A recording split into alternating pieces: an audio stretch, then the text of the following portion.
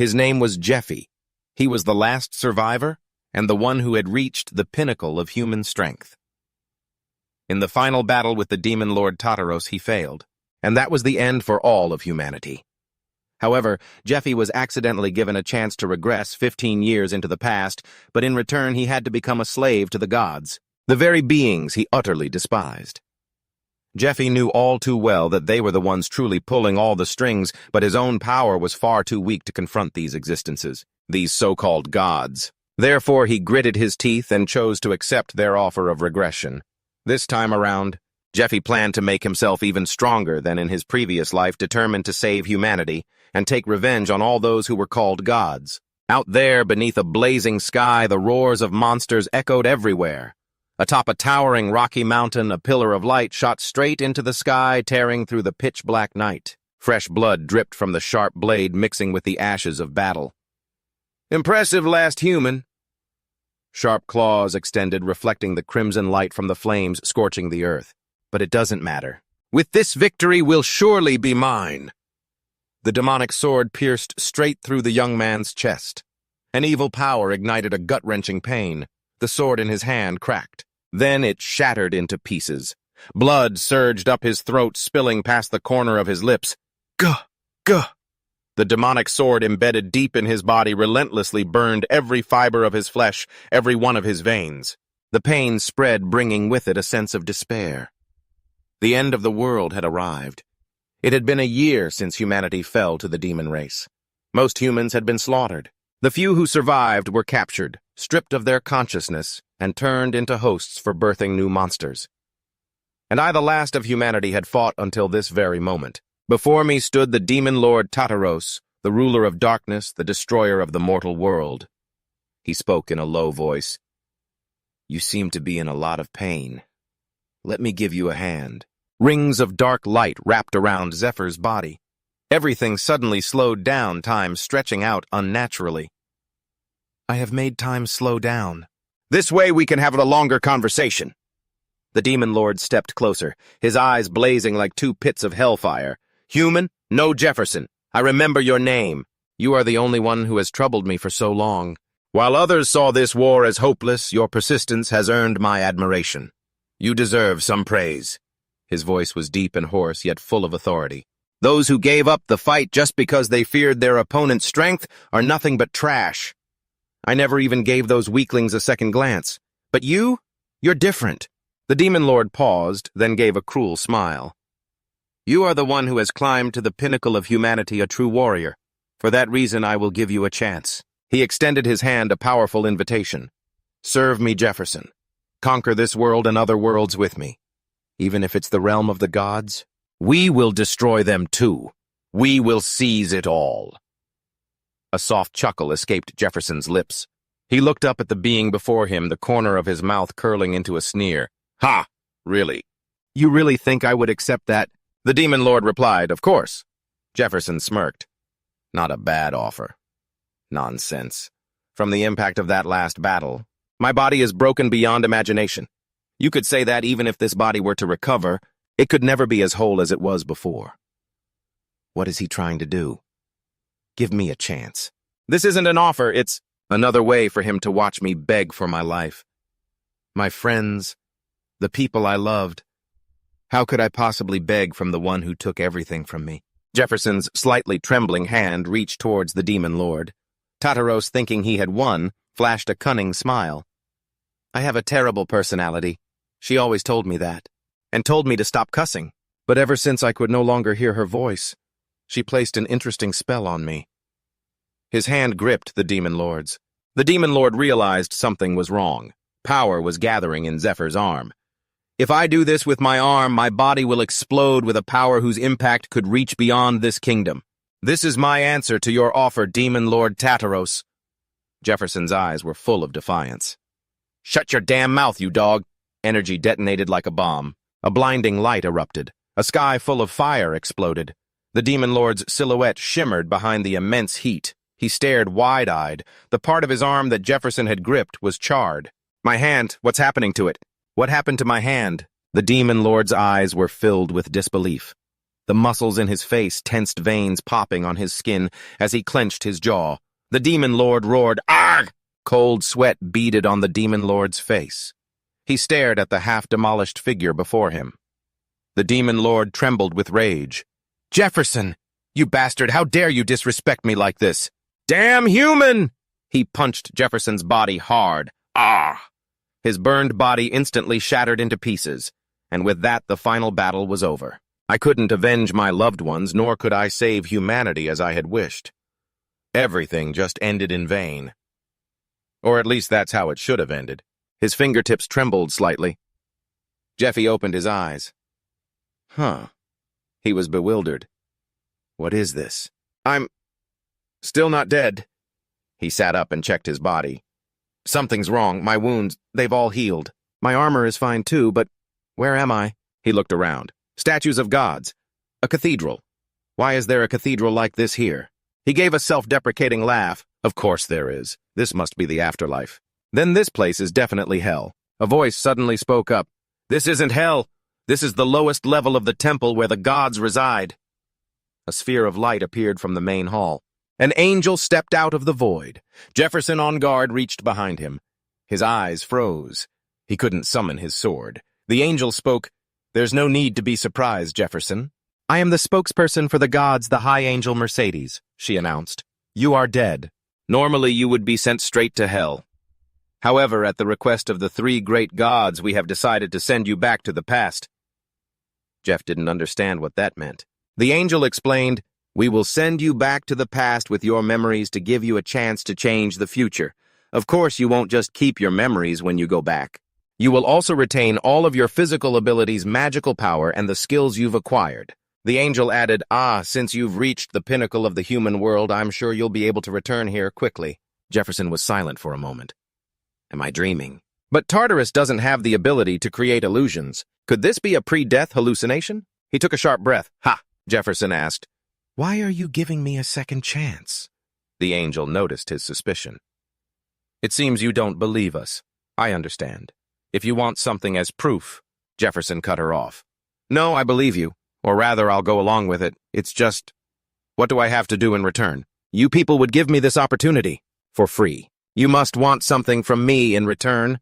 While everyone around me was dying in the war against the demons, while I was begging for help in desperation. The gods cut off all communication with this world. They refused every prayer and accepted no offerings. What's more, they stripped the priests of their ability to borrow divine power, leaving them unable to heal. And that led to the swift collapse of the human armies. Once they saw there was nothing left to gain, they simply abandoned this world. So there's no reason why schemers like you would give me a chance like this for free. The angel replied, I understand. To answer that question, I will show you what the gods are thinking right now. The angel opened her blue eyes. Show us something more interesting. Jefferson's face darkened, his jaw clenched. What? The angel explained. The gods are still watching you even after you met such a tragic end. A human who could fight so tenaciously all alone against the end of the world for so long is a rare sight indeed. For 5 whole years, no less. Fighting nonstop against the powerful demon army, honestly watching you was well worth it.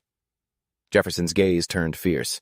The angel continued, Many of the gods felt it was a shame to see your world end so quickly. Don't you remember? Had the flow of time continued, fortune would have favored you. The reason the gods decided to give you another chance despite the potential consequences is because... A streak of light shot towards her. Jeff channeled power into his fist and launched a ranged punch at the angel. He snarled, You bastards, you think this is entertaining? Me. Everyone. The reason we all fought with our lives on the line was it all just for your amusement. Just because we were worth watching. The angel calmly raised her hand. With a flick of her wrist, a beam of light shot out. A giant foot appeared from the void, stomping down hard on Jeff. He was crushed beneath it, his back forced to bend as the ground shook violently. The giant foot was imprinted on the ground. The angel, completely unaffected, walked over to where Jefferson was pinned. The gods are still watching, you know. Try to be a little more polite. She leaned down slightly. It seems you've misunderstood. Let me make things clear. The only thing the gods are interested in is you. They never had any interest in common creatures like humans to begin with.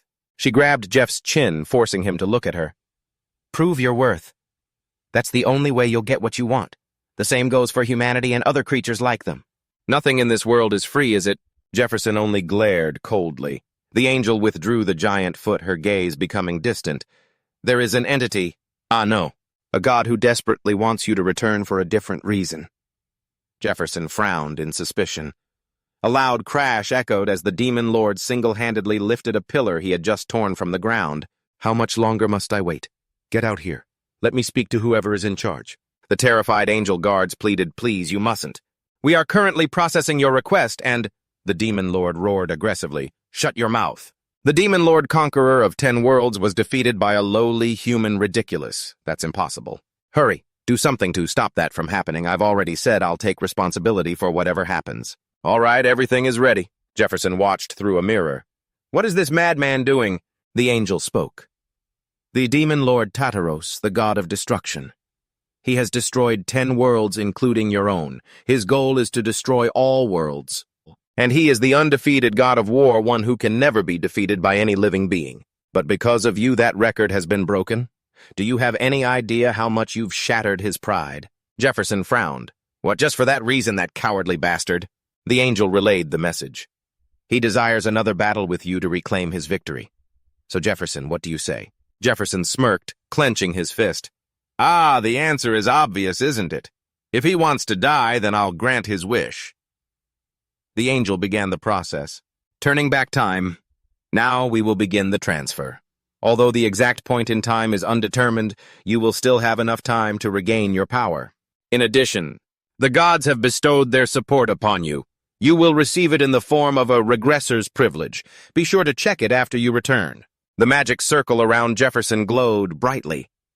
Even if this chance was given to me by those disgusting gods, an opportunity is an opportunity. I'll use it to get my revenge on the demon lord Tartaros. And on the gods who look down on humans. The angel announced, coordinates have been set. Final confirmation from the constellations in the dimensional interference is complete. Now I hope for the best for you, Jefferson. I hope you will satisfy all of us. The ring of light turned into a vortex, shooting up and vanishing into the void. A dim light appeared, and a voice echoed, fading in and out. Boss? He stopped breathing. The boss yelled, shut up! Hey, wake up, wake up! Jefferson's eyes snapped open. Wake up, newbie! Cold water drenched him from above. Jefferson was bewildered. Ha! The men around him shouted. He's awake, see? Told you he wasn't dead. Jefferson looked at the one who had poured water on him. Huh. Then he looked around. Who are these people? I feel like I've met them before. He saw the emblem on their chests. This emblem. He clutched his head. Ah, I remember now. Ha ha ha. A henchman snitched, boss, this guy's laughing.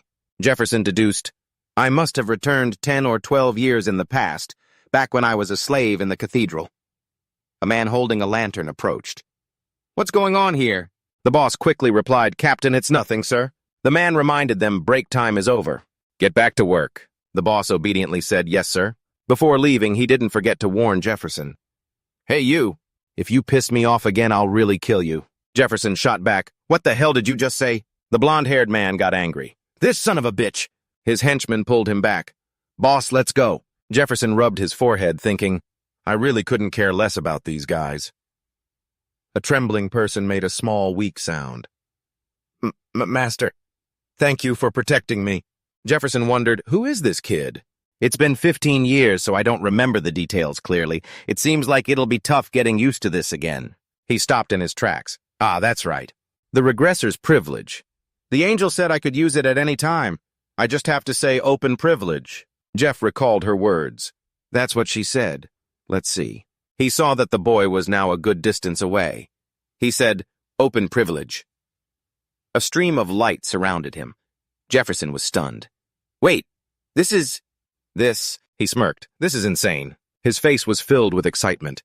Did they really give me this? The people around him exclaimed, whoa, this new guy is something else. He's really good. Was he a miner before coming here? They watched Jefferson. Look at his speed. The ore bags are already full. Two of them walked away.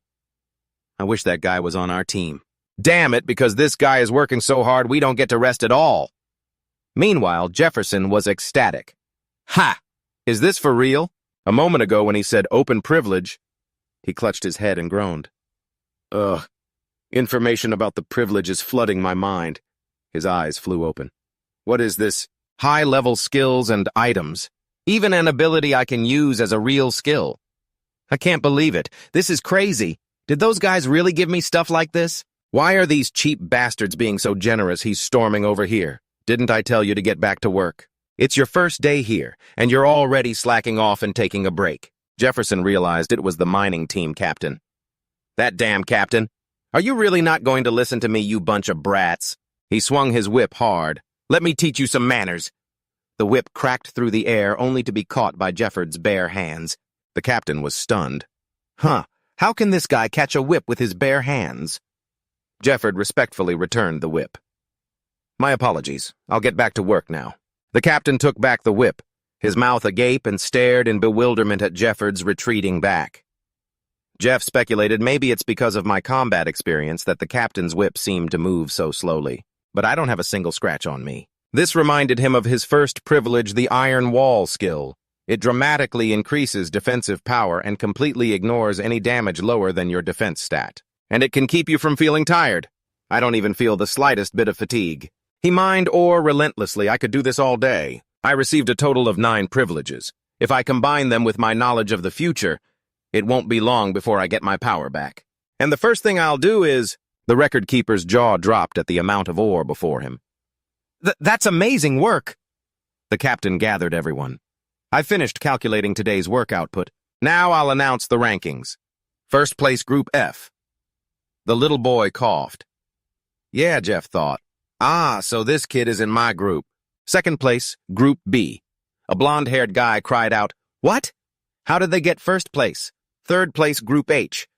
The rest will be omitted. And in last place, Group E. The last place team members held their heads and groaned, No.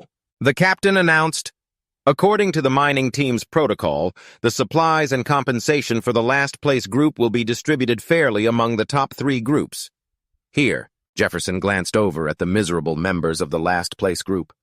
The captain shouted, Next, we will perform the ritual prayer to the goddess Arya. The believers raised their hands high in unison. Goddess Arya, please grant us salvation with your eternal light. Almighty Goddess Arya, please grant us salvation with your eternal light. Jefferson followed along half-heartedly. Salvation. My ass. The Temple of Arya, one of the 3 most powerful and influential gods on the continent, and also the largest lending guild. Most of the people here may either lost their homes to monsters or were adventurers whose lives were saved by that temple only to become slaves to pay off colossal medical debts. Anyway, as long as I have this mark on me, I can't move around freely as I please. If I go outside the work area without permission, my heart will stop and I'll die instantly. I have to pay off the cost of my treatment as soon as possible and get my freedom back. Only then can I move on to the next step of my plan. Demon Lord Tartaros, this time I won't let you do as you please. I will have my revenge as vivid images flashed through his mind, her lingering gaze and her smile. Auntie, this time I will protect you. A guide announced, Those who wish to use the shop or need a consultation, please come this way. The sound of a bustling crowd. 1 beer and 2 orders of baked potatoes. The prices were listed. 80 silver coins for a mug of beer. Jeff thought, this stuff is ridiculously expensive. The little boy trailed behind him. Master, I'll buy you a drink. Jeff looked at him. Huh, you have money. The boy took out a few small coins. I just got paid, although I can't buy you anything expensive. You protected me from being beaten by those guys, and we only got first place thanks to you. Our group is just full of weak people, and we're always in last place. So this is the first time I've ever gotten paid. Jeff understood. Uh-huh. So that's why they were beating you. If one person in a group gets beaten up and can't work anymore, that group won't be able to mine much iron ore. When that happens, the other group's rankings go up. He refused. Are you kidding me? I'm not going to exploit a child. Adults have their pride, you know. He thought, I guess that kid thinks I'm going to spend all my own money. But this is getting annoying. Don't come over here. The shop owner greeted him. "Hello there." "What can I get for you?" Jefferson asked. "Do you have any recovery potions?" The owner was surprised. "I haven't seen you before. You new here. You got the money for it. It's 1 gold coin for a cup, 4 gold coins for a flask. If you can still take it, I suggest you just tough out the pain." Jefferson dropped money on the counter. "This is 1.5 gold coins. Put the rest on my tab. Do you have an IOU form? Give me one." The little boy panicked. "Master!" As Jefferson stamped the IOU, the boy shouted, "You're crazy! Do you have any idea how terrifying it is to be in debt? We only get paid 1 gold coin, which is just half of what you owe. But if you don't get paid again, you'll really be piling it on. And the interest rates are insanely high." Jeff told him quiet down. He drank the recovery flask. "I just have to pay it all back, right?" The boy was dumbfounded. "Yes. Recovery potion. A common item that restores a small amount of stamina. If you drink a large amount, it has a hidden effect of increasing magical power. Even drinking 10 bottles only increases your magical power by a minuscule amount, so it seems useless. But with this privilege, I don't even need an elixir." Privilege 2. Hemet's vision skill. Drastically increases the effects of all potions. Effect increase rate 500%. I won't have to touch my mining wages anymore, because I'll never have enough money to pay off my debt even working my ass off. Tell me, what am I supposed to do? The mining captain was surprised. "Huh. You're saying you heard a monster's cry in the mine?" Jefferson affirmed. "Yes, sir, please call the hunter party here. I'll lead them to where I heard the monster's cry." Jefferson had already laid out his plan. "I'll make money from the dungeons." Monsters are creatures created by a vortex of energy. Most monsters are hostile to humans and have caused a lot of chaos over the years. But on the other hand, it's also an opportunity for humanity. The will of the energy within a monster's body. Energy stones, bones, and fur are materials for items. Before we knew it, monsters were considered a valuable resource. In other words, a monster's lair is both a dangerous place and a treasure trove. The sound of hurried footsteps rang out. A 3-person team appeared. The hunter party. Hunter parties were formed by those ravaged by war. The basic subsidy is high due to the danger of facing monsters. Bonuses are added depending on performance. Jefferson wondered. Why was I assigned as a miner when I'm an adventurer? There must be a reason. The stall owner shouted, "Are you listening to me? No more loans!" Jefferson asked, "Is it over the daily limit?" The owner replied, "No, I just can't lend you anymore." Jefferson wondered, what should I do? Who can I borrow from? A nun appeared beside him. "If you sell your organs, it might be possible. Our temple purchases organs as research materials." The air grew quiet for a moment. Jefferson asked, "Can I see the document?" The nun replied, "Of course. Here you are." He suggested, "Please set the date for next week. And if I pay off the debt, can it be postponed?" The nun immediately replied, of course, our temple isn't evil, you know." The owner yelled, "You idiot! Why would you sell that?" Jefferson turned to him. "Then lend me the recovery potions." The owner could only throw up his hands. "Do whatever you want." The nun praised him. "Wow, you're so crazy. And manly." The owner was dejected. "Great, another one's getting dragged off to the research lab." Jefferson used up all the potions. He was satisfied. "Good. The conditions have been met." A spear struck the ground hard. A member of the hunter party appeared. "You're Jefferson the guide." Jefferson looked over. "Just in time?" He replied, "Yes, that's me." The one in the lead introduced himself. "I'm Goth, captain of the scout team. This is Dale and Marco." Jefferson also introduced himself. "I don't have the night vision skill, but I can use energy intuition. Night vision lets you see in the dark. Energy intuition spreads out and can be honed. This skill is essential to enter a dungeon without a monster detecting you." Goth calculated, "Looks like we'll have to pay extra for night vision potions." He spoke up. "If you're ready, let's go. Marco, give Jefferson this bag. You carry it." Dale and Goth walked ahead. "Oh, a miner who knows how to use energy? How interesting." "Ha-ha, looks like he'll help us clear the dungeon." Goth snapped, "Quiet, Dale." Jefferson heard everything but said nothing. He calculated silently. "Let's see. I've never seen these two before, and I know one of them. I transferred to the hunter party about a month after this dungeon was cleared, so if things go as they should, 2 of them will die in this dungeon. I've got an idea on how to use these guys. The group climbed up the stone slabs. People from the temple were already waiting. Hey! We're the backup team. Everyone hold out your hands. A temple member tied threads to the hunter's hands. Jefferson also had one tied to him. The man explained. This is a bracelet that indicates magical power. If something happens to you, the one I'm holding will break and will immediately request backup from headquarters. Anyway, since this is your job, you'll be fine if you stay focused. Good luck. Jefferson led the way with the hunter party following behind. They went deep inside the cave. A group of monsters was patrolling their territory. A scouting stone was thrown out. The monsters looked at the stone suspiciously as it rolled a few times and came to a stop. 2 figures suddenly appeared behind them. The job of the appraisal team is to confirm whether there are monsters and gather information related to the dungeon. Once useful intel is gathered, a powerful attack team is organized to clear it. That's the usual sequence. A hunter concluded, this is probably their den. The lair near the entrance is theirs, right? Last week, hunter teams A and B were here. Dale speculated. It seems the survivors dug a hole and hid, but the appraisal team members are hunters with combat abilities. Goth drew a diagram in the dirt. Dale Marco. Goth asked, should we break through this place? Considering we've had multiple chances to attack, we could just clear it out right now. The other 2 were stunned. Huh. Dale frowned. Captain, our job is just appraisal. Don't do anything dangerous. What are you going to do if there's a horde of monsters on the other side? What if they're stronger than us? There are only 3 of us. Goth corrected him, 4. And that's enough to catch kobolds. Dale raised his voice, pointing at Jefferson. Are you kidding me? 3 people and 1 dead weight. What can he possibly do, Mako? Stop him. Enough. Don't get ahead of yourself. Captain, do you have a plan? I want to hear it before I decide. Goth smirked and looked over at Jefferson. Hey, get it out. Jefferson replied, yes, sir.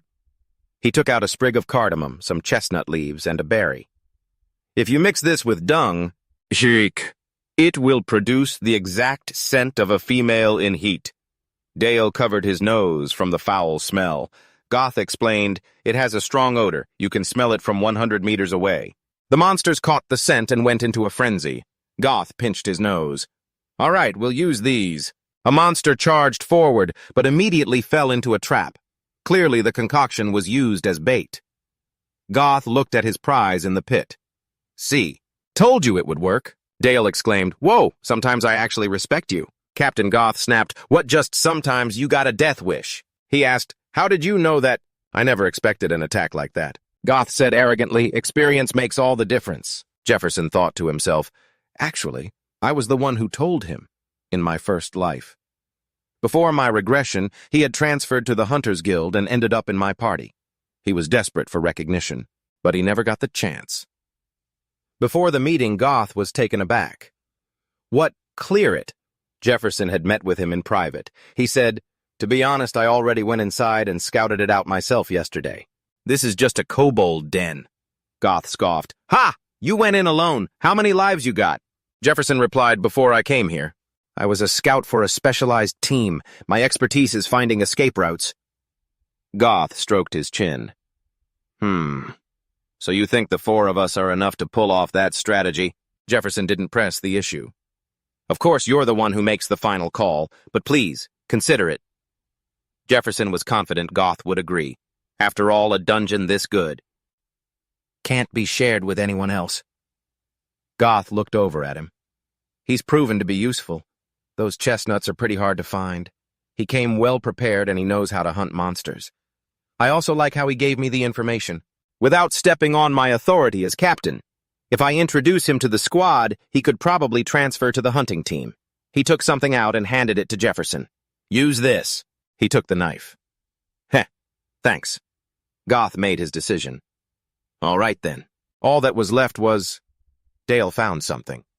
Hey, there's something over here. He bent down to examine them.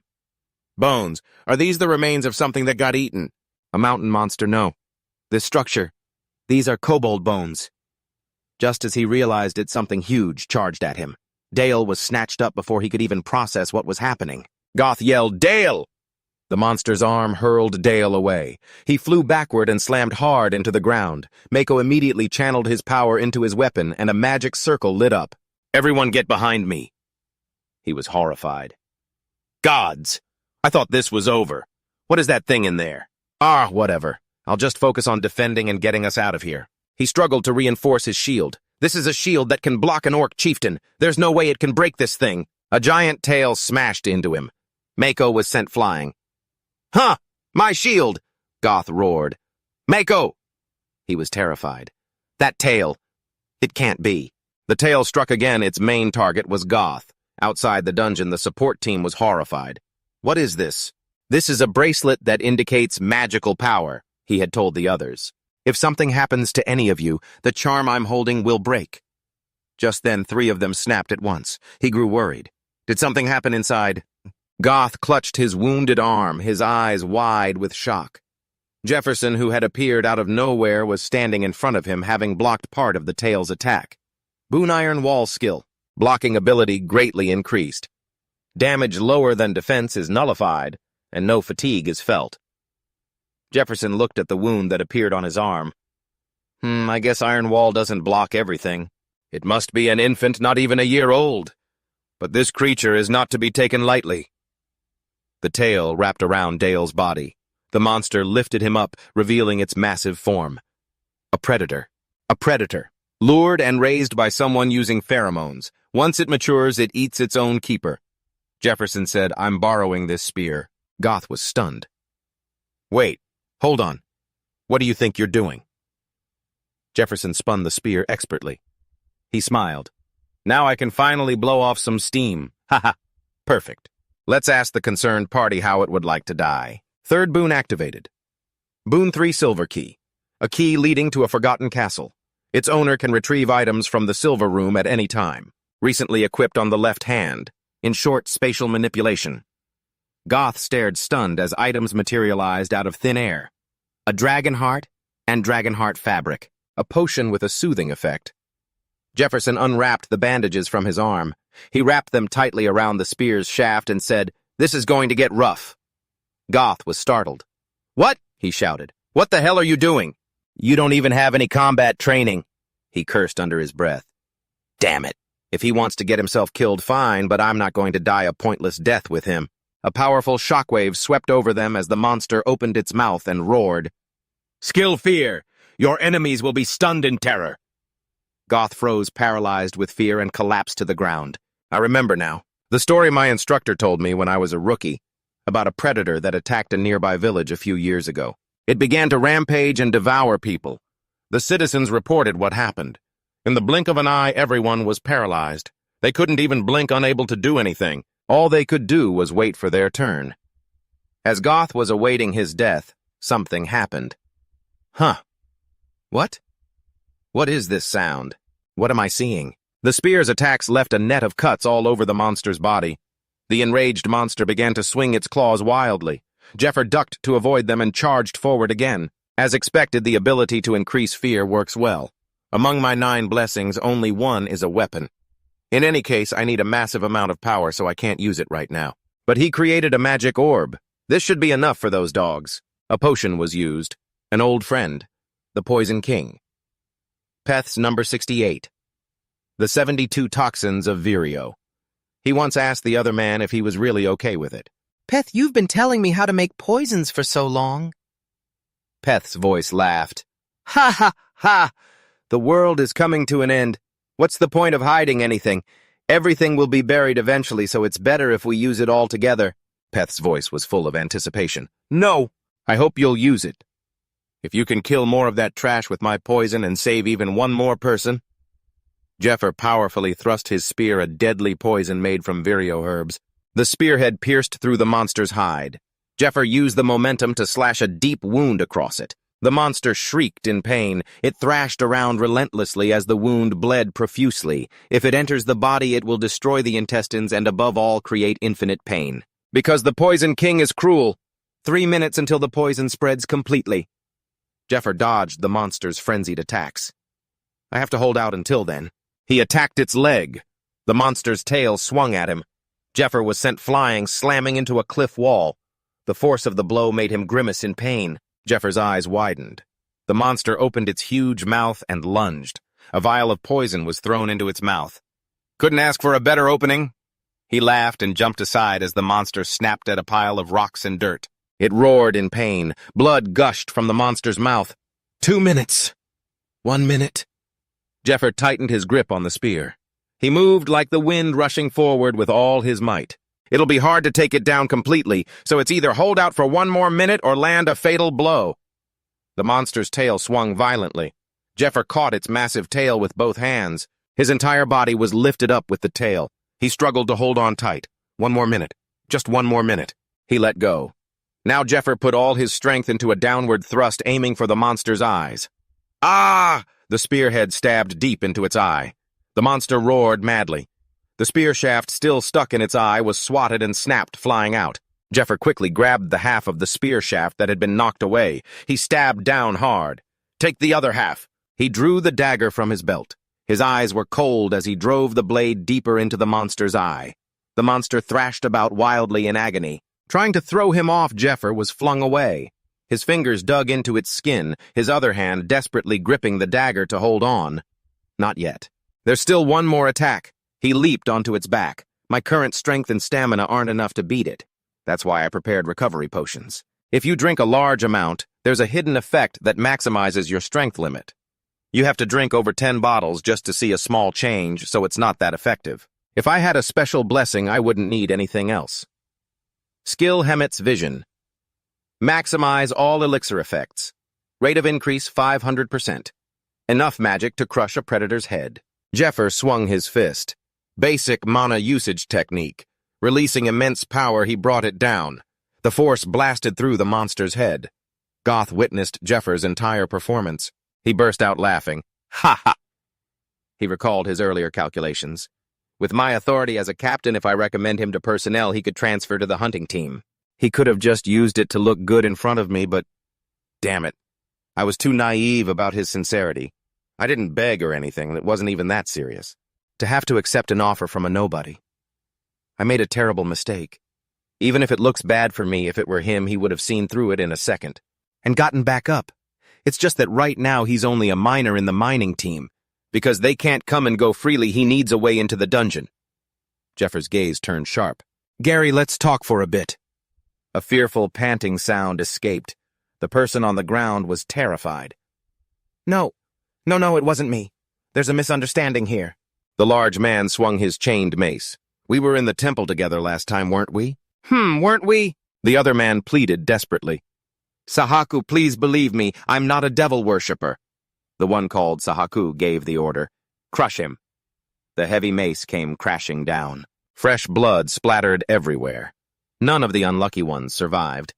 The body of the man who was just killed suddenly twitched. A centipede crawled out of his mouth.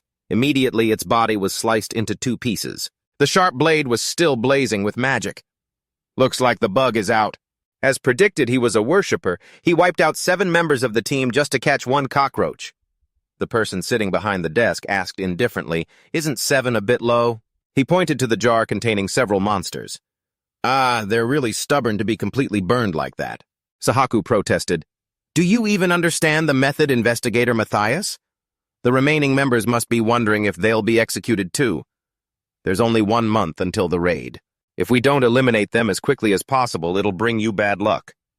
The person in the chair mused for a moment. "Matthias," he replied, "understood. I'll handle the complaints from the hunter team instead. You have to make sure you get it done. Don't hold back. Act like a heresy interrogator." Sahaka smirked. "Got it." At the personnel office, the staff guide said, "Yes, Captain Goth of Reconnaissance Team D, please fill out this form first." "Is it the same person you recommended? Identification and name, please?" "Goth," he replied. "The miner Jeffer will arrive this week." The staff member replied, "I understand, please wait a moment." The staff member explained, "If you are bringing in a member from another department for a personnel appointment, the nominee becomes your responsibility. Furthermore, if performance declines due to the nominee's mistakes, this could negatively impact my personal report as captain. You agree with that, don't you?" Goth replied, "Yes, I agree." He thought, "Of course it will." On the other hand, if he does well, it'll benefit me. Tisk tisk. Life is just a game of chance. I never thought I'd get an opportunity like this. A little while earlier at the dungeon, Goth was stunned. What? What did you just say? You want me to ignore what just happened? The flesh-eating monster. Jefferson affirmed, correct. Goth guessed, are you trying to take the monster's corpse? Jefferson didn't hide his intentions. It's a predator. I'm not leaving it here. We'll report this simply as a kobold hideout. The monster's corpse, the energy stones, and other items from the dungeon. A slave can't have any of those. Everything a slave acquires belongs to the temple, and everything the hunter squad gets is a small bonus and a trophy. He tapped the monster's corpse. If you take this to a broker, it'll fetch a lot of money. Goth objected, no way. Don't you see there's a whole procession of people out there to prevent that? So besides, we're trying to complete our mission. The cleanup crew will come and process all the items. Jefferson said confidently, oh, right, but what about this? He placed his hand on the monster's corpse. A magical fluctuation arose. The huge corpse was simply gone, vanished. Goth's jaw dropped in astonishment. Subspace. No way. Usually only nobles can use subspace magic with their equipment, and he just made that giant monster disappear. It's blood, too. Jefferson called out, Goth, don't you want a promotion? Let's clear 2 more dungeons after this one. We can share the rewards. In return, let me handle the monsters. Goth pondered thoughtfully. Clearing dungeons regularly, especially at this fighting pace, is definitely good for promotion, even if they're low-level dungeons like a kobold hideout. But my team was created mainly for reconnaissance. We have a low number of combatants, and since the beginning, we've been stuck in place for 3 years now. But if someone super strong joins, the tables will turn. Since we're the first team in the dungeon, no one else can get things this way, and we'll have exclusive rights. If a few members clear a dungeon, my evaluation will go up. All I want is a promotion. What Jefferson wants is money. It's a good deal. I just have to be careful not to get caught. Jefferson calculated, if I can sell this at a good price, I'll be out of debt. I need to get out of here as fast as possible. There's only one thing left to do here. The Knight's raid is scheduled in another month. That's why items that cause chaos across the entire continent are found there. This time, no matter what, I have to participate in the raid to get those items and change the future. The staff confirmed, registration complete. From now on, Jefferson will be a member of the Hunter Squad. I'll give you an ID card, so go to the supply station and get your basic equipment. After completing the procedure, the 2 left the HR office. In my past life, my Hunter Squad wasn't allowed to go on the raid after the announcement because a Hunter Squad can have up to 20 people. To get in, you need top-tier skills or something like that. I have a plan, but the problem is when I should do it. Goth said, the supply station is on the 1st floor of that building, the place where everyone is lining up. I'll head to that area. I have to check on Dale and Marco. Oh, right, if you want to get something. Goth's expression suddenly changed. He pushed Jefferson's head down. Get your head down. A sound of hurried footsteps. It was Saharu's group walking by. As he passed Jefferson, he seemed to sense something amiss. When Goth saw the group pass, he let out a sigh of relief. That's the Heresy Inquisition team. They're direct slaves of the Inquisition. You should treat them as higher-ups, not ordinary slaves. They have the authority to deal with us. Some people have been kicked out just for bumping into them or not greeting them, especially the guy in the middle, Mad Dog Sahaka. That guy wants to kill everyone, that's why he works under the Heresy Inquisition. He never lets his prey go, so be careful. Sahaka suddenly stopped. Hey, over there. Sahaka's cold gaze shifted over, sending a chill down Goth's spine. They heard Sahaka approaching. Excuse me a moment. There's something I want to check. He pointed at Jefferson. You. The one in miner's clothes. I'm from the Heresy Inquisition. Sahak. What's your name? Jefferson's eyes narrowed. Goth spoke up. Inquisitor, this is Jefferson. He just transferred to our team. If there's a problem as his captain, Sahak cut him off. Hey!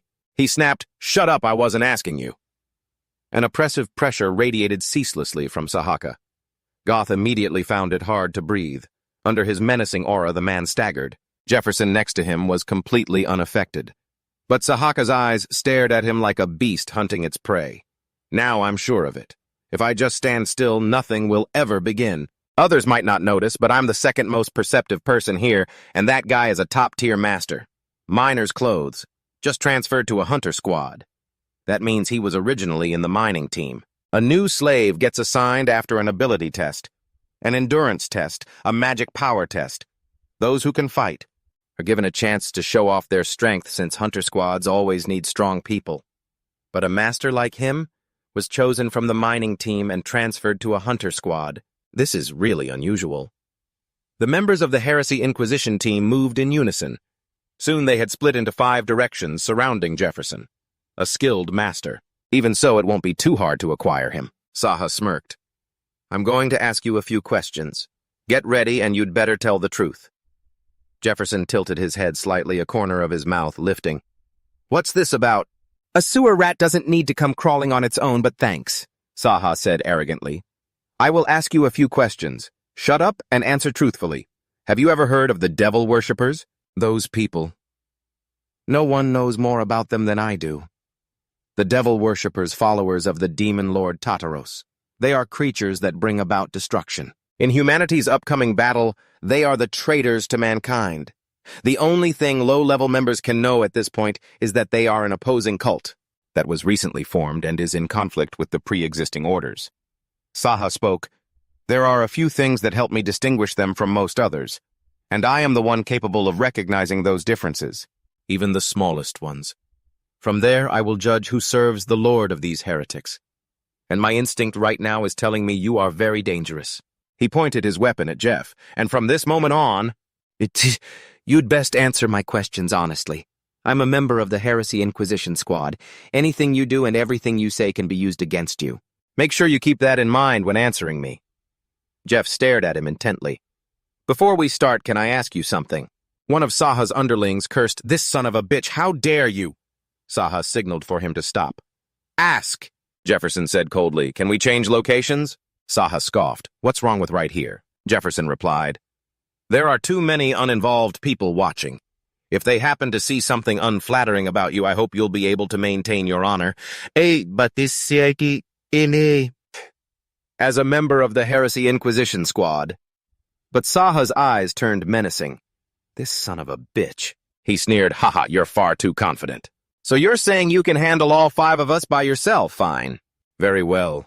The more people like you there are, the prouder I am of my mission.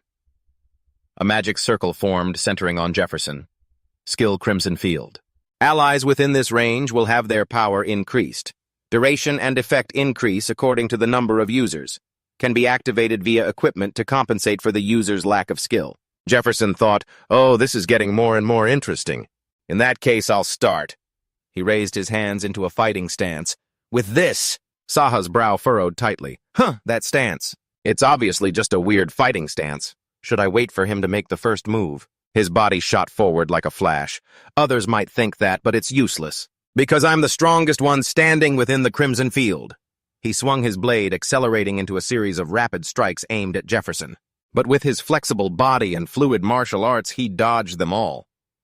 Jefferson blocked Saha's sword hand with one hand while his other, as hard as iron, shot towards Saha's face. He leaned back, then did a backflip to escape. Saha lunged forward and kicked hard at Jefferson's leg, trying to sweep him off his feet. He was ecstatic. Nice. But a moment later, his face was drenched in sweat. This guy's leg, it's like I just kicked steel. Jefferson's fist slammed down hard on Saha. He coughed up a large mouthful of blood in pain, his weapon falling from his hand. Saha collapsed to the ground after just one punch. Goth shouted a warning, Jefferson on your right. A flail slammed hard into Jefferson, sending him back several meters. The large man swung the flail and laughed ferociously. Hey, come play with me too, Jefferson said with contempt. You've certainly got away with words, but you shouldn't talk to others like that. Otherwise, people might think you're someone's pet dog. The large man swung his flail, and everywhere the iron ball struck was smashed to pieces.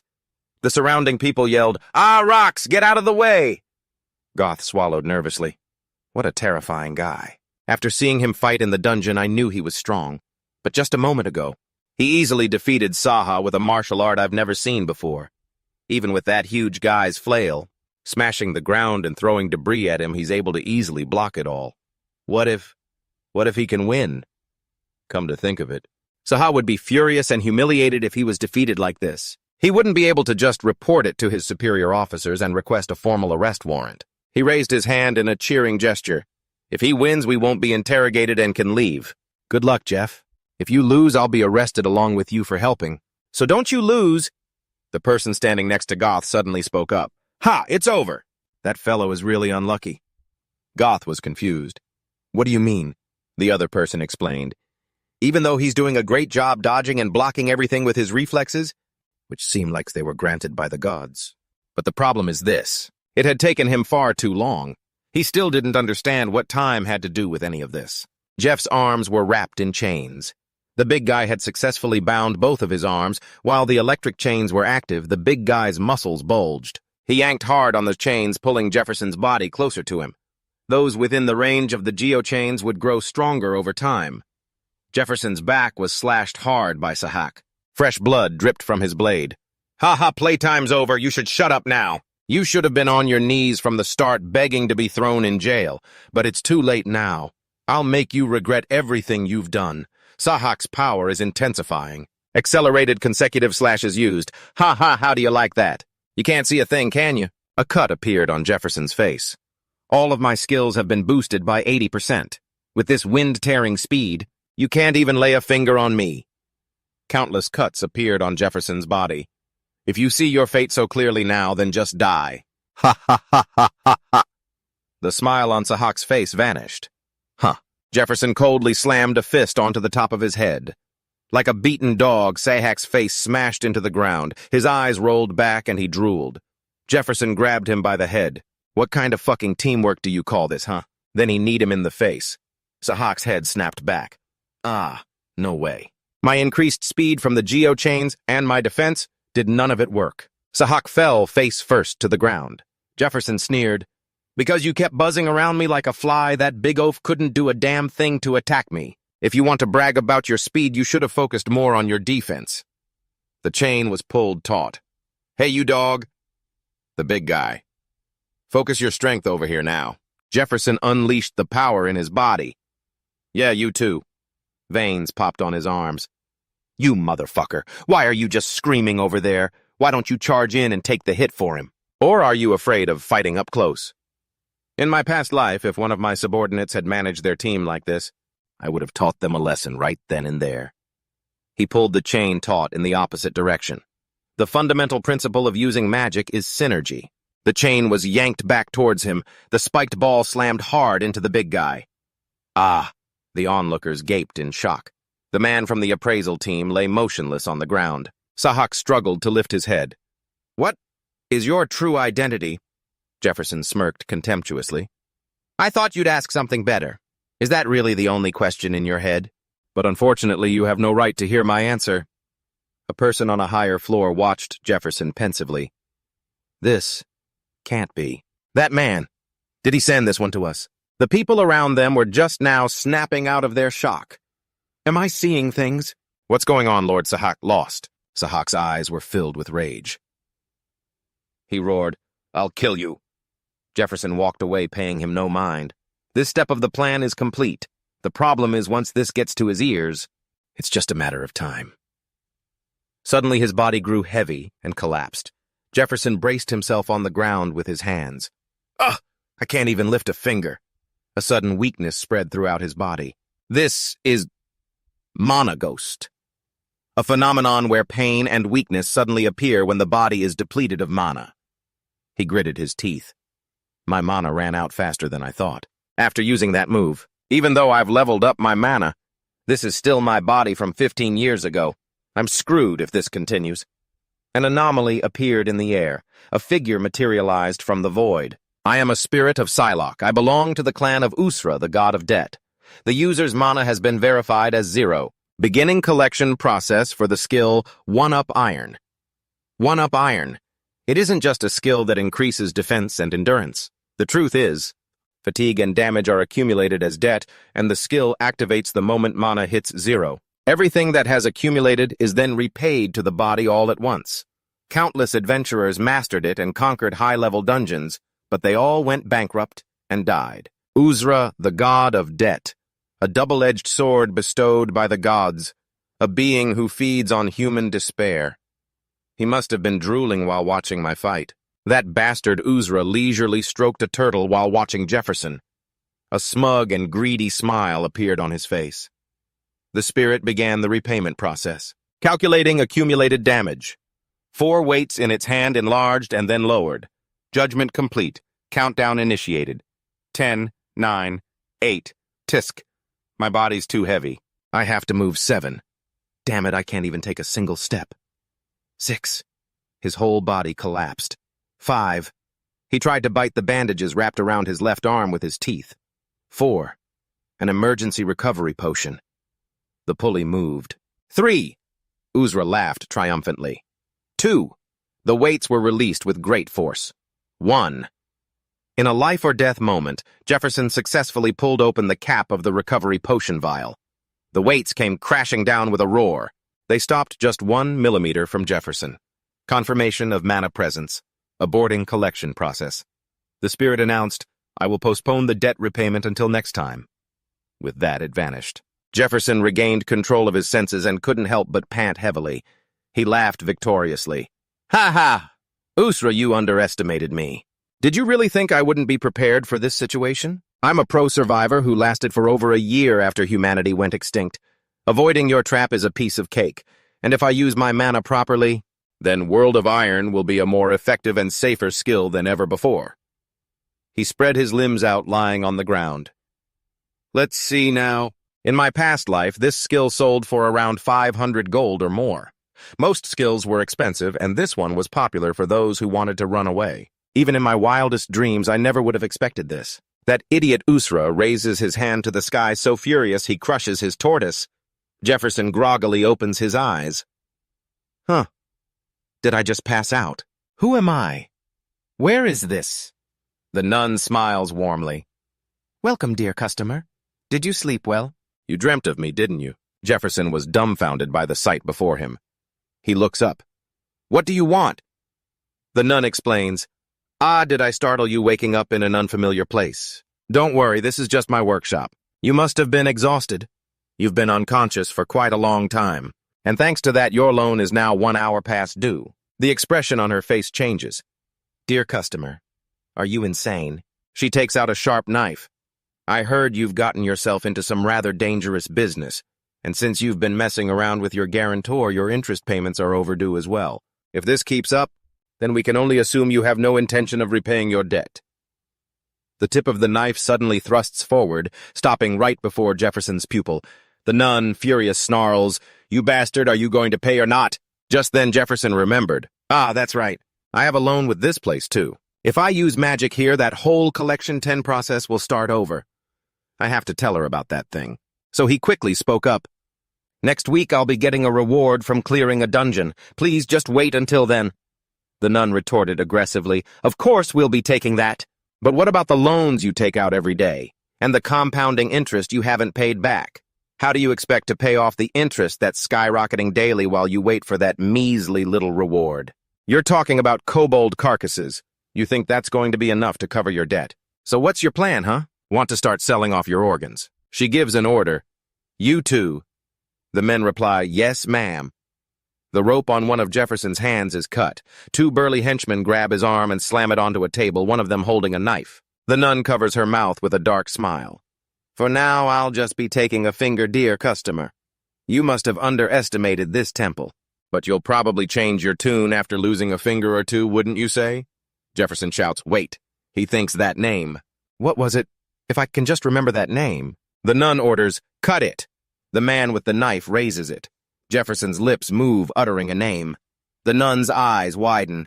Just as the blade is a millimeter from his finger, she yells, "Wait. This guy. She asks, "Hey, what the hell are you?" A servant asks, "Is something wrong, sister?" The nun orders, "All of you get out." The servant is taken aback. "Yes, ma'am." The nun screams, "I said get the hell out!" The servants, flustered, say, Yes, ma'am." "Whoa, the sister is furious, let's scram." The room falls silent. The nun slams her hand down next to Jefferson's head. She leans in close. "Tell me the truth. How do you know that name?" A smirk plays on Jefferson's lips. "How could I not know that name, sister? Or should I call you the monster broker Wizo, a nun from the Temple of Light, Anna Primrose?" And her second identity is the broker Wise Rose, the one who deals with the underworld trading in monster carcasses equipment and even human intelligence. You'd have to be crazy to try and clear a dungeon with just the cheap equipment from those hunters. That's why I had to negotiate with this woman, to get some better gear. He says, I was actually on my way to find you, to be welcomed by you like this. I couldn't be happier. So why don't you untie me first? Don't you find it a little difficult to negotiate while I'm still lying on a table like this? Why don't we try having a civil conversation? Things are thrown and shattered in a fit of rage. A medic advises, Sir, please calm down, please calm down. Sahaka remembers Jefferson's contemptuous smirk. Is that all you've got? You don't have the right to know. He trembles with rage, cursing. How dare that bastard? I'll kill him. I'll definitely send him to hell. Someone walks in. What is all this mess? Who's the fool causing a disturbance in the hospital? Sahaka is startled. Lord Ness. He quickly gets out of bed. You're here, my lord. Ness gestures. Just stay where you are. Sahaka orders his men, Hellos, you're all dismissed. I'll handle this. The two men reply, Yes, sir. Ness says, I heard what happened to you. Sahaka says anxiously, I'm sorry, my lord, I messed up But it's all over now. There's no need for you to worry. A dagger flashes, cutting the side of Sahak's mouth. Ness's expression turns fierce. No need to worry, everyone I've met tonight has been babbling on and on about this incident. And you tell me not to worry about it. Sir Matthias always told me not to do anything that would bring us shame, yet you dare get your ass handed to you in front of those slaves like some useless mutt. The sharp blade swept across as fresh blood dripped down. I guess the reason you got away with doing such stupid things is because the people already know your type. When you first found those Demon King worshippers, I thought you had some special talent, Sahaka.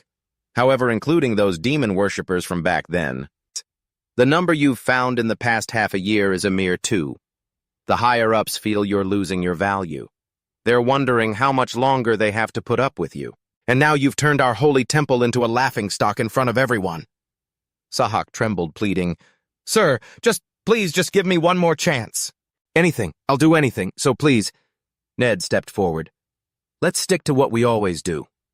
He leaned down. Don't let those who disgrace us live. We'll decide your fate after that. Sahaka trembled. If I can't even do this! It means they'll strip me of this crimson uniform. Ned tossed him a bundle. Use this. Sahaka opened it. This belongs to the Demon King worshippers, he gasped. Sir, isn't this... Ned cut him off. It was in the room of those demon worshippers you captured last time. But it's up to you whether you use it or not. However, you don't have time to be picky about how you carry out your mission. Make a choice you won't regret later. Sahaka was left alone in the room. Mad Dog Sahaka, the enemy of everyone in the Hunter Corps. The total number of hunters killed at the temple over the years had reached 26. For him to go back to being a slave after all this would be no different than handing himself over to them. Sahaka burst out laughing.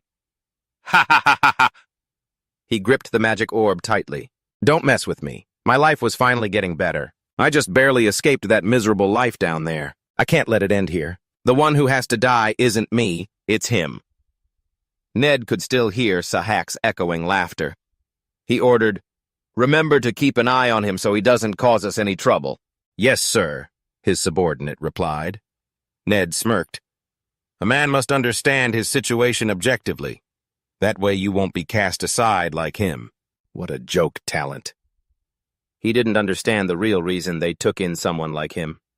The other man mused, Well, maybe we should thank him. It's because Sahaka caused such a scene that the knights won't suspect us. Ned laughed smugly. Ha ha!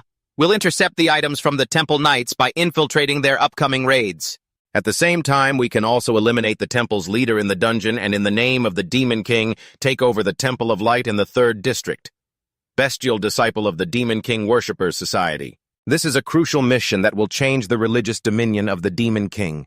I will not allow any disruptions. All right, he instructed. Investigate that guy, too. The other man asked doubtfully, That guy? What do you mean? But Ned suspected he used our school's martial arts. But the only ones who know those moves are the Master and us 4 disciples. Was he sent here by the Master? If so, why didn't he contact us properly?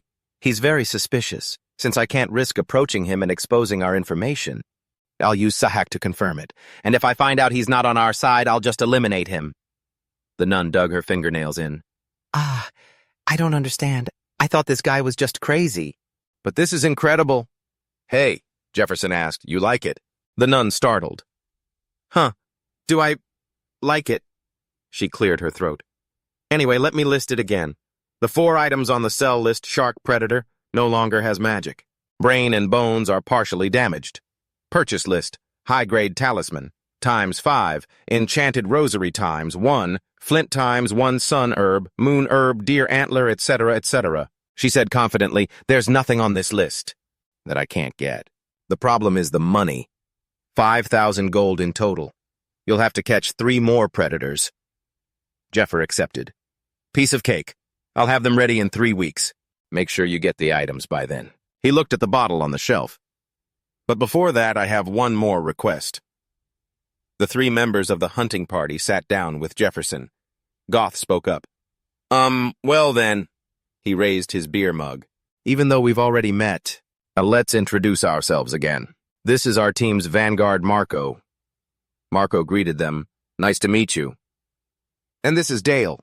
He only joined 3 months ago, but his skills are incredible. Dale didn't say a word.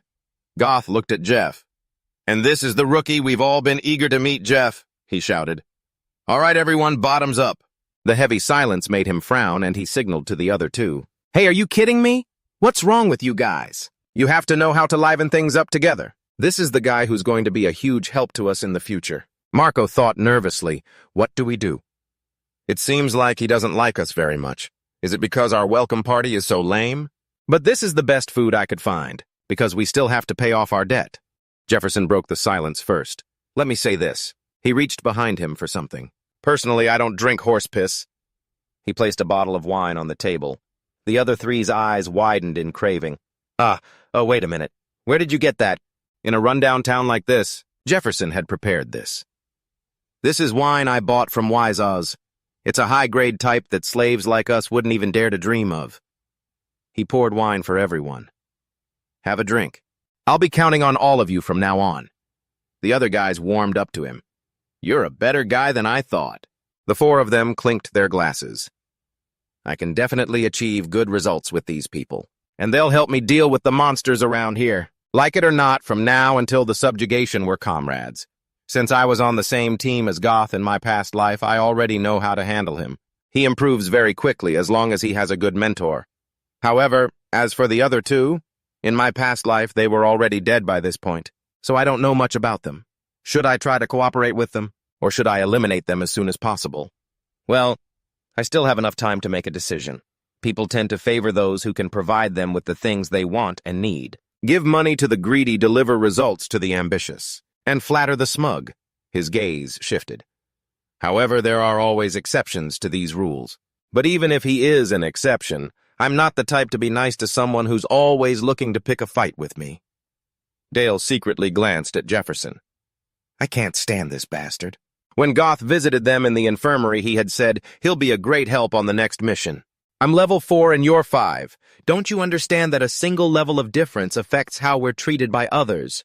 You guys need to be civil with him, you hear? When he arrives, give him a warm welcome. Marco spoke up. I still can't believe that miner saved our lives, and now you're making a deal with him. Dale spoke up. Goth, since you're the captain, you have the final say in this matter. But don't you think it would have been better to discuss it with us? To be honest, I think that bastard just got lucky. He's just acting like he did it all while we were unconscious. There's no way a miner could kill a predator on his own. Goth laughed, pointing to himself. Ha! So who killed it then? Me, Dale interrupted. The problem is the deal. If we get caught, we could be thrown in jail. We could even be executed. Those monsters, Marco gestured for him to be quiet. Quiet, someone might hear you. Anyway, we already decided to let him join the team. Besides, the reward will be split between the 3 of us no matter what. I think we should just see how it goes. Dale slammed his glass down. Are you kidding me? See how it goes? You idiots. Even if the so-called captain has made his decision, and the other one has been bought with wine, he glanced at Jefferson, I still don't trust you. How dare he try to worm his way into our ranks? And in time, we'll soon see his true colors. Frauds like him don't last long in the hunter business. That's right. The dungeons will teach him a lesson. The 4 men arrived at the cave town of Edeline. This was a town formed hundreds of years ago by people building their homes into the mountains. Marco marveled, "Whoa, I didn't know a place like this existed." "Just a 2-day journey from the temple?" Dale looked into the distance. "Are all of those actual houses for people to live in?" "That's fascinating," Goth explained. "It's even more spectacular on the inside. It has everything from living rooms to bedrooms, you name it. That's why people traveling from the temple in this direction, or those sent on diplomatic missions, are chosen to stay here. Back when I was a rookie, I visited this place once." Marco grumbled jealously. "Is that so? You should have brought me along back then instead of deciding to bring me here, after it's already become the monster den it is now." Figures appeared at the entrance. The inside was thick with spiderwebs. Skill mana application, mana wave. Jefferson moved between the strands. "I can expand the range of my senses by emitting mana from my body or channeling it through the ground. Within the radius of the mana wave, I can sense everything from the shape of objects and sudden movements to magical artifacts." We could all see it crystal clear. The people who had been following in his footsteps were astonished. "An ironclad spider. The place we're heading to has that kind of monster," Jefford replied. "Yeah, you can tell from the tracks at the entrance. For now, here's our plan. First, we'll move through the dungeon without touching any spiderwebs to get close to the pit containing the spiderlings. After that, we'll pour a paralyzing potion into the pit and wait until we can easily kill them. It won't be simple because I'll have to constantly maintain my mana wave skill while we're in there. However, they sleep during the day, so as long as we're careful," Dale shouted. "Hold on. The issue isn't whether it's difficult or not. If you're sure there's an ironclad spider in there, then the 4 of us can't possibly clear that dungeon." The ironclad spider is a type of monster with a shell as hard as steel. Its attack stat is high, but its defense stat is even higher. The most terrifying thing about them is their reproduction speed. That's why a nest of ironclad spiders is even harder to deal with than an adult predator. Dale said, "That's not a place we can handle. Let's go back and report this. We should at least bring a combat squad." Jefferson replied, "That's not a bad idea. If you're not confident, I won't force you to come with us. In any case, I'm more than capable of handling this place by myself." Dale thought to himself, "I didn't expect him to say that. But thanks to him, I know for sure now. That bastard is a fraud. The stories about him hunting a predator alone and dueling with someone from the Sahaka heresy inspection team, I never saw any of it with my own eyes. He's confident that he can clear it alone. An ironclad spider nest, there's no way someone at that level would be working with people like us. That means this dungeon isn't actually that dangerous. He's acting all high and mighty on his own. He probably didn't expect us to still follow after his warning. Let's just see how long you can keep this act up." His arm brushed against a spiderweb. Dale froze. "Ah, how could I make such a stupid mistake? Why is it so sticky?" he cursed. "Damn it." Countless spiders emerged from the darkness. Dale's face went pale as a swarm of black iron spiders rushed their prey. Dale screamed, "Ah!" Jefferson looked towards the commotion. "They're here." He quickly grabbed Dale and pulled him back. The black iron spiders bit down on his arm, but their fangs couldn't pierce his skin. Jefford smirked. "What's wrong? Surprised you can't bite me?" His other hand clenched into a fist. He sent the black iron spider on his arm flying with a single punch. A splash of thin blood landed in front of Dale. Jefferson commanded, "Everyone gather up." The 4 of them gathered in one spot. A few black iron spiders started shooting webs. After all, this was just a plan in theory. I didn't know for sure what would happen inside the dungeon. So if we have to fight, this is what we'll do. Marco, wrap my cloth around your hammer. Dale, Goth, use your cloaks to wrap your weapons too. It's hard to cut through their webs with a normal blade. So everyone needs to use your cloth-wrapped weapons to brush the webs away. Marco realized, hey, this actually works. Even though the webs stick to my hammer, I just have to keep swinging, because a single spider is weak. Goth cursed under his breath. Damn it, just how many of these things are there? Dozens! Hundreds! I can't even get a break! Dale roared. Get away from me, you bastards! A black iron spider dodged his strike. It slashed his shoulder, drawing blood.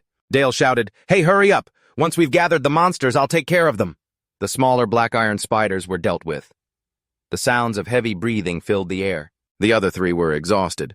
Did we get them all? Dale clutched his wound. Ugh. Damn it, the wound is too deep. I shouldn't have been so careless and thought this would be simple. I've humiliated myself and had to rely on the help of that bastard. Jefford handed him a potion. Drink this. It's a potion mixed with herbs that has the same effect as a recovery potion. Dale was silent. Throughout the entire battle, this bastard knew exactly what was happening. His awareness and perception are on a completely different level. If he's that confident, he must have known from the start that I was the one who would get caught in the web. He asked, "Aren't you going to say anything?" Jefferson said casually, "Everyone makes mistakes. Just be more careful next time." He silently watched Dale. "I'm already used to this sort of thing. In my past life, I always had to train soldiers. No matter how meticulously I instructed them, there were always plenty of fumbling idiots. This time it wasn't a problem because he was focused on dealing with the consequences after making that mistake. And it's better to let him experience it for himself than to just listen to me ramble. Although it seems he still doubts me.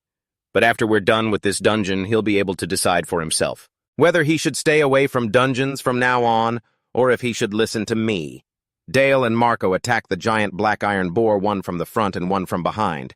Marco slams his hammer into its body while Goth stands to the side. Good. They're slowing down from the anesthetic. Dale thrusts his sword hard, the tip sinking into the monster. Jeff told them the flesh near the stomach is softer than on the back, so aim for the belly. Dale realizes it's true. Everything he said was right. The monster's habits, weaknesses, and stats along with the most effective way to kill them. He slashes forcefully with his sword. How does he know everything? What the hell is he? Veins pop out on his arm as he swings his sword with all his might. Dale successfully cuts a line through the monster. The black iron boar collapses. The other two celebrate. "We got it. Nice one, Dale," he replies. "Ha, it wasn't that hard." Jefferson speaks up. "Not bad for your first time. Keep it up." He's sitting on a pile of countless black iron boar corpses that he took care of himself. Dale is terrified. Holy crap. While we were killing one, he finished off it. So all the rest. The other two are also sweating. Just how many were here? Jefferson jumps down. "Let's gather up. Goth, let's eat." Goth takes off his backpack. "Ah, okay." Marco asks curiously, "What did you do before?" Jefferson replies, "Do you even have to ask? I'm an adventurer?" Marco quickly says, No, not that. Were you a former member of a big party? Or maybe the disciple of someone famous?" Dale looks over, also quite curious. Jefferson lets out a sound. "A master, huh?" He remembers someone from his past. Jefferson's eyes open slightly. First, only the boss room is left. The other three are eager. "So what do we need to do now?" Jefferson takes a dagger out of his backpack. Goth can't help but feel suspicious as he cuts off the leg of a black iron boar. Its shin bone can be used as a weapon. This is as far as you all go. All of you get out. The other three are stunned. They don't seem to understand what he means. 4 years ago was when I worked as a hunter. During those 4 years, a lot of people died. But luckily, I survived. The main reason for that is that I always avoided dangerous bridges. I only crossed when I was certain the bridge was safe. Don't you think clearing a dungeon with such a large team is a bit of a waste? Haha, I don't think it's that easy.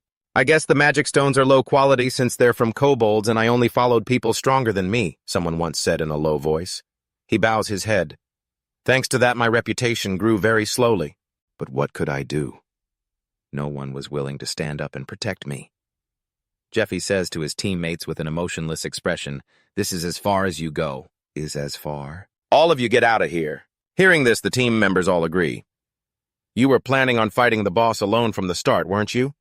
Yeah, I guess we should leave him be to avoid getting in the way. Okay. Contrary to the team leader, Mako speaks up. Jeffy, about that. Since we've come this far already. Would it be okay if we continued on with you? Hearing this, the team leader's face darkens and he grits his teeth, silently cursing Marco 8,000 times. Marco, what are you saying? Even Dale, who is next to him, agrees. I think so too. Don't you think more people would be better? The team leader is completely panicking by now. You too, Dale. This guy probably thinks they've all gone insane. Snap out of it, you guys. We'll die if we do something so reckless. He silently prays in his heart. Stop them, Jeffy. We're useless, right?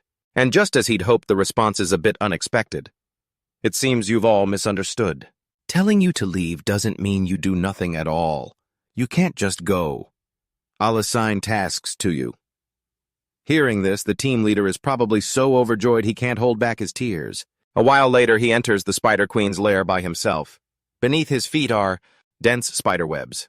Before him is their nest. He thinks to himself, almost there. Right ahead is the Spider Queen's chamber. This place is surrounded and protected by night spiders.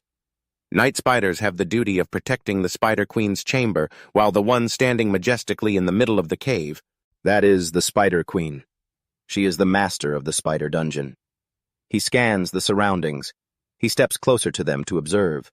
The spiders notice the stranger's intrusion. They stir on guard. This is probably the farthest I can go.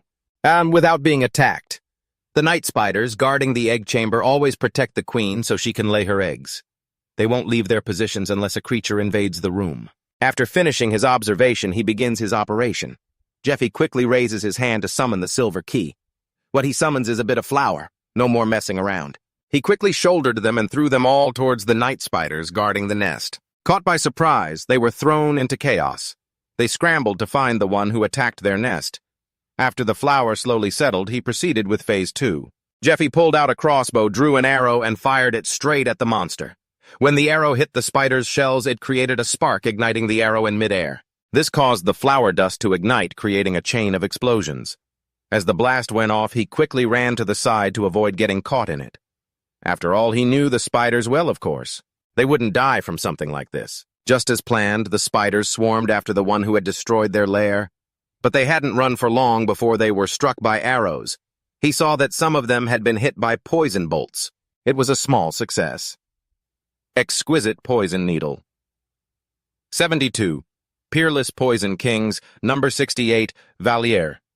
Characteristic extreme pain. Most of the spiders in the cave were hit by the poison needles, causing them to collapse mid-pursuit. But among them, one leader spider managed to slip through. It chased right behind Jeffy, determined not to let him escape. While in hot pursuit, it unexpectedly triggered some kind of mechanism on the wall, and just like that, it was hoisted up by its own silk. Going back a few minutes, he had given his teammates an order. This is where the black steel spiders produce their silk. If you press on them like a small pouch, the silk will come out. A teammate asked, "Will this silk trap the spiders?" "Of course it will. They'll get stuck in the web if they don't secrete the special fluid from their eggs." He gave them the silk sacks and gave instructions.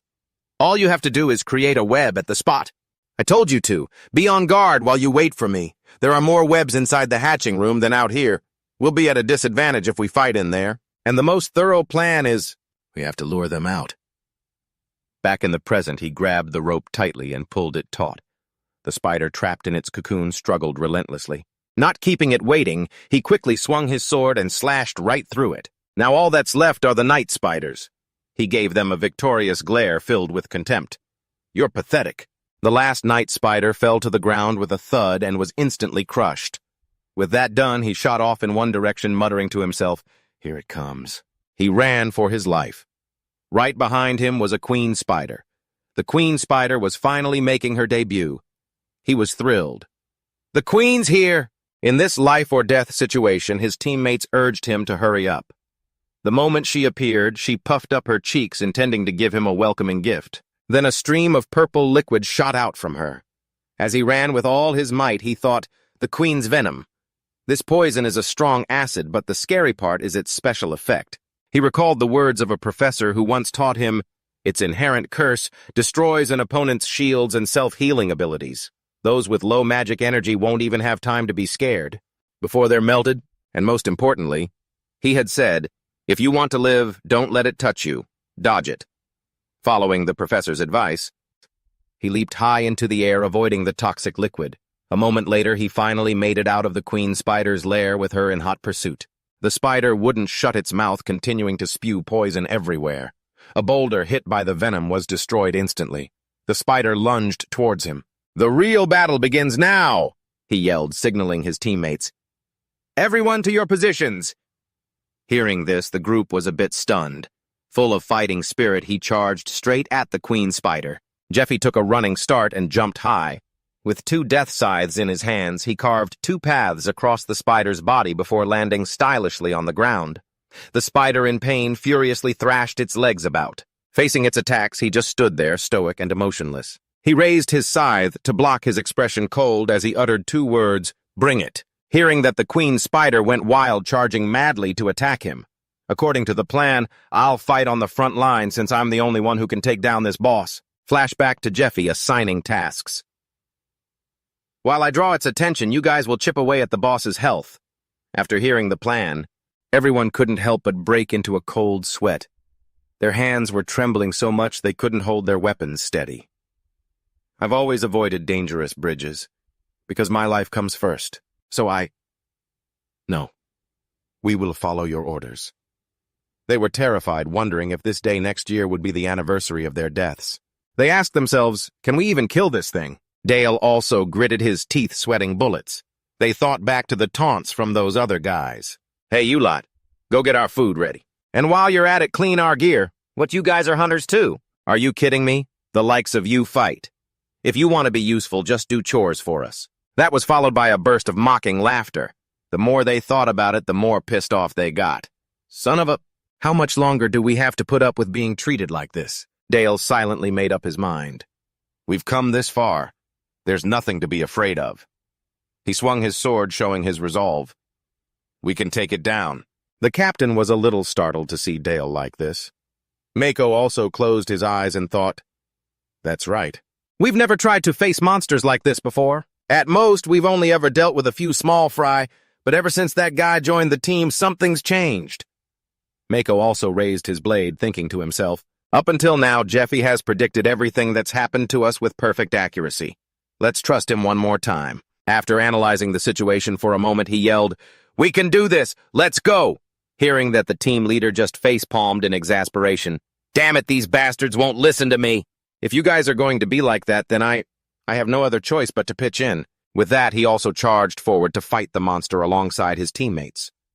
As they observed the creature, they noticed its armor was cracked from the earlier explosion. According to the plan we laid out, we'll be able to deal damage if we get past its exterior. Only its outer shell is tough. The three of them raised their weapons and charged. Well then, let's give it a try.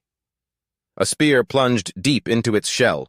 Another man also lifted a heavy hammer and gave it a few loving whacks. Everyone aim for this spot. The nerve cluster is located between its two legs. We'll cut it there with a blade coated in anesthetic. Dale, who was in charge, gave it a few cuts with his sword, and after that he became more excited. All right, I've got a good feeling about this. While he was happily fighting away, Dale carelessly fell into the Spider Queen's grasp. His face turned pale. Crap. I can't dodge this. It looked like we were about to say goodbye to him right there. Just then, Jeffy attacked, drawing its attention. It furiously swung its pincer at him, inadvertently releasing Dale. With a cold expression, he asked it, what are you looking at, you insect? Hearing him say that, it seemed to understand. Its pincers clicked as it opened all four of its eyes to stare at him. Then he swung his scythe and attacked it. His face hardened, looking no different from the Grim Reaper's. Jeffy continuously unleashed a flurry of blows toward its front. It couldn't even react. Dale, watching the battle from afar, couldn't help but exclaim in awe, his skills are insane. He's blocking every single one of the Spider Queen's attacks. He's so fast I can't even keep up. He recalled their earlier conversation. We're so weak we can't do anything right, and you want us to be the main attackers? You'd be better off handling it yourself. Jeffy had just calmly replied, you guys aren't strong enough. Because I'm the one who burned all the eggs, the Spider Queen will only focus on me. It won't pay any attention to you all. The important thing is, moreover, the armored Spider Queen has a specific trait. The more Dale thought about it, the more he realized Jeffy was right. I knew it. It's exactly as he said. The battle has already been going on for 5 minutes. The Spider Queen will definitely stay in one spot. It jumped down because spiders usually stay in their nests to lay eggs, so they have a habit of limiting the movement of their hind legs. For that reason, the spot between its legs is usually safe. Also, aside from its stomping and web-spitting attacks, most of its attacks will focus on the target directly in front of it. I figured out this attack pattern of theirs after fighting many large spiders in dungeons. Thinking of this, his grip on his sword tightened. Not to mention, Jeffy will be drawing all of the Spider Queen's attacks. If we can eliminate its ability to move with the paralysis drug, then taking it down is just a matter of time. After thinking it through, Dale gripped his sword and charged forward to attack with that information. The three of them charged together, attacking the spider's weak points with a single resolve. We can do this! One attacked the flesh inside it, while another attacked its hind legs. Caught by the surprise attack, the enraged Spider Queen immediately used its front legs to swat the three of them away. It roared, its maw gaping wide as if wanting to poison them to death. Just then, Jeffy took a running leap onto its body. Having completed his task, it thrashed its legs wildly in a rage, kicking up clouds of dust and sand. The three who were hit were sent flying. It was so furious it couldn't pretend to be mute anymore. I will not forgive the humans who dared harm my children. Don't even think you'll have a peaceful death. I will use my venom to melt your entire bodies. Before it could finish its threat, a hand swung out and gave its head a loving touch. He had a firm grip on its venom gland, thinking to himself, the venom gland in its neck. After confirming it was the venom gland, he gripped it tightly. It was a bit easier than expected. Then, quick as a flash, he ripped out its poison sac and took out a piece of cloth. He tied the poison sac shut temporarily, preventing it from running rampant for the next few minutes. Looking at his handiwork, he felt a little smug. This way it won't be able to use its poison. For the next few minutes. After successfully shutting its mouth, he quickly got off its body and leaped away. Jeffy winced, reassuring himself, there's nothing to worry about. The spider was absolutely livid now. It lunged, attacking him relentlessly. Jeffy weaved and dodged, avoiding its attacks. Don't rush. Remember to be decisive, he told himself, his eyes fixed on the monster. In this battle, a tense showdown between the Spider Queen and the tiny humans, whoever lost focus first would be the loser. When the Spider Queen finally fell, the three men cheered with joy. We did it! They high-fived each other. We did it! The blonde-haired man watched them celebrate, thinking, that's not the important part. He thought of Jeffy. He let us do it that way. That guy. As he thought about it, he had an epiphany. I get it now. When it comes to hunting, everything went smoothly thanks to the commander.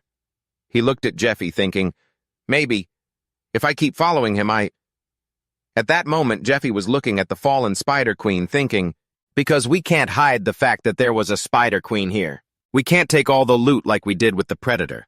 Maybe I need a pair of bigger spiders to bring to Wizzo's. You should only take what you need, a voice called out from behind him. Boss Jeffy? Jeffy turned to see a blond man rolling out a carpet. He said caringly, you must be exhausted, boss. Please get some rest, boss. Leave the rest to me. Jeffy just stared at all of the blond man's actions, speechless. The young man's voice droned on and on. It was giving him a headache. I may not look it, but I'm great at chopping up monster corpses. Are you thirsty, boss? Please have some water, boss. Saying this, he handed the water to him. Jeffy took a sip and let out a long sigh. The blond man turned and said to his two other companions, What are you two doing over there? Are you going to make Boss Jeffy wait? The two asked in surprise, What boss? Jeffy closed his eyes, thinking. With their help, he'd managed to save some energy. If things continued like this, then I won't have to worry about Uzura killing me while I'm out hunting. He looked at the three young men, thinking to himself, the three of them aren't so bad. But as for their combat prowess, he didn't rate it highly. That's all they were. He figured they wouldn't be much help in a fight against that guy. From experience and equipment to manpower, they just weren't enough to face what was coming. I have to think of a plan, and fast, he resolved. Inside a magnificent, sprawling citadel, a voice spoke up. Well, now, a predator. I didn't expect you to return with something so valuable. The girl with the golden hair dressed as a sister was... The man was satisfied with the girl's work. He handed her a bag of bonus money and said, Here, just as we agreed. I guarantee you won't be disappointed with this, so make good use of it. The girl stared at the huge bag of money. She was completely shocked. Oh my, this much. The girl said to the man, Thank you. The goddess will surely reward your generosity. Do you have enough spare dimensional bags? If you need, we can give you a few. Jeffy, standing behind them, had heard their entire transaction. He watched them make the deal, thinking, she's conducting a shady deal right inside the temple. In broad daylight, no less? What an interesting sight. I suppose no one in the world is naive enough to believe that all temples are sacred places untouched by corruption. It was an obvious truth that, as the money donated by followers piled up in the temples, entire cities were built around them. This was all thanks to the temple knights and their combat slaves, who always ensured that monsters couldn't get near the city. Standing with his arms crossed, he thought, perhaps safety truly is a luxury, at least for now. People can still buy their safety with money. Later on, even selling your body might not guarantee it. Jeffy and Yizos were walking through the city. She said to him, That was lucky. Both the Predator buyer and the Hardsteel buyer showed up at the right time. We got a great price, too. She winked at him. But I didn't expect you to get the hard steal. And so quickly. You're more impressive than I thought. He paid no attention to her words. He only cared about the money they had made. He asked her, so how much did we make? She thought, he's so handsome but so cold. She looked at the ledger and told him, we've reached 48% of our goal. 20% of the sales went to paying off our debt to the temple. Also, as she spoke, she handed him a set of clothes. She said, I've requested to have the research lab cleaned. These are the work clothes and the access card you'll need. She looked at the rental list for a silver alchemist set and said, because real alchemist sets are usually quite large and have a lot of important equipment, I couldn't find a way to borrow one. Everyone in the research lab leaves at 7 o'clock, so you can use the place freely after that. Just remember to clean up properly when you're done. Jeffy thought, that works. In any case, this is safer than stealing. Since they always need someone to clean the research lab, they might just call for me tonight. He said to her, there's no other way then. She smiled and linked her arm with his. Don't worry, you'll get paid for the work too. Suddenly a voice called out, so you were here, sister. Jeffy turned to look completely surprised by the person who had just appeared. A red-haired young man in a cloak approached them. He said to the girl, I was looking for you, sister. There are a few things I need to report.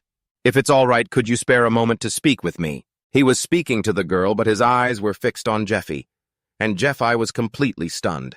He never expected to run into him here and now. That's right, Jeffy knew him. He was a member of the heretical appraisal team, one of only 12 rank 1 appraisers and an extremely capable member at that. He's even officially recognized by the temple itself, he thought. And to me right now, he's... The girl smiled back at Net. Oh, what's up? Don't tell me you're about to ask me out on a date. So, are you here to borrow money? Oh dear, I have something I need to take care of right now, she thought. Even though he's talking to me, his real target is the guy behind me. Net is Sahaku's superior, and Sahaka was the one who got beaten to a pulp by the guy behind me. I knew they'd try to pull something the moment they had a chance, but this is just too bold. I can't believe they'd dare to start trouble right in front of a sanctuary apostle. Thinking this, she said to Net, let's talk some other time, okay? Next time I'll even lower the interest rate on your loan. After all, you have a great reputation here, Net. Net said to her, what if I have something urgent I need to ask? I'll even treat you to some tea. He turned to Jeffy. Why don't you come along too? What do you say, Jeffy? Net continued. Come to think of it, you're pretty close with our Sahaku, aren't you? Jeffy looked at him and said, sorry, my memory isn't that great. I can't seem to recall useless people. Their eyes met, sparking with hostility as both of them began to radiate power. Their auras gleaming brightly clashed. Net's was red, Jeffy's was blue. The magical power radiating from them was so strong it sent birds scattering in a panic. The girl broke out in a cold sweat trying to withstand it. She thought, what? No way. This immense magical power. I never expected such a powerful reaction. This guy, he's not just some ordinary combat slave. He must be on par with the sanctuary. No, maybe even more powerful. Red thought being this close makes me understand why.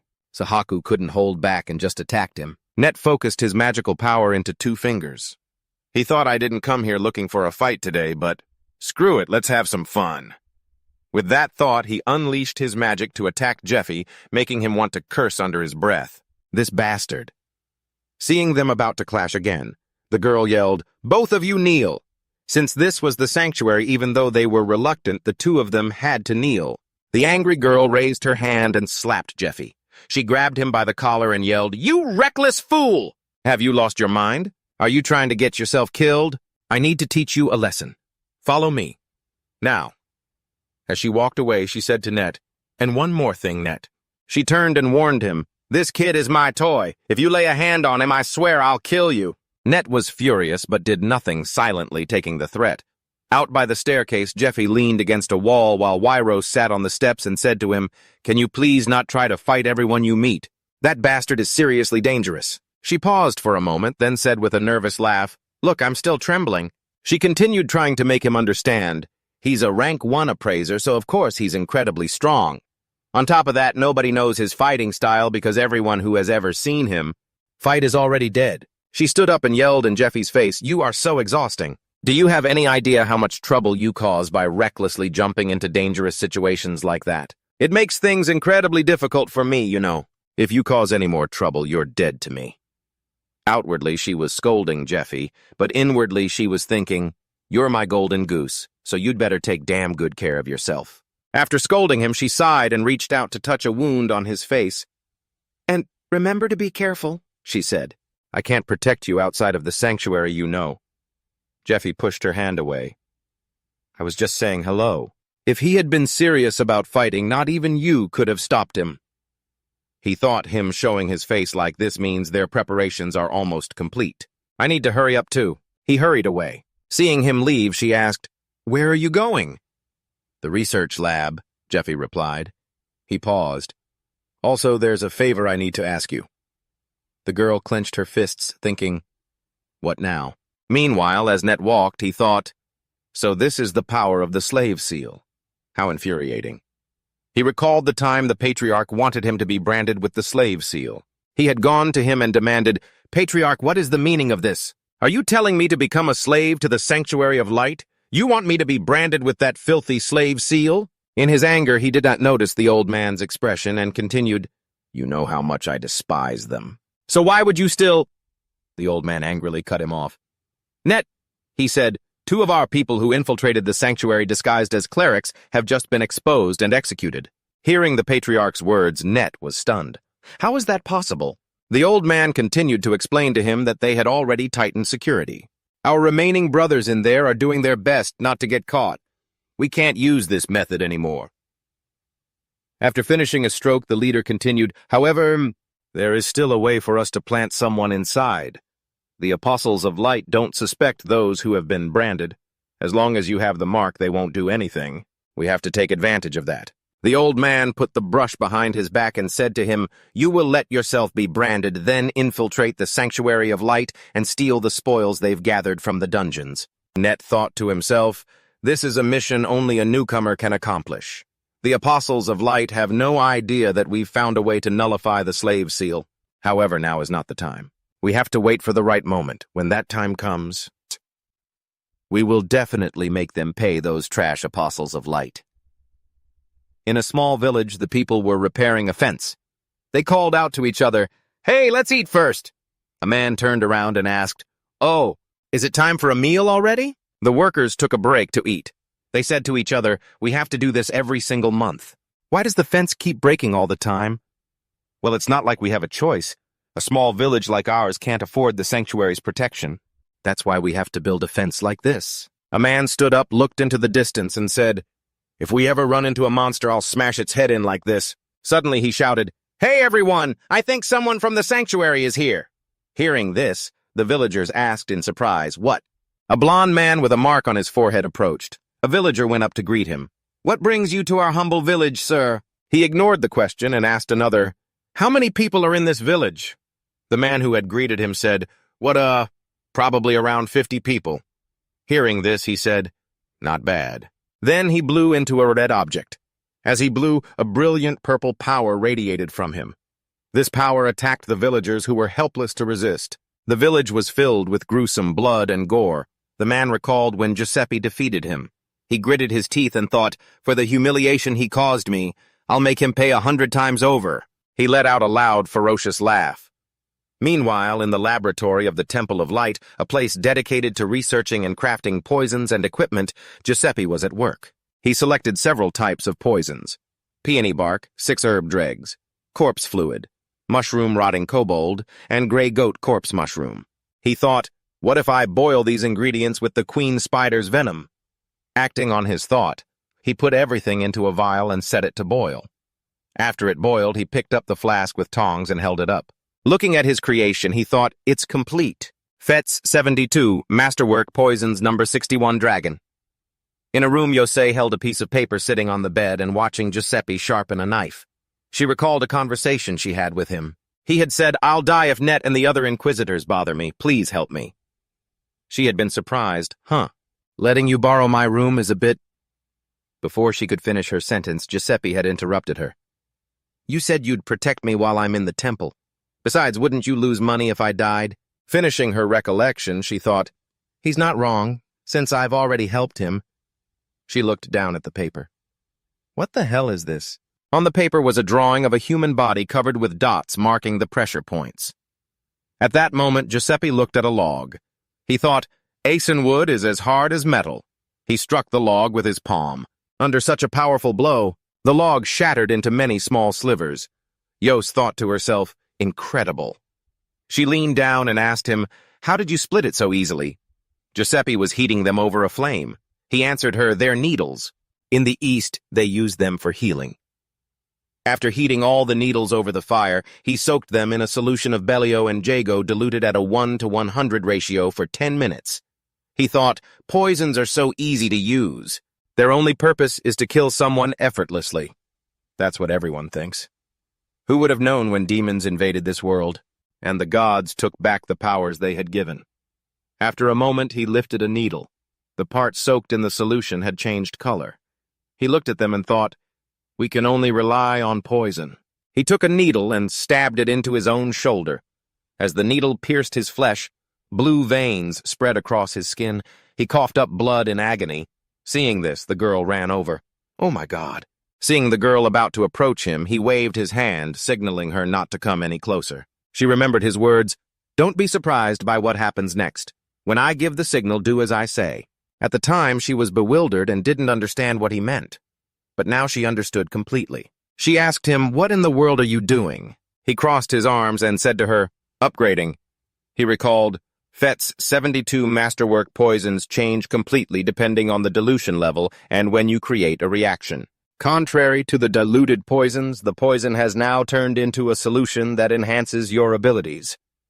After sticking the needle in his shoulder, he was in extreme pain. He gritted his teeth and endured it.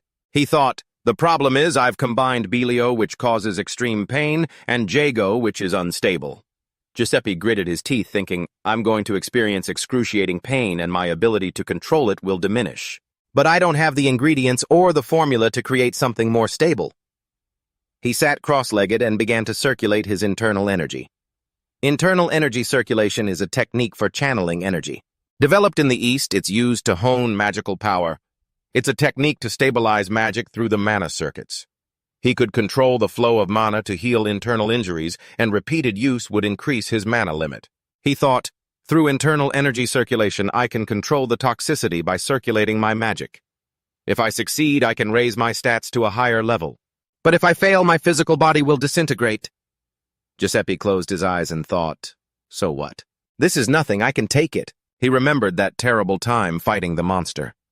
Just then, Wifros was observing him closely and saw the blue veins on his body. He had returned to normal. Before the first needle, he had instructed her, once I'm done, I won't be able to move, so keep an eye on things. When I give the signal, stick the other needle in here. After speaking, he pointed to the crown of his head and asked, do you understand? Wifros held the needle, thinking, a poison needle into the middle of his head. I don't need to be told what will happen if this fails. Death. She broke into a cold sweat, raising the needle to the top of his head and wondering, what should I do? Can I really do this? A few hours later, in the northern forest near the Temple of Light, a red beam of light shot upwards. The beam formed a circle with a plus sign in the middle. A flock of birds was chasing and attacking people. People armed with swords and axes scattered chaotically. As they ran, everyone shouted, they're catching up to us. Run, run. While running, they cursed the scout dogs, saying, they said it was the only nest, but there are dozens of birds gathered here. Has anyone called for help yet? A man in a red hat said, I've already fired the flare. The rescue team will be here soon. He yelled, just keep running to the temple. Before Kiok could finish his sentence, a bird snatched him away. Blood splattered. The giant birds were now devouring people. A man in black ran with all his might towards the temple, thinking, just 5 more kilometers to the temple. Just 20 more minutes. Even though it was midday, the only sounds were the footsteps of the remaining survivors fleeing, mixed with the cries of the giant birds. After running for a while, the man in black was clearly exhausted, panting heavily with sweat pouring down his face. He looked up to see a flock of birds surrounding him. He thought, I'll be nothing but bones in 20 minutes. A bird opened its beak and lunged toward him. Terrified, he backed away relentlessly. With no other choice, he raised his wooden shield to block the bird's attack. He fell to the ground, watching the bird attack him. He let out a scream that echoed through the night. Suddenly, a blast of white energy shot toward him. It turned out the power came from Jeffy. He punched the ground, and it cracked into pieces. Jeffy looked up at the flock of birds advancing on him. He stood up, gathering his power to face them. One of them moved forward to peck at him, but he quickly dodged to the side, avoiding the attack. He then jumped up and grabbed the bird by the head. It screeched as he used his strength to jerk its head upwards, pulling so hard that its neck bone snapped. A piece of white bone emerged along with blood. Seeing this, the rest of the flock didn't dare to advance, only letting out loud cries. He thought, 12 monsters outside the dungeon. Total bird neck bones are 12. Perfect. He looked at the remaining birds, then used his power to shoot beams at them, annihilating every last one. The man in black witnessed Jeffy fighting the flock. He was stunned by Jeffy's power. He had destroyed 12 birds all by himself. Seeing the symbol on Jeffy's arm, he thought, reinforcements from the temple, have they arrived? He thought fearfully, but he's all alone right now. A voice cut through his thoughts. Where's the nest? It took him a moment to react. He replied, yes. He pointed the way for him. If you continue down this path. Before he could finish, Jeffy had already rushed forward, leaving a streak of white light in his wake. The man in black thought, freaking awesome. He was now left standing alone amidst a pile of corpses. He thought, I felt an irresistible killing intent from him, just like when I get a mission from a superior officer. That's why I immediately told him the way to the dungeon entrance. After I came to my senses, I regretted not asking him something important, but that was long after he had disappeared. 4 out of 7 of my team members died in that dungeon, and 3 managed to escape. Only I survived. He propped himself up on the ground, thinking, that place is too dangerous, I should have stopped him. He clutched his head. I have to wait for reinforcements, I should have stopped him from going there alone. What should I do now? He kept his head in his hands. Then his eyes widened at the sight before him. He stood up and looked ahead toward a source of red light. He thought in astonishment, How is that possible? From the direction of the red light, Jeffy was dragging the head of the final boss. When he arrived, Jeffy clapped his hands together to dust them off and looked at his arm. He thought, my body feels so light. It seems my stats have doubled or maybe even increased 2.5 times. It was a success. It'd be even better with the right equipment. He fired a blue flare into the sky while thinking, what kind of gear should I get? A blue flare was the signal that the danger had been resolved. In the darkness, a man in a black cloak sat in a gloomy dark space. He thought, soon. A few days earlier, at a magnificent castle, a nest of ATC toads went out of control. They were frantically charging at the people. Furthermore, the medium-sized nest was led by a 30-meter-long boss. It was destroyed by a slave. That person was Jeffy. He destroyed them using only his bare hands. Elsewhere in the castle's basement, Lucius was walking with Matthias Grimmer. They were talking about the slave who could take down that nest of crazed birds. Both the evidence at the scene and the witness testimonies. He's trying to get noticed so he can join the raid in 20 days. Grimmer continued, it's obvious he wants to join the raid team. Grimmer looked at Lucius, his lips curling into a slight smirk. Should we interrogate him? To make sure he isn't a demon worshipper. You are the high-ranking heresy inquisitor of the 3rd Division of the Temple of Light. Lucius replied in an incredibly grim tone. No. The corners of his mouth turned up into a faint smile. Let him be. Lucius is the commander of the Knights of the Lucius Jonetti Temple 3rd Division of the Temple of Light. Hearing this, Grimmer immediately turned to Lucius, curious and a little alarmed. But if we don't filter out the demon worshippers before the raid... Before he could finish, Lucius cut him off, yelling, no matter how thoroughly we investigate, we'll never be able to weed them all out. Then his face darkened. A cunning smile spread across his face. As long as they're useful, it doesn't matter if they're heretics or not. Hearing these words, Grimmer was completely stunned by Lucius's treachery, his jaw dropping. What did you just say? Lucius walked forward, clasping his hands behind his back nonchalantly. They're not strong enough to make it to the boss room anyway. That's why they've been reduced to petty thieves. As Grimmer heard these words, he looked at Lucius with utter contempt. Lucius continued, therefore, we'll use them to get to the boss room, then eliminate them along with the boss. Grimmer closed his eyes and turned away, trying to suppress his disgust. Sir Lucius, you are the commander of the Vanguard, are you not? As someone who has known you for 25 years, do you remember I opposed that plan from the start? Hearing this, Lucius burst out laughing, his mouth wide open. Ha ha! Lucius's voice was calm. And that's why I'm showing you this, my friend. Because you worry too much. The two of them went down to the end of the basement where a room emanated an intense chill. Lucius stepped forward and boldly threw the door open. Looking inside, Matthias Grimmer's jaw dropped, looking like it was about to hit the floor. His face was drenched in sweat, completely shocked and horrified. This is inside the room, were meticulously carved statues of angels bound by chains that sealed them.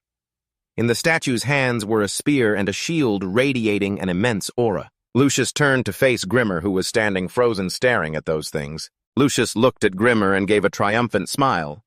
The grand spear of light and the shield of Michael. I spent 1/3 of my fortune to acquire them. Hearing this, Grimmer was completely shocked and panicked, thinking to himself, those are the legendary items I've only read about in books. A complex mix of emotions played across his face, panic, surprise, and awe. Lucius clapped Grimmer lightly on the shoulder and whispered, "The dungeon we've spent 15 years trying to conquer. Its time is up. There's no need to worry anymore." Lucius's face was filled with confidence, his voice smug. "I am now invincible." Elsewhere, in a remote village, vibrant and warm sunlight illuminated the area. Inside a certain house, 3 young men were walking confidently down a hallway. It was Goth Dale and Mako, drenched in sweat from a tiring workout. Mako cursed in annoyance. "Damn, I haven't even properly warmed up yet. Why are there so many people at the training grounds?" And one was chugging a bottle of milk, another was fixing his hair. Dale, drinking his milk, spoke with a gentle smile and a calm voice. "It's probably because of the raid. I heard there are only 2 or 3 spots left, so everyone's fired up. They're all showing off to get in." Mako, slightly annoyed, ran a hand through his hair. Suddenly, someone was ahead of them. It was Sister Wyrose. She said in surprise, "Oh my." Seeing the sister walk by, the 3 of them bowed respectfully at a 90-degree angle and shouted in unison, "Good day, sister." She walked past them confidently, a playful smile on her face, but there was a hint of mockery in it. She said to them, "Hello, and pay back your interest on time, you trash." As the sister walked away, Mako watched her surprised. What was that about? Why was that witch coming out of our room? Inside the room, Jeffy was sitting on his bed, gently rubbing a ring on his finger. He saw the 3 of them come in. He spoke softly, "There you guys are." The 3 of them saw Jeffy with the ring on his finger, coupled with the fact that Wyrose had just left this very room. They all exclaimed in unison, "Huh! A ring?" They immediately thought, he's been with her this whole time and that ring on his finger? Could it be? Goth trembled slightly. He pointed at the ring on Jeffy's hand, his voice shaking. "Dude, what's with that ring?" Jeffy, completely calm, held his hand up in front of them, revealing the shimmering ring. "This?" he asked nonchalantly. Jeffy lowered his head slightly, a very suspicious smile on his face. "I got it from someone." The ring on his hand was the Ring of Purification. It aids the wearer's mana circulation and strengthens their magic shield. He could use the curse removal skill once a day. He smiled, extremely pleased and delighted, looking down at the ring and thinking, Wyrose really hooked me up with some good stuff. Now Jeffy glanced to the side, recalling what Wyrose had said earlier. She had sincerely placed a hand on her chest and said assertively, "After reinforcing your equipment, this gift is pretty top-notch, you know. I can enhance similar equipment. Just tell me what you want and I'll get it for you." Finishing his thought, Jeffy smiled, extremely satisfied. He thought to himself, "She prepared it for me in advance. Before I even asked. How considerate." Then his lips curled into a smirk. "She sure knows how to spend her money," he thought to himself. Meanwhile, Wyrose was walking down the house's hallway. "I heard from an informant in the black market." Her face was very serious as she thought about the Persephone Assassins Guild. The members of the guild are all incredibly mysterious. They all wear long black robes that conceal their bodies, so you can't see their faces clearly. They exude the aura of a graceful yet cruel snake. They use poison to boost their stats. They're legendary assassins who never forget a target, with impressive martial arts, deadly poisons, and top-tier hunting skills just like Jeffy. Hunting monsters, enhancing their bodies with poisons just like Jeffy, sticking hundreds of poisoned needles into their bodies to strengthen their flesh. It all starts with falling into this path, she thought. She pictured a badass image of Jeffy fighting with his dual blades. She panicked, thinking to herself, "My esteemed client is an assassin from Persephone," she thought as she continued down the hall. "Because Persephone's raid failed a few years ago, I heard that the high-ranking nobles who were their clients are looking for survivors and the poison they used. A smile formed on Huiros's lips, but cold sweat trickled down her forehead. She thought to herself, those nobles are looking for the best talent and the best poison. She then began to gesture wildly. She thought, I don't have time to find another Monster Corpse deal this good. I have to make him an exclusive client. The best equipment I'll buy you, the best gear, just wait for me. In his room, Jeffy realized something. He looked bewildered, thinking, she seems to have misunderstood something. Oh, well, whatever. Then his gaze became incredibly sharp. This is good, too, he thought. If White Rose spreads rumors about me, he will come looking for me. Jeffy immediately thought of a certain person's silhouette. It was the silhouette of a large man, a long sword in his hand. Suddenly, Goth tapped Giuseppe on the shoulder, his face stiff and his voice trembling. Since when have you been involved with that woman? You're quite interesting. Giuseppe was also completely shocked upon hearing that. The two of them stood frozen for a moment when suddenly Dai-El spoke up.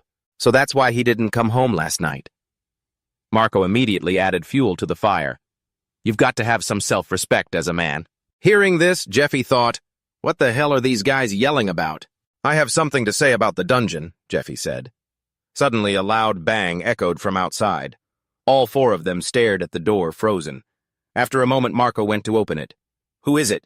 But there was no one outside. Marco let out a surprised, huh? Suddenly, he turned and saw a piece of paper pinned to the door by a dagger. The paper read, Urgent request. Team Goji is to depart immediately and return after analyzing the situation. They looked at the words on the paper and exclaimed in surprise, who would secretly deliver an urgent request like this?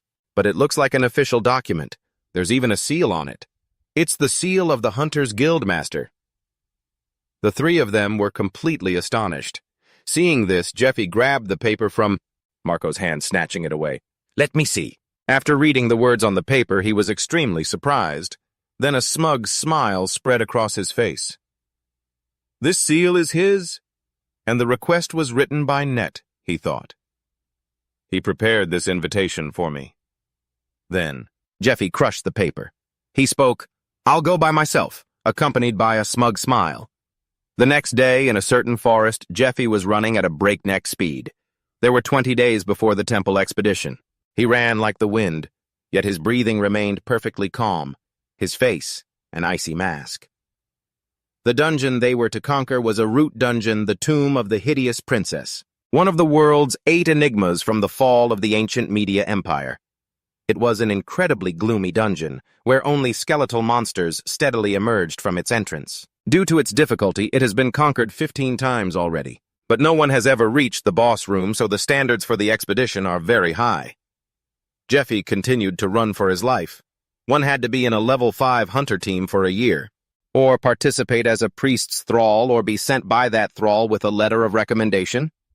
Jeffy reached a valley but didn't stop and continued running straight ahead.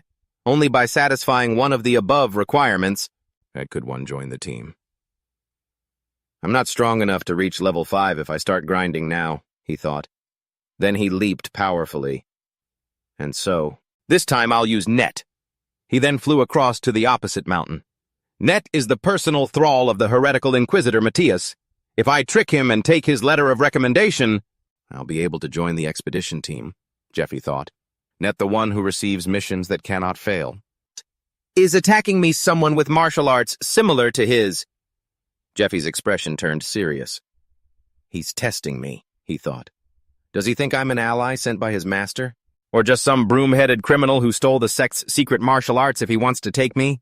Jeffy landed hard, cracking a piece of the ground beneath his feet. He stood up, his body obscured by the surrounding dust and smoke, but his energy radiated clearly. I wonder how strong I am, he thought. Jeffy's face grew stern as he stared straight ahead.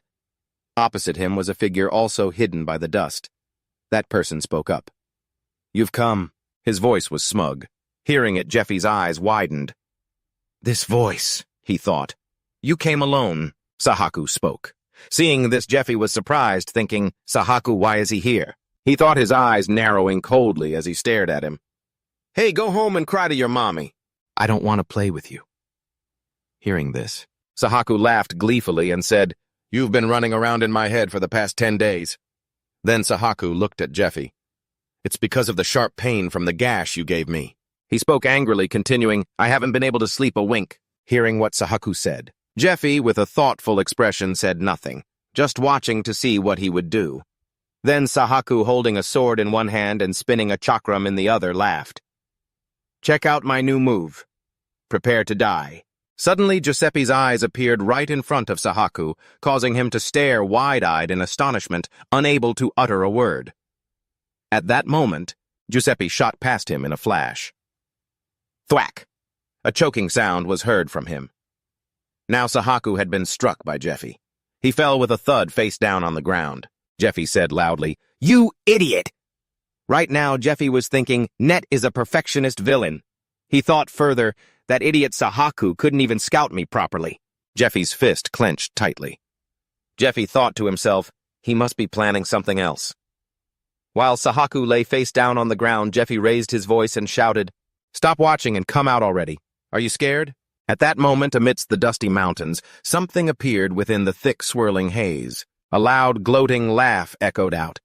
Suddenly, some guy sitting behind Jeffy started laughing hysterically, making him pause and think as he looked at a purple octopus-like mass. It had many tentacles and seemed to be laughing gloatingly, one of its hands holding something. A curse rang out, You idiot! Turns out it was Hasaku who had recovered and stood up with a furious look on his face, saying, You're really starting to piss me off. The mass of purple tentacles began to squirm immediately, transforming into something else. It instantly transformed into something long and towering with multiple eyes and mouths filled with serrated teeth. Jeffy's eyes widened in surprise as he thought to himself. Hasaku, enraged, roared, I'm going to kill you slowly and painfully. I'll rip you to shreds. He was now riding on top of the monster. He screamed the order, Devour him, Shoggoth! This took Jeffy by surprise, leaving him frozen in place. He reached out a hand, a look of shock on his face. And now, Hasaku, with a look of pure ecstasy, laughed manically. Die! Suddenly, something made Hasaku's eyes go wide. A brilliant beam of power shot out, piercing straight through the Shoggoth's mass of tentacles, leaving Hasaku stunned. Hasaku gritted his teeth, thinking, how? The Shoggoth's tentacles were coiling into a ball. Jeffy immediately channeled his power into it. At that moment, Jeffy thought to himself, a biological weapon of the Demon King's disciples. S.H. So G-G-O-T-H, he continued thinking. I can't believe I'm seeing one here. The legend says that Shoggoths sleep dormant in the form of an egg and awaken when they hear the sound of an instrument containing the power of Hypnos. There's a letter that mentions the Ocarina of Hypnos. That is the instrument used to control a Shoggoth. The user can issue different commands based on combinations of sounds. It also states that it protects the user from the Shoggoth's mental corrosion. It also says that the Shoggoth is a voracious creature with no intelligence. Physical attacks are useless against it. At that moment, a footstep approached. The surrounding tentacles seemed to want to swallow those feet. The text also recounted that it grows stronger by absorbing the mana contained within the humans it eats. Now its mouth was filled with fangs and tentacles. Multiple layers of teeth and eyes were stacked upon each other, forming a truly terrifying maw. It stared intently into Jeffy's face, then it began to surround him, as if it wanted to toy with him, to play with him. Jeffy's gaze was now fixed on something. The account continues, they alone are already a great threat, but they aren't what makes the Shoggoth truly terrifying. It spoke of the mental corrosion.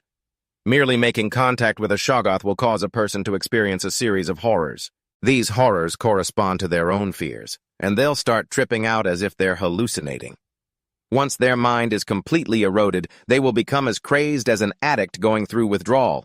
After that, they will completely lose control. A person who has lost control will lose all reason and kill everyone around them. A mass slaughter will unfold. A monster created by the Demon King, which worships slaughter. Hasaku stood outside watching Jeffy gradually get engulfed. He laughed gloatingly and shouted, You psycho, you're dead for sure, kiddo. He then added, You have no idea what's coming next. At that moment, as he was being wrapped by the Shoggoth's tentacles, Jeffy's eyes turned bright red. Hasaku said, Those red eyes. That's the sign you're losing control. Your mind will be eroded and you'll be gone soon enough. Right then, Jeffy's eyes were crimson with rage while Hasaku's gloating laughter echoed in his ears. But Jeffy couldn't say a word. Then, curse removal. Jeffy wore a ring on his hand, standing tall like a god of war. This was the Ring of Purification. It assists the wearer's mana circulation, and it enhances their magic barrier. It can be used to remove curses once per day. Now Jeffy stood defiantly in the middle of the Shoggoth's tentacles, which continued to swirl around him in a circle. It wanted to completely devour Jeffy, while Hasaku stood outside, speechless at this very moment. A large hand suddenly grabbed Hasaku's neck, choking him so he couldn't speak or even groan. He gurgled, his eyes bulging wide as Jeffy, his eyes filled with fury, squeezed his throat tightly. Before, all I thought about was ensuring my own survival and the survival of those around me. Jeffy, holding his sword, lowered his head. I thought that was the obvious thing to do in this cruel world. But one day a different thought suddenly crossed my mind. He looked up at the sky filled with birds spreading their wings. Jeffy wondered what would happen if I had more comrades fighting alongside me. He continued to ask, what would happen if the rest of humanity began to unite? His voice suddenly faltered.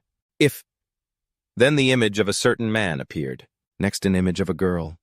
Jeffy said, the person I love, standing before a grave with a crown placed in front of it.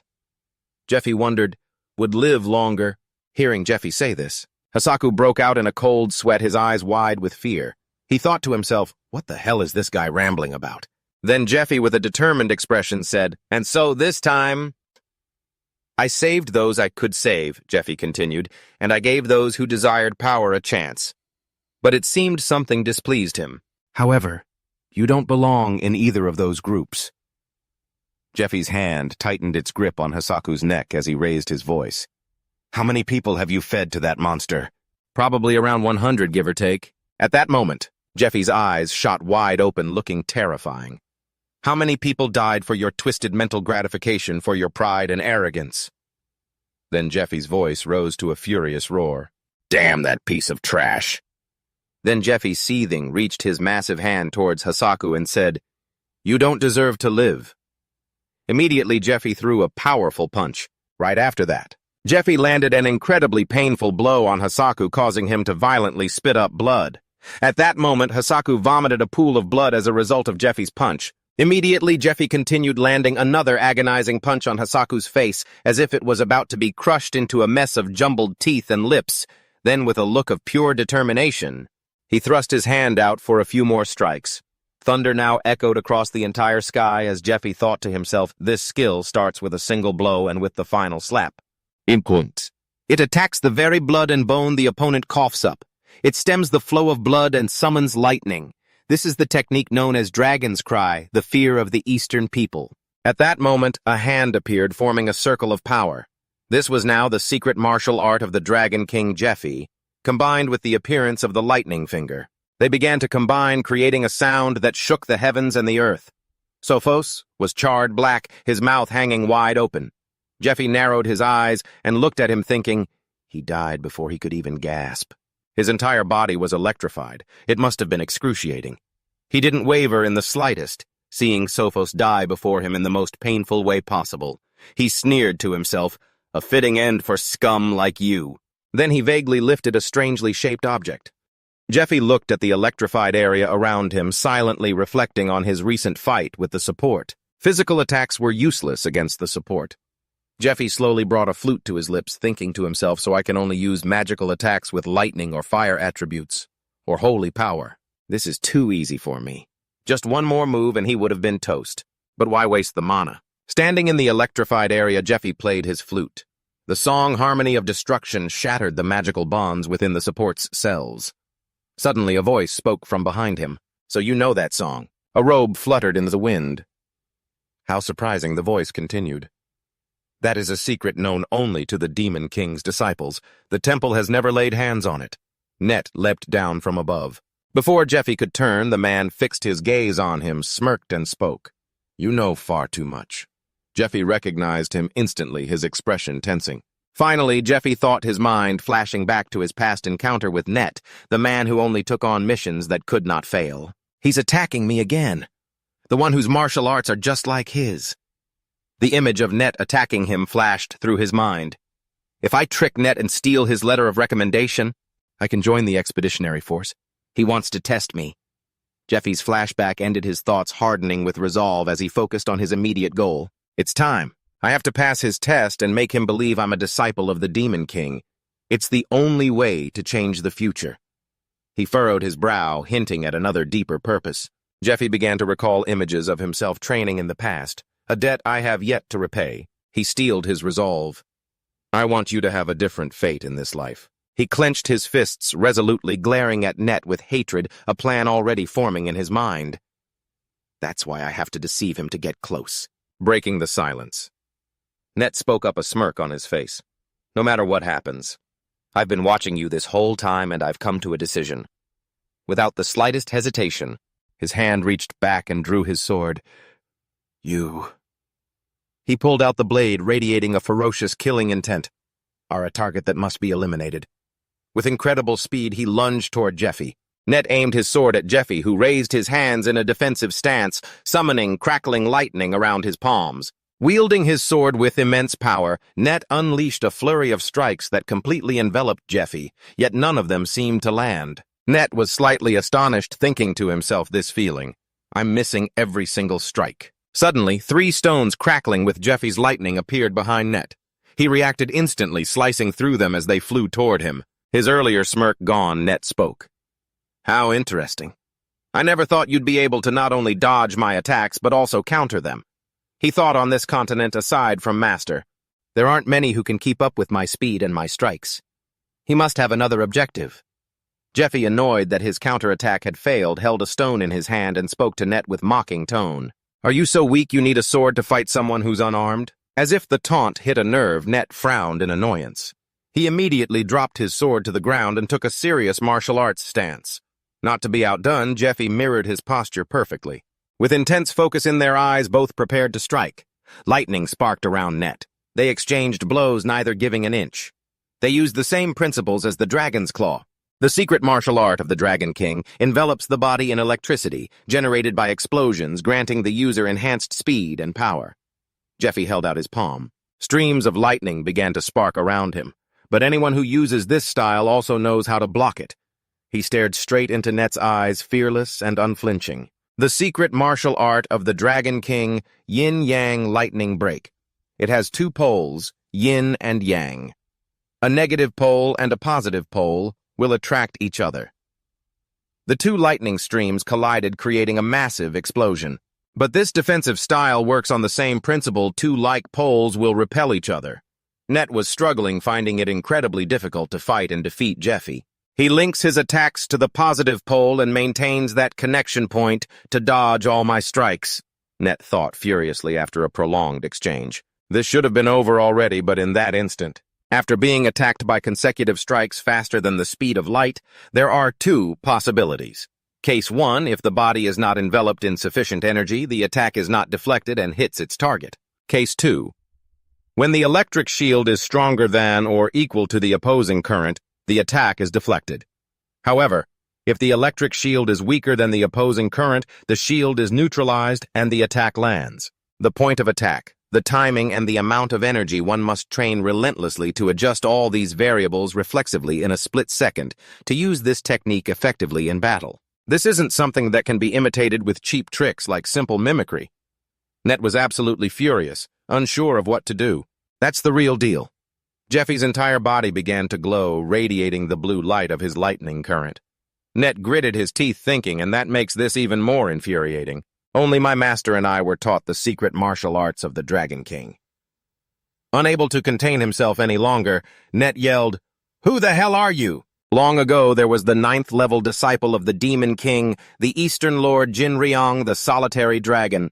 He was a man from the East who journeyed from the Eastern continent across the demon lands of the Sahaka Desert to the continent of Aslan. An obedient army followed him.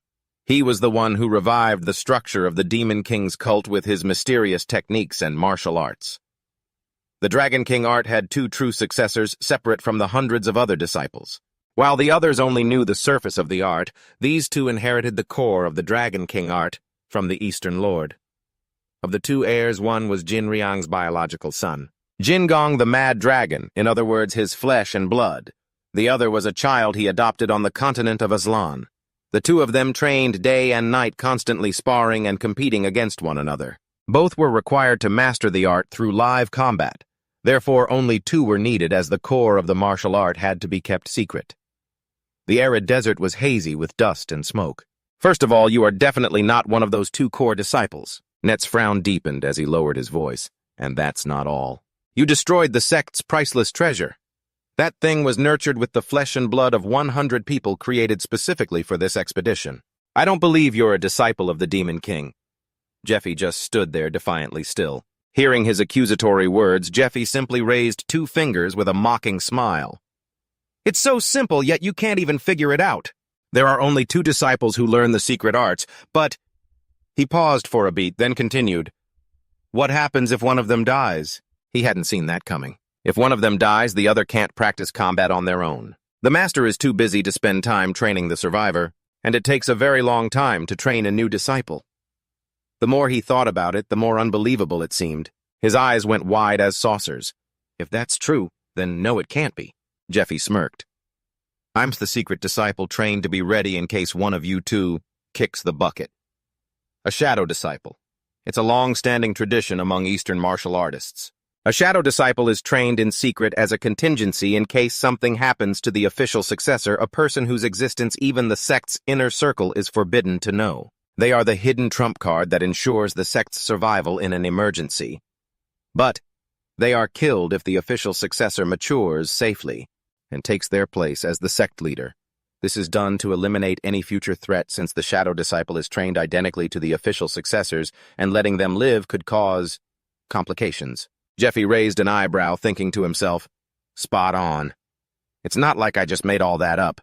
However, the real shadow disciple can't make it to the tower to join the raid, because that person will be all tied up by Antari and her companions.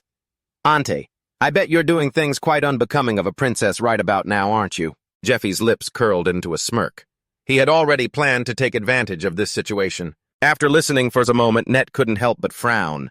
He challenged him, if what you're saying is true, then shouldn't your existence have been kept an absolute secret? Why would the master send you here? Net immediately continued, I contacted the master to confirm, and he said he never sent a disciple like you here. Net watched Jeffy intently. That's a lie. But if he's an imposter, he's bound to make up some pathetic excuse. Net's gaze was filled with suspicion. It was extremely difficult for the Demon King's disciples inside the temple to contact the outside world. It was normal to have to make your own judgment calls based on the situation. I'll kill him the second his story shows a crack. Power was already gathering in Net's hand, crackling with lightning. The orders I received were to conceal my identity from the other disciples of the Demon King and to join the raid on my own merits. I am to take over your mission. Yet should anything unfortunate happen to you, Jeffy said with a serious expression. Net couldn't hide his anger. He gritted his teeth and asked, You know what my mission is? Jeffy just smiled nonchalantly. Of course I do. You're supposed to escape with the dragon's heart. It's a magic stone that forms inside the heart of a dragon, and it's considered the ultimate artifact. It's said to grant its wielder power on par with a dragon.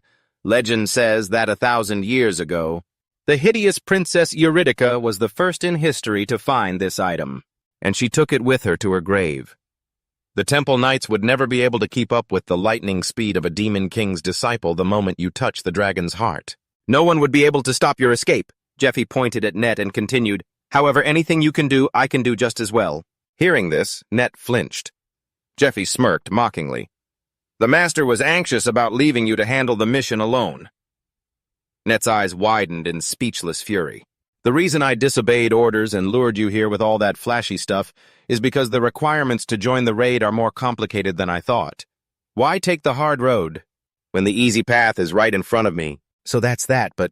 Jeffy rubbed the back of his neck as if exasperated, but then his expression turned serious. Actually, I have something personal I need to discuss with you.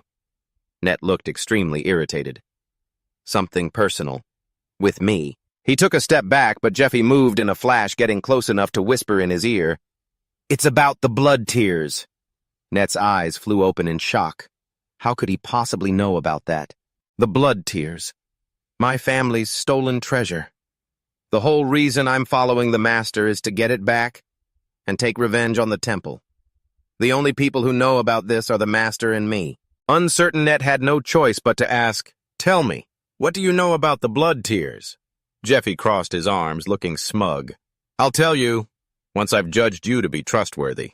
First, why don't you make my life a little easier? You can add me to the raid party, can't you? I'm sick and tired of the stinking quarters they assign to the lowest-ranked group of hunters." Net was silent.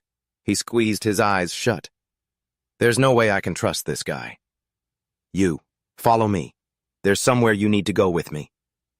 With that, Net turned and walked away. The scene shifts to an abandoned mansion near the temple. Net walks in and calls out, "Everyone, brothers, I've brought the last member." Net gestures towards Jeffy. "His name is Jeffy. He was sent by the Master to assist me on my mission. I've already performed the necessary procedures to verify his identity."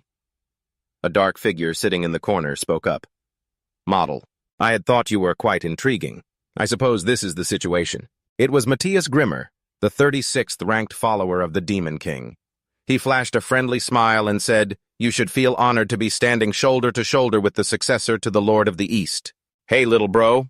Jeffy immediately frowned in anger as Matthias Grimmer slammed his hand on the table over this. The slave class candidates participating in the raid will follow the heretic investigators and the hunter teams. It has been decided there will be 40 of us, the followers of the Demon King. Since there's a newcomer, I will explain the strategy one more time. You all must remember this. No mistakes will be tolerated. "For the glory of the Demon King's cult," Matthias Grimmer said loudly. Jeffy still looked quite annoyed, thinking to himself, "I thought it would be great if I could find the Demon King's followers hidden in the 5th Army by using Net, but for all 40 of them to be followers of the Demon King is so insane, I don't know whether to laugh or cry. These guys, they're different from Sahaka, who only relied on items and monsters, or the me from the past, who had nothing but ambition at the time." Jeffy thought of the bearded old man and that weird masked guy. They were all very strong. They are an elite force formed for a single purpose to carry out this mission. And on top of that, there's a guy with his face completely wrapped in bandages.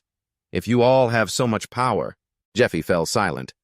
Then why would you follow that Demon King? Net glanced over, observing Jeffy.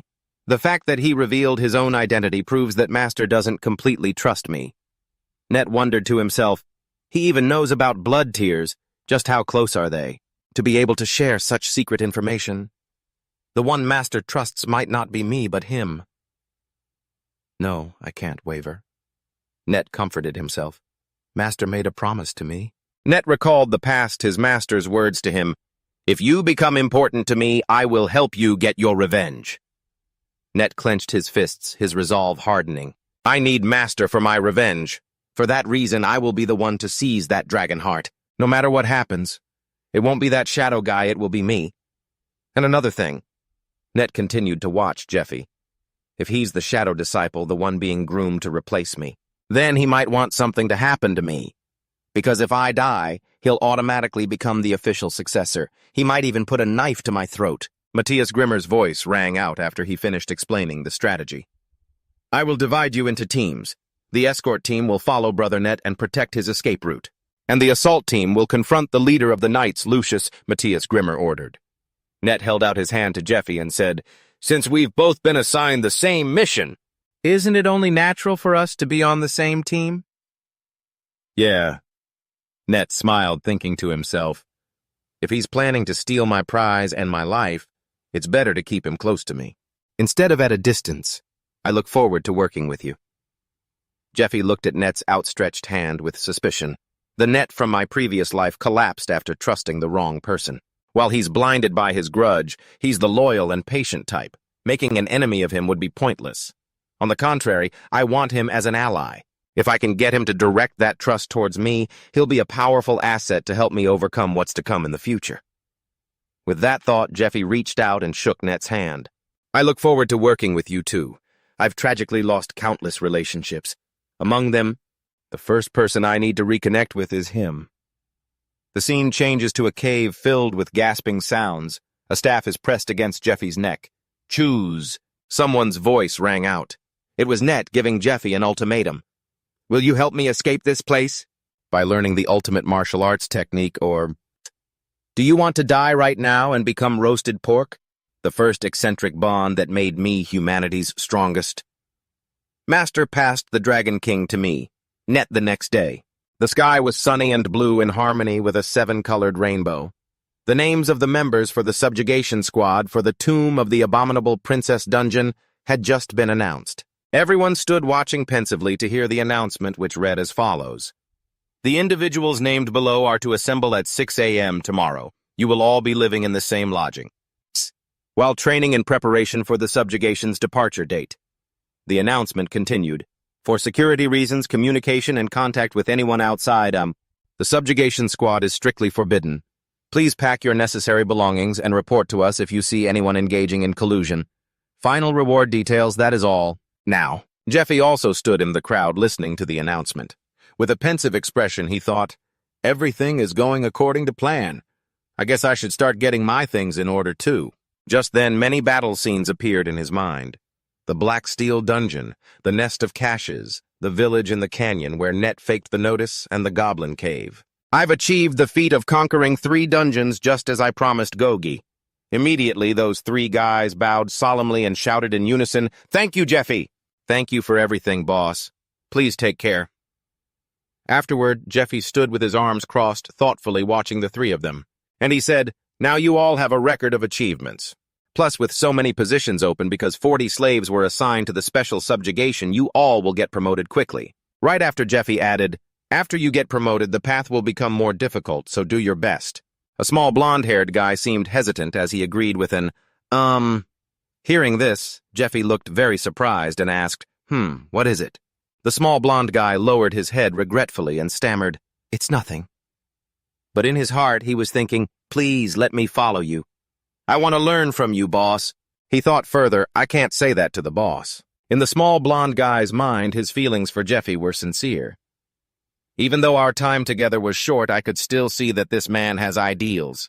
And that ideal, it's far grander than anything ordinary people like us could ever imagine. The short, blonde-haired kid seemed to be racked with guilt. He gritted his teeth, thinking that a weakling like him had no right to follow his boss. Just then, Jeffy gently instructed the short, blonde-haired kid, advising him, As long as you train with everything you've got, the day will come when you can stand shoulder to shoulder with me. Until then, come find me. This left the kid so surprised and moved that he was stunned, speechless, able to do nothing but stare at him. Jeffy immediately turned his back. I'm counting on all of you. Hearing this, all 3 of them bowed their heads and shouted in admiration. Thank you so much.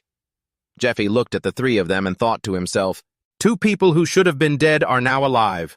The bright light in their eyes is proof that I did the right thing.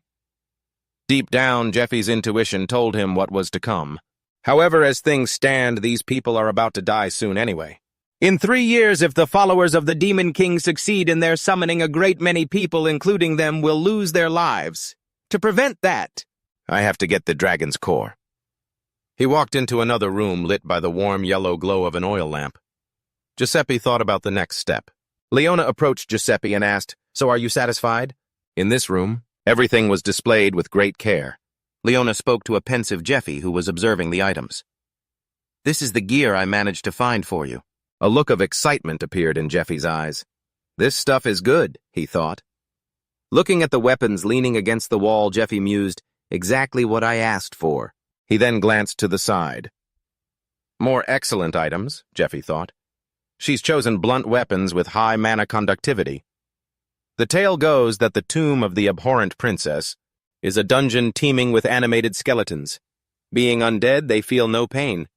Their bodies are nothing but hard-bone rendering slashing attacks like the Great Sorrow flesh render, and the agonizing blood scatter completely useless. An image of a great hammer shattering a sturdy skeleton appeared in Jeffy's mind. That's why to defeat them you have to smash them to pieces with blunt weapons. Giuseppe put a hand to his chin, looking thoughtful. The quality of these weapons is excellent. I'll take them all. Hearing this, Leona asked with a look of surprise and gratitude, Really? Without hesitation, Giuseppe reached out and grabbed a sword from its wooden stand. Among all of these, he said. Jeffy then drew a long sword. After a few practice swings, he said casually, I especially like this one. That treasure was the Sunset Longsword, an artifact belonging to a knight from 100 years ago, discovered in the Sunset Castle. Within the blade flows a mysterious stream of energy. I found this one because our distinguished client specifically asked for it, Leona thought. But a longsword isn't very effective against skeletons. I have no idea what he's thinking. Jeffy then looked at his reflection in the sword's gleaming surface. He thought, what I really need to be concerned about in this dungeon isn't just the skeletons. Jeffy thought to himself, the Radiant Sanctuary is trying to wrap up its 15th attempt to conquer this dungeon. And the followers of the Demon King are ready to fight to the death for their cult's survival. I'll have to fight all of them to get the dragon's core. Jeffy's thoughts grew more somber. The entire subjugation team is my enemy. But there was more. Seeing the suspicion in Net's eyes, Giuseppe thought, Net still doesn't trust me. Just then Giuseppe gripped the sword and closed his eyes as if weighed down by his troubles. He thought, even if I tell him the truth, it won't be easy to convince him. If my persuasion fails and we end up fighting again, it won't end halfway like it did last time. His eyes revealed his conclusion: it would be a fight to the death. Suddenly, a knock at the door made Jeffy look up in surprise. It was an enchanter who entered with a gentle expression and spoke to the two of them. My apologies, am I late? She continued. My name is Angelia. I'm an enchanter who collaborates with the Research Institute. You must be the distinguished client Anna mentioned, correct? Watching her hand place a spell upon the sword within a sparkling circle of light, Jeffy thought, the process of imbuing equipment with holy power mana and other attributes is called enchanting. The more skilled the enchanter, the stronger and more durable the enchantment. Jeffy's thoughts continued. If I remember correctly, Angelia is one of the most renowned enchanters of the sanctuary. Jeffy then said, stammering slightly, well then, I'll be in your care. Hearing this, Angelia chuckled. Don't you worry, handsome. Then her expression turned serious as she began to chant, O sacred holy mother, please grant us your light. Suddenly a brilliant golden light flashed, sparkling brightly. Now everything had been enchanted with a golden aura: the leather armor, the sunset longsword, the enchanted leather boots, the enchanted disaster amulet, the enchanted black steel scythe. Jeffy thought, even though I have to prepare for a confrontation with the subjugation team members and... I can't let my guard down inside the dungeon. If I can't even withstand the foul aura of the abhorrent princess's tomb right from the start, then all these preparations will be for nothing. Jeffy's gaze was sharp and wary. And with that, the basic preparations are complete. Angelia then asked, so how will you be paying? Hearing this, Leona immediately handed her a pouch of gold. 5 pieces of equipment for a total of 3,000 gold. Here's the full payment. Angelia happily took the pouch of gold and left, waving goodbye to the two of them. Leona happily bowed in return. Getting enchantments from Angelia on the side for only 3,000 gold is way too cheap, Jeffy thought. Yos must have pulled some strings for me. Looking at the equipment around the room, Giuseppe said, now then, let's settle up the costs on our end, shall we? Hearing this, Leona asked in surprise, About what? She asked, and then, with a thoughtful expression, Giuseppe asked, isn't it thanks to you that I'm barely paying any commission? And we're not just talking about 1 or 2 pieces of equipment here. Hearing this, Leona put a hand to her chin, thinking to herself that she'd taken a small loss to earn some points. She feigned nonchalance. Oh, it's nothing. We're all acquaintances here. Jeffy immediately glanced over at her. You must have had to prepare in a real hurry, thanks. Seeing this, Leona looked rather suspicious of Jeffy. Then she hesitated before replying, Ahem. As long as you understand my good intentions, that's all that matters. But Jeffy just asked, so what do I do now? Jeffy immediately looked worried. I don't have a single coin left. Hearing this, Leona's jaw dropped in surprise. What, my dear customer, what did you just say? Or what? Giuseppe thought to himself that the byproducts from the fish and cheese weren't worth much, and the village in the gorge wasn't exactly a dungeon. Then he added with a calm expression, I didn't find anything of value. I have nothing to give you. Hearing this, Leona stammered nervously, How can that be? Not even a single coin? In the end, Jeffy immediately held out his hand, which was holding a small key. Then he produced 2 vials, 1 blue and 1 purple. He said to Leona, Can I pay with these? The first vial, Belio's deadly poison number 68 from the Poison King's collection. The second vial, Dragon's deadly poison number 61. Hearing this, Leona's mind raced with frantic worry. A deadly poison from the Persephone Guild. Seeing that Leona seemed to want the 2 vials, Jeffy held them up high for her to reach for. She became giddy with excitement. Oh, that'll more than do. Give them to me. Jeffy then pulled the 2 vials further away. Leona reached for them, shouting, "Come on, give them here! Stop messing around!" Seeing that Jeffy was still teasing her. Leona lost her temper and yelled, "Do you get a kick out of teasing people?" she snapped. She continued to demand the 2 poison vials from Jeffy. "Hand them over now." Jeffy finally gave the 2 vials to Leona and turned his head, saying, "Be careful when you sell those. That guy named Mole is dangerous. Don't sell to him." Leona, however, was blissfully holding the 2 vials, caressing them. "All right," she replied to Jeffy. As she watched Jeffy leave, Leona waved goodbye. "Take care, my dear customer. Come see me after the subjugation. I'll pay you the difference. Make sure you come back, you hear?" The next morning, at a temple filled with knights and other people gathering for something, a hooded figure stood in the crowd, thinking, "It's pretty crowded. If you include the knights and the priestesses of the sanctuary, I wonder how many people there are." An old man glanced over and replied, "Around 100, perhaps." Elsewhere, Jeffy stood with Net, thinking to himself, "Only a few of them survived in my past life. It'll be the same this time." Someone's voice rang out. Standing before everyone, he announced, "It seems everyone has arrived." It turned out to be the man with long blonde hair looking down at the crowd. His name was Lucius. Jeffy thought, the leader of the subjugation squad is the head knight of the sanctuary, Lucius. The princess's catacombs raid party consists of clerics from the Temple of Light, 18 knights, 10 slave medics from the Hunter Squad, and 20 heresy inquisitors.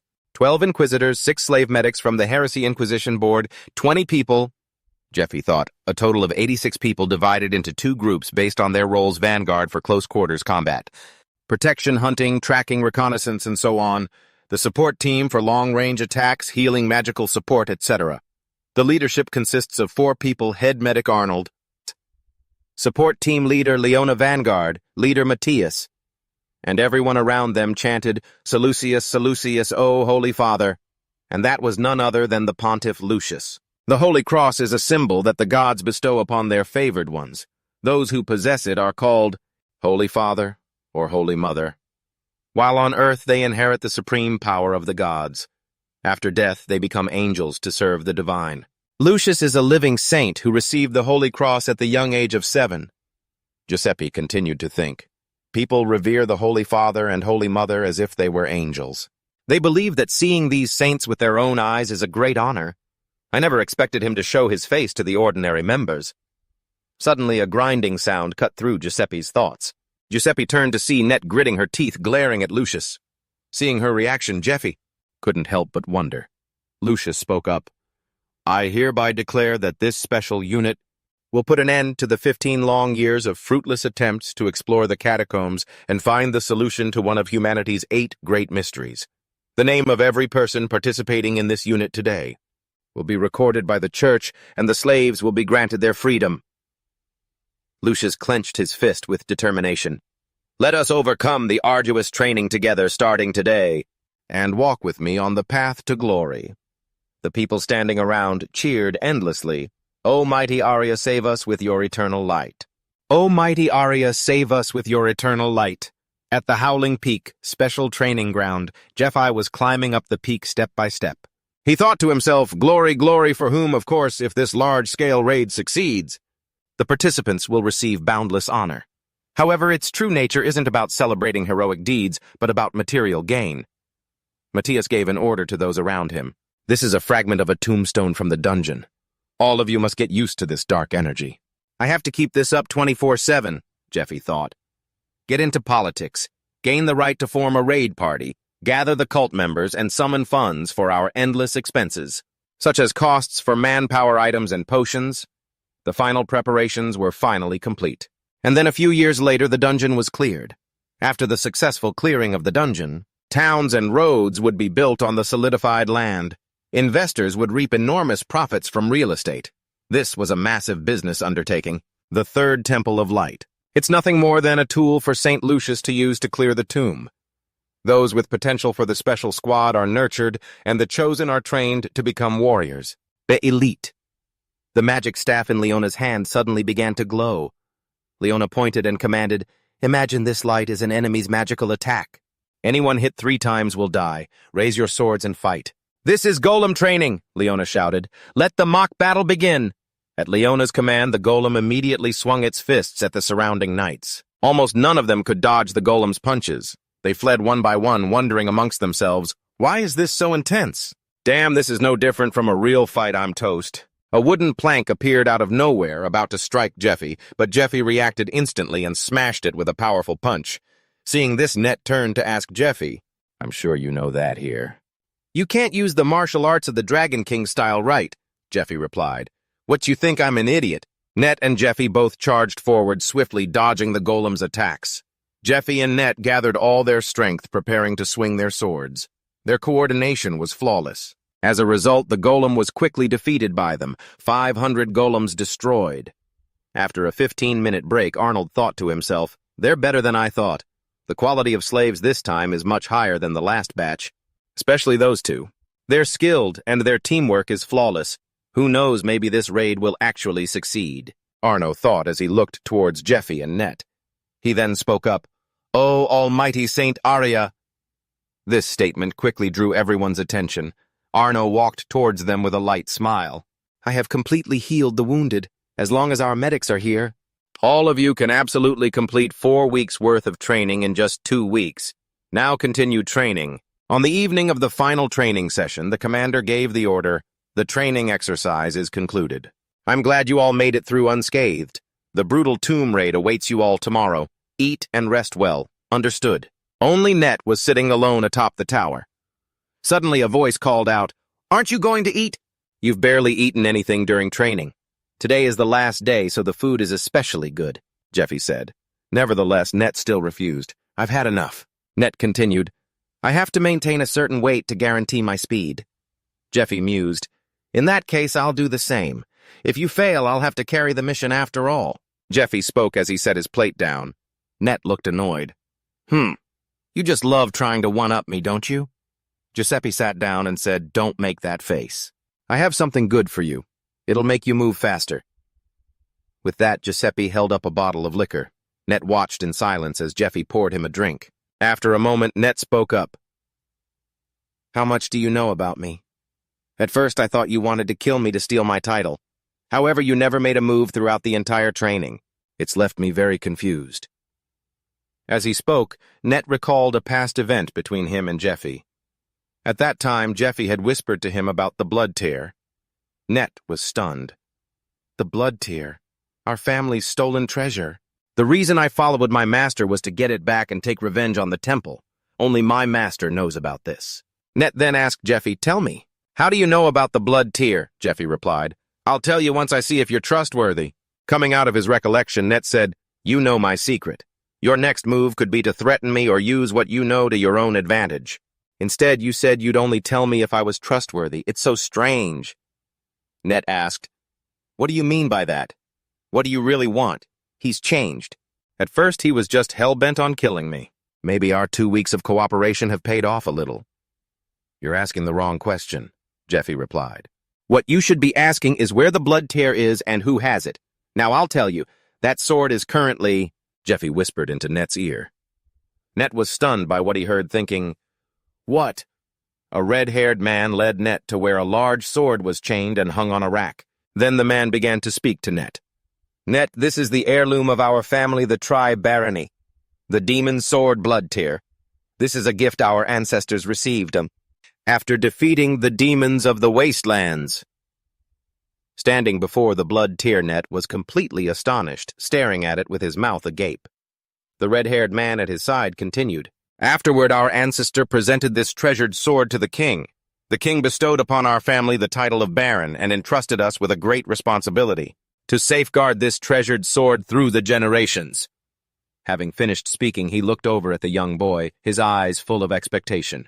One day, you will be the Baron of the Style family. When that time comes, this noble duty will be yours. He patted the boy's head expectantly. You must become a knight. To be worthy of the sword, do you understand? Net at this moment was overjoyed to hear his father's words, filled with the faith he had in him, and replied, Yes, father. The two of them left, and Andean laughed smugly. Ha ha, what I should have left for you was a piece of my investment. Suddenly, from outside the palace, shouts rang out urgently, Andean, give the sword back. Inside it was Net's father shouting and causing a scene. He was furious, yelling, I mortgaged all my land and my barren title, but it had nothing to do with the blood-tear sword father. Andean sir, please give it back to me, give it back. The scene inside was now utter chaos. All the soldiers were trying their best to hold back Net's father's rage, but Andean, faced with that fury, he showed no reaction at all, calmly standing aside and watching him. When he saw Net's father rampaging and screaming his name, Andean began to smirk, looking over at him. As he was causing a disturbance, Andean asked, "How dare you cause a scene in the temple, huh?" "Don't get the wrong idea, Leonard." Then before Leonard's resentful eyes, he continued calmly, "Blood Tear was never yours. It belongs to Baron Tyler. You mortgaged that noble title, so you no longer have the right to keep it." Hearing this, Leonard could no longer hold back. His eyes, filled with killing intent, glared with rage. "You—" Then he drew the sword from his waist. Filled with ultimate resentment, he broke through the knight's blockade and swung the sword, aiming for the middle of Andean's head. Without hesitation, he screamed, "You bastard!"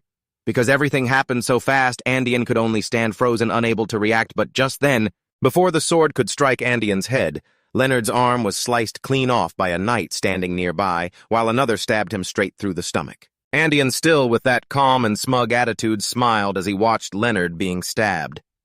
Leonard coughed up blood. His son Net, witnessing everything from the side, screamed in horror. "Father." He collapsed at the feet of Andean.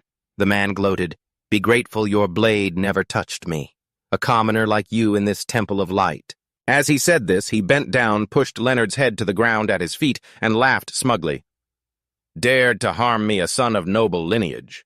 For that crime, we will execute your son as well." Just then, Andean's men began to leave. They left Leonard collapsed on the ground along with Net's horror.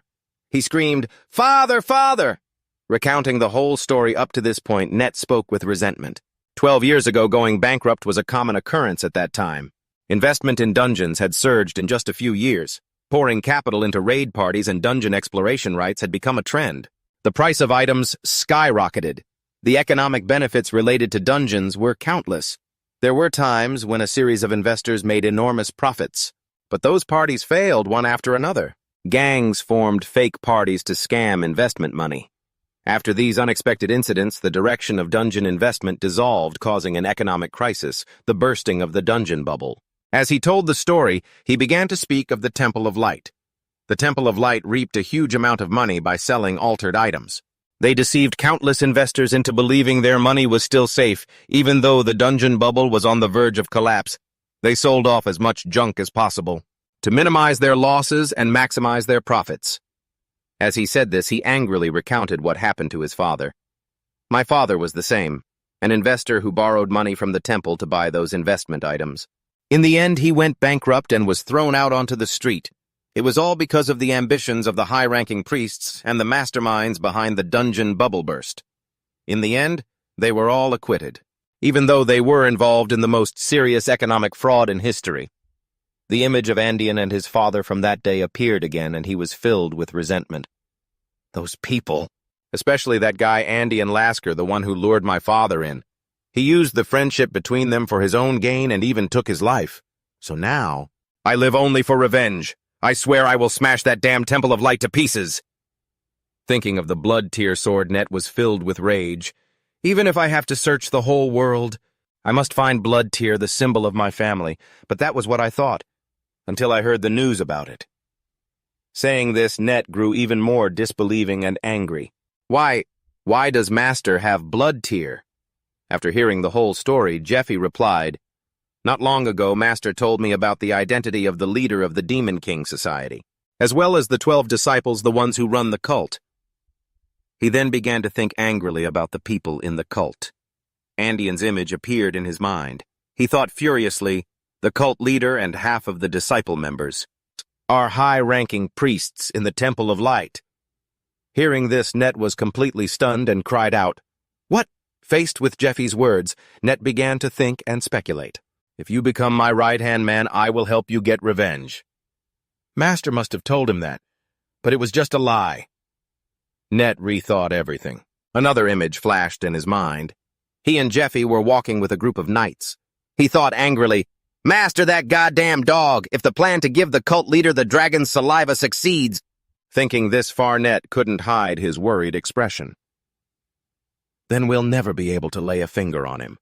His plan for revenge would be ruined. Net thought angrily. We've been tricked from the very beginning. He was furious. Damn it. Master, the person I saw as family has been deceiving me all these years. This can't be real. Net couldn't believe what he was thinking, but he struggled with the internal conflict. But if it's not true, then how did he know what Master once told me? Net stopped in his tracks, lost in thought and confused. What should I do? At that moment, the group of knights, along with Net and Jeffy, arrived in front of a tomb. Standing before it, Net snapped out of his thoughts in surprise. This is the tomb of the tyrant princess. Another person standing next to him also looked at the tomb and began to think, compared to this level, of the dungeons I've cleared before are nothing. He then started to worry. This uneasy feeling. It's like it's radiating through my very core. A sturdy old man to the side also looked on with interest. This place is certainly worth a try. And so they stormed through the doors. This is one of humanity's 3 great mysteries. Seeing this, the knights outside started to get a little worried. They turned to look at each other. Just then, Anew, who was leading the knights into the dungeon, looked at them and smiled. I'm sure I've told you before, but this is the dungeon the Temple of Light has been exploring for a grueling 15 years. Hearing this, everyone started paying closer attention to the dungeon. Anew continued, Everyone? Do you see the purification tools everywhere? This means this floor was explored and purified a very long time ago. He continued to elaborate, This dungeon has 9 floors in total. 2nd floor, 3rd floor, 4th floor. They continued their descent into the dungeon. 5th floor, 6th floor, 7th floor, and he began to add, in our previous raid we successfully cleared up to the 7th floor, although we defeated the gatekeeper monster on the 8th floor. As he spoke of the 8th floor, a terrifying image of knights battling hordes of monsters appeared. Anew continued his story. But because of the dark aura leaking from the bottom floor, an image of ferocious skeletal monsters appeared. The monsters have become like this, Anew explained. These monsters were ferocious, their bodies human skeletons, but their eyes held a green glow and green smoke poured from their mouths. Seeing this, everyone grew excited. Charging inside, everyone shouted with excitement. Everyone prepare for battle, Vanguard Formation 3 assemble! The man on the other side also raised his sword. Let's fight! He yelled enthusiastically. Meanwhile, at the Temple of Light, 2 people were standing and talking. We're grateful that you've come, Your Eminence, Lucius said, bowing humbly with a smile. All the warriors have gone to raid the dungeon, so we're facing quite a few difficulties. We don't know how we can possibly repay you for lending us your protection forces. Indian replied, Think nothing of it. It's only natural that we help each other. As Lucius had left the temple to explore the dungeon, the knights now present were those dispatched from the capital's archdiocese. Indian replied, Please feel at ease. Treat them as if they were your own men. He was Cardinal Indian Lasker, a worshipper of the Demon King. At that moment, a skull monster with glowing green eyes ferociously lunged forward, opening its menacing maw to attack. The ensuing melee was chaotic. The battle was split between 2 sides. On one were the skull monsters. On the other side were the knights. The fight was evenly matched, and neither side gave an inch. One of them grew impatient as he fought. Is there no end to them? How can there be so many? In contrast, the muscular old man on the other side was still charging forward with gusto, laughing gleefully. Ha ha ha! To me, this rabble is just a little post-meal exercise. Elsewhere, another man started to speculate. Rumor has it that the master of this tomb is the Necro-Princess Eureka, a great archmage, who appears only once in a millennium. I think she used her magic to lure a few thousand of her followers and imprisoned them here while they were still alive. They chatted as they fought, cutting down monsters. Well, there must have been hundreds of thousands of grave robbers over the past few thousand years, so there's obviously no shortage of skeletons. She's a complete lunatic, another person said, laughing loudly. Ha ha ha ha, when I was young. And just then, they had now advanced deep inside the dungeon, having cleared out the horde of monsters. But suddenly, a tremor emanated from deep inside, emitting a green beam of light that drew everyone's attention. From the depths, a monster 100 times their size emerged, with smaller monsters scurrying at its feet.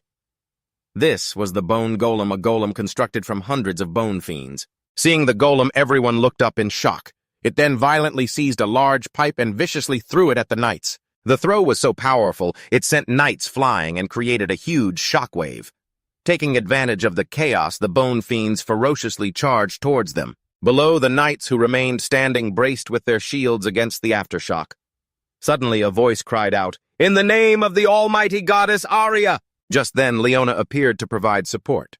She pointed her scepter forward and cast her spell, "I summon chains of light, restrain the enemy." Her spell generated golden chains that shot out and bound the golem, immobilizing it. The others cried out in amazement, "It's not moving, now it's our turn." The knights rushed towards the bound golem, attacking with all their might and yelling, "Quick, smash it!" But just then the golem, while still bound, suddenly began to struggle. The golden chains started to vibrate as its body began to move. Its restrained hand began to flex and clench, making the chains tremble violently. Suddenly the golden chains shattered. The freed monster was furious. Below, everyone started to panic. "The chains of light have been broken. Watch out." Just then another knight raised his sword, activating a skill that caused his blade to erupt in a brilliant light. He began the incantation for his skill. "O goddess who guides lost humanity, shine your light into the deepest darkness." He then swung his sword, slashing through the monster's body. The attack formed a cross of light that passed through the monster. The brilliant slash tore right through the golem and the other bone fiends. The knights watched in awe, exclaiming, "Whoa, that's Captain Matthias for you." But hearing the praise, he showed no pleasure, and was instead very stern. "Focus." Matthias looked at the dungeon floor now piled high with the skeletons of the defeated bone fiends and thought, if the bone golem was here, then the one controlling that huge thing can't be far. Elsewhere, another type of bone fiend appeared, radiating a powerful aura. This was a bone sorcerer, an intermediate-class monster capable of casting magic and commanding lower-class bone fiends. At that moment, it was standing in a corner, using its power to revive another golem from the defeated monster's remains. Nearby, Akno urgently looked over at Matthias while casting a spell. "That sorcerer will keep summoning golems if we don't eliminate it." Hearing that, Matthias got annoyed. What kind of weirdo doesn't know that? Stop being so perverted. He looked pensively towards the mages in the back who were casting a healing formation. He then thought, whatever the first thing I need to do is get to that witch, in order to attack her directly and break their formation. He watched the golem being slowly summoned and the knights desperately launching attacks at them. He thought, in other words, we have to fight them head-on and destroy those things. Matthias's eyes darted around, searching everywhere. He anxiously thought, but the important thing is, where is that thing? This battle will become a complete mess if I can't find it. Suddenly a voice said, "Found it." From behind, a blond man standing behind Matthias, who had been searching frantically, suddenly said, "Everyone get back." It was Lucius. He took a stance, preparing to unleash all his power in one strike. It created a massive flash of light, forcing Jeffy, Net, and Matthias to squint. Lucius's skill was unleashed, creating a pillar of light with immense power. It swept through the entire tomb, creating a massive shockwave that cracked the ground. After the attack, the skeletons began to disintegrate. The attack shattered a stone pillar. This was the ancient tombstone that supplied magical energy to the skeleton witch. After the attack, he began to smile with satisfaction. If we hadn't destroyed the ancient tombstone first, facing the witch would have been extremely difficult, but it's fine if we destroy both the magic stone and the witch at the same time. At that moment, everyone shouted in joy, "All right!" The witch and the golem. Marcos are dead. Let's take care of the remaining minions.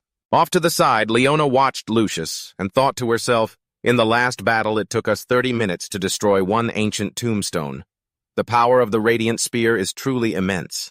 Nearby Net also observed, thinking, so that's the power of the radiant spear. Jeffy was also surprised, thinking, so this is the power of a 2 million gold weapon, huh? Having ended the battle, Lucius stood proudly holding the immensely powerful radiant spear. Everyone cheered loudly. We've conquered the 8th floor. No more skeletons are appearing. We're good. Healers treat the injured first. We're making camp here tonight. You guys place the purification magic tools around the area. If you don't want to die in the middle of the night. On the side, Jeffy suddenly snuck off somewhere. He then went to a wall, feeling it all over, searching for something. He thought it must be around here. Suddenly, he found a secret passage. He was overjoyed. Ha, found it! Meanwhile, in the makeshift strategy room, everyone was in discussion. All right, listen up. This is the map of the 9th floor. Inside, Lucius, Leona, Arnold, and Matthias were sitting together discussing the battle plan. Lucius said, "I expect it will take 6 days to get from the 9th floor entrance to the 9th floor boss room. From now on, we will advance while destroying the ancient tombstones in each area." Hearing this, Leona was surprised and asked, "All of them, huh? There must be hundreds, if not thousands of them. If we only destroy the ones on the path to the boss room, it'll only take 2 days. Hearing her objection, Lucius became stern, his hand on his sword, as he said firmly, "Have you forgotten, Leona, huh? We once tried to save time and effort." And hearing that, she looked extremely dissatisfied, but Lucius continued in a grave voice, "But this time we cannot allow the mistake from a year ago to happen again."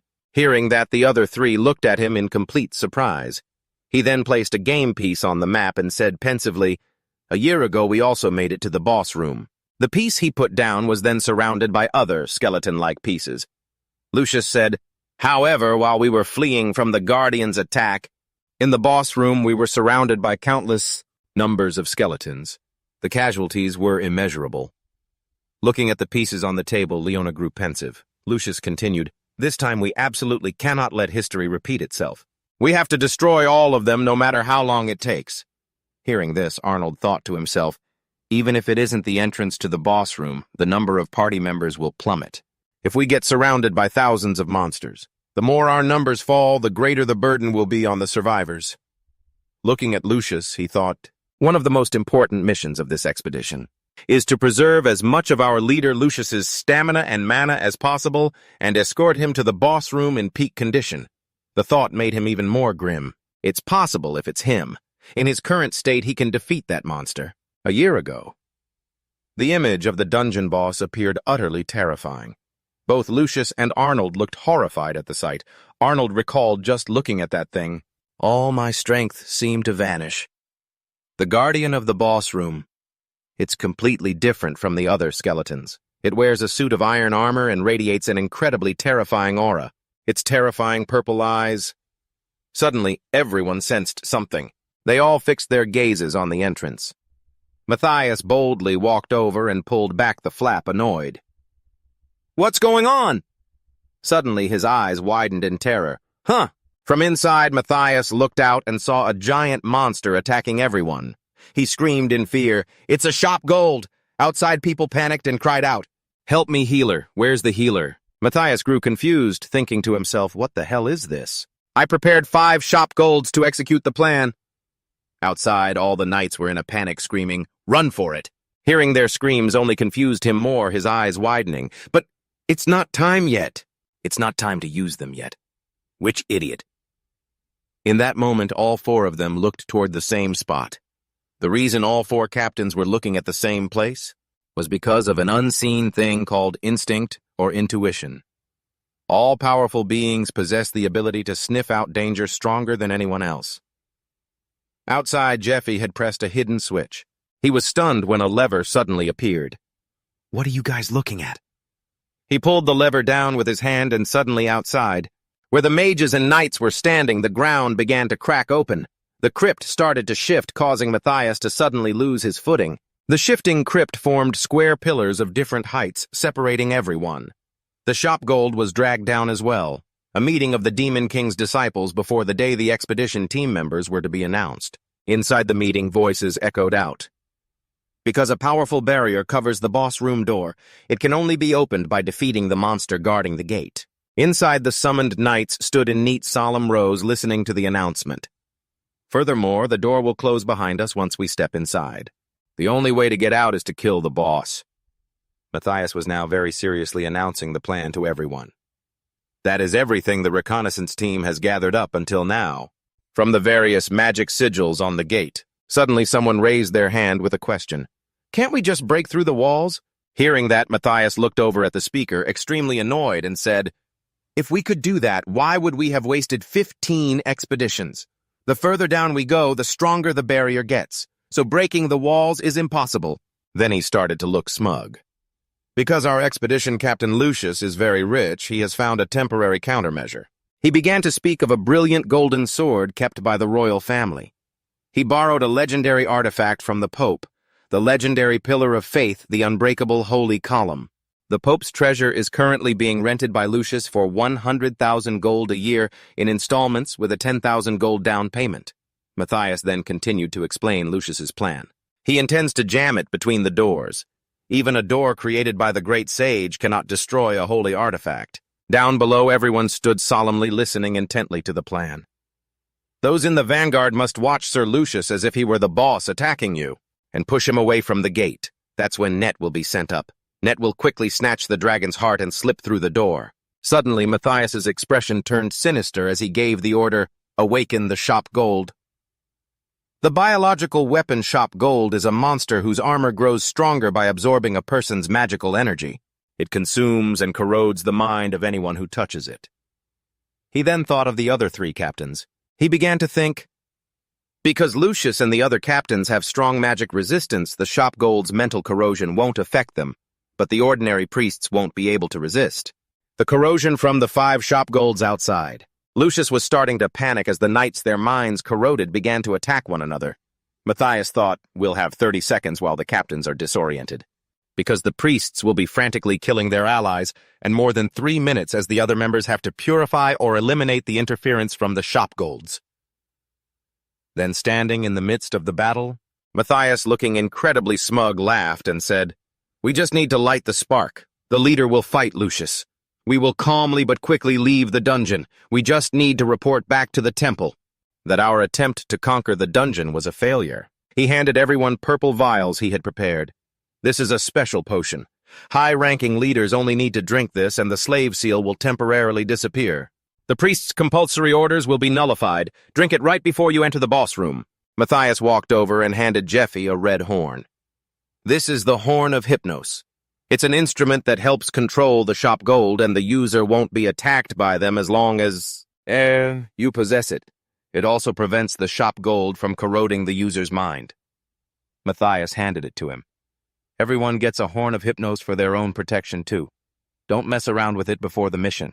Looking at the horn, Jeffy was completely surprised. Holding the horn in his hand, he was extremely pleased and smiled, thinking back on everything that had happened until now inside these walls. Jeffy stood inside, smiling smugly as he watched the chaotic battle outside. He thought to himself, how moving. Everyone fighting tragically outside was groaning, "I'm gonna die, man." Jeffy began to use the horn, thinking to himself, with the healers here, the massacre won't be too serious. Outside, someone suddenly recognized the sound of the Horn of Hypnos. They were startled, thinking this sound. Shop golds crawled out from the other knights' pouches. The shop gold forces grew larger and larger, overwhelming everyone and causing them to scream in fear, "Shop gold!" From behind that wall, Jeffy started to shout from his position, "Gather at one point, surround them so the healers can perform the purification." Jeffy began to run off in another direction while everyone else yelled, "Gather, gather!" At one point, as he ran, he laughed smugly, thinking, "All right, just keep this up." Jeffy rushed towards the wall, reaching out to touch the 7th secret switch. Suddenly, he froze for a beat. Jeffy turned to look behind him and realized he had caught everyone's attention. All eyes were on Jeffy.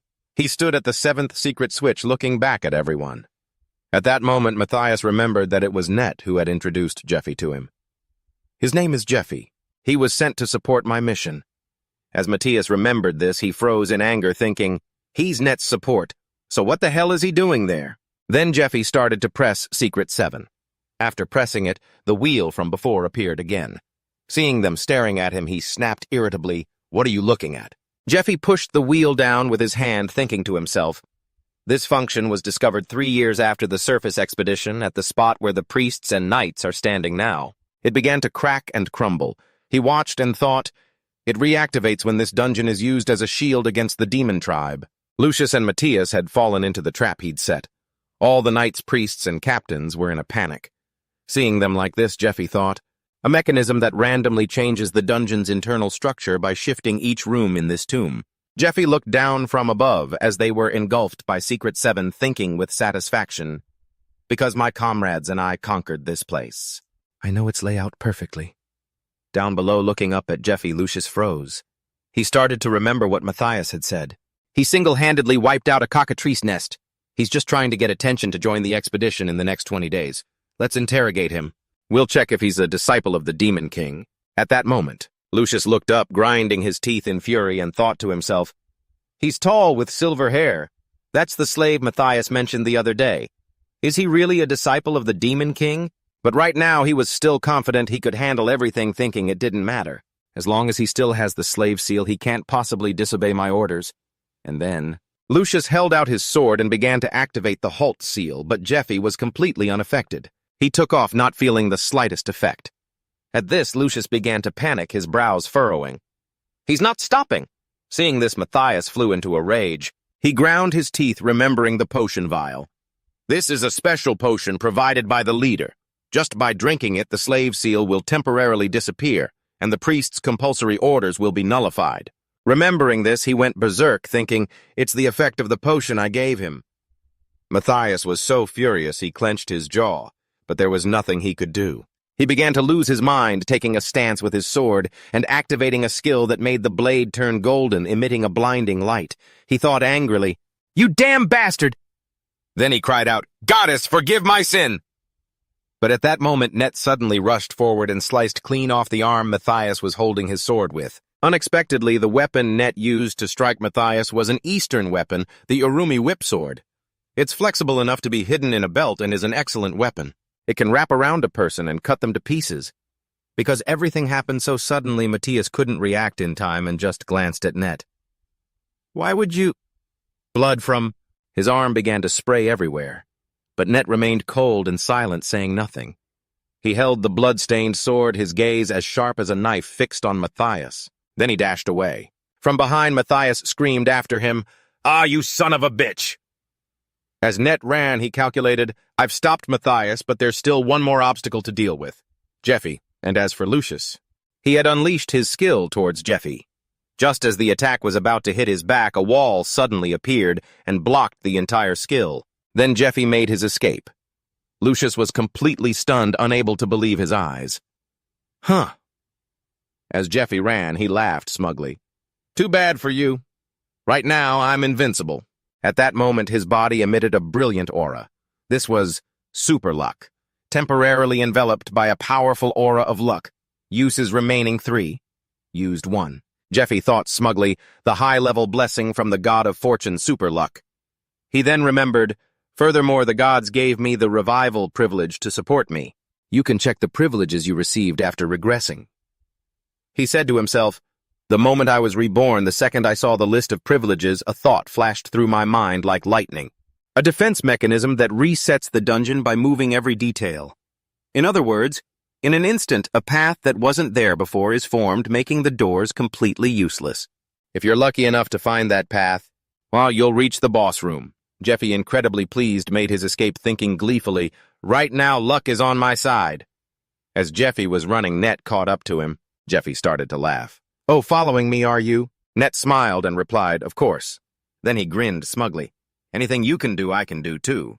Giuseppe was extremely satisfied, thinking, "It seems he's made his decision." Then Giuseppe recalled his conversation with Net from the other day. "You're going to steal the dragon heart after everyone enters the boss room, just as the Demon King's disciple planned. But then you're going to run away with it, instead of delivering it to the secret meeting room. That's your plan, isn't it?" Then he continued, "If you do that, you're a dead man for sure. The only way to survive is for the two of us to kill the boss together." Hearing this, Net grew tense. "What?" Net began to lose his patience. He lost his composure and stood up angrily. "I don't want to hear you bark anymore. Kill the boss with just the two of us. Is that what you're trying to say?" Seeing Net so angry, Jeffy remained patient and sat down. "Let me tell you about this brilliant plan." They discussed Jeffy's plan together until that afternoon. "That's the whole plan. Any thoughts?" After hearing the plan, Net began to hesitate. He was swayed by Jeffy's plan, thinking, the plan is completely unconventional. Its chances of success are very high. The problem is— At that moment, you suddenly realized there was a problem. With renewed conviction, Net turned to Jeffy. "What do you mean I'll die if I run away with the dragon heart?" Net began to argue back defiantly. "Do you have any idea how fast the Dragon King arts are? Who could possibly catch me when I'm moving at that speed? Besides, what if I become the master of the dragon heart?" Seeing that Net was still being defiant, Jeffy held up a hand. 2 things. First, the dragon heart has a unique way of accepting a master. If you're not careful, you could die from being unable to control the dragon's magic. As he said this, Jeffy's expression gradually grew serious. I can't do it myself, but I know the person who understands how to make the dragon heart accept a master. Second. Hearing this, Net became furious, flinching as if Jeffy had struck a nerve. Jeffy continued, the person who transported the items to the 3 temples of Paris was Cardinal Indian Lasker. Hearing that name, he couldn't help but reveal a furious expression as he recalled his father being murdered 12 years ago. Andean's Night Order will hunt you down. That order is one of the strongest in these 6 lands, and it won't just be them. The Demon King's church will also hunt you down when they hear you've fled. As he said this, an image of their master appeared in Jeffy's mind, his expression filled with gravity. The entire church, including Master Jeevy, head of the Dragon King Order, seemed to have gotten into Net's head. He asked him, Are you sure? I'm sure I can get away. Faced with Giuseppe's solid logic, Net was startled, his anger flaring up. Back in the present, Gate 7 was closing. Both Net and Giuseppe were escaping at incredible speed. As he was making his getaway, Net thought back to the day he went to see Matthias. You want to deliver the dragon heart to the Grand Master. Upon hearing Net's request to transport the dragon heart, Matthias immediately refused, his tone firm. Why do you suddenly want to do this? As the one in charge after entering the dungeon, I can't let things go off plan. But after hearing Net's arguments, he began to let his guard down. You think the Temple of Light will get suspicious because the courier is too high profile. Oh, please. But Matthias just smiled and refused. It seemed he already knew the courier was Lord Andean. But I hadn't heard about how it was going to be transported yet. We've prepared a special safe method. You don't need to worry about it. Just focus on your own job. After being shut down like that, Net just stood there in silence. Matthias clapped him on the shoulder, smiled, and walked away. But Matthias did leave him with a few parting words. Your handler told you quite a lot, didn't they? Our organization is a secret, so the identities of our members, especially the vice masters, are kept hidden. The Grand Master must trust you a great deal. Remembering those words, Net fell silent, realizing everything Jeevy said was true. He thought of that fiend Andean and of his own master, his enemy. Andean Lasker is a disciple of the Demon King Order, and he's close enough to my master to be entrusted with such a critical mission. Images of his father being murdered by Andean flashed through his mind again. Everything inside Net's head shattered, and the image he held of his master began to crumble, completely shattered. Net thought furiously, wasn't destroying my life enough for you to think I've been deceived for this long? After running for a while, Net and Jeevy found themselves in front of a golem. It was waiting for them, its green eyes glowing ominously. Net acted decisively. With a cold flick of his wrist, he activated a technique. In a single move, he completely annihilated the golem, leaving not even a single shard behind. He roared in fury, unforgivable. Just then, Jeevy was still sprinting ahead. Net, however, was pouring all of his rage into his attacks, unleashing his full power. As he thought furiously, You damn Demon King disciples! And the Temple of Light, I'll destroy every last one of you. Seeing Net get distracted, Jeevy yelled back. What are you doing? Focus on running. Listen to me. Hesitating for even a second will ruin the whole plan. The rage in Net's heart hadn't subsided, but he gritted his teeth and endured. I know. As they ran, Jeevy thought to himself, I understand how you feel. But you can't let your emotions get the best of you. 5 seconds until Superluck runs out. They shot forward like lightning. As he ran, Jeevy was counting down. 3, 2. They were getting closer and closer to the boss room. A green light 6 was flashing before their eyes. Jeevy counted 11 as the light got even closer. Like a thunderbolt, the two of them flashed behind the boss in an instant. 4 Jeevy counted. 9. Just then the boss noticed their presence. It turned its head, its gaze filled with killing intent. The two of them drew nearer. Jeevy counted nervously. 8.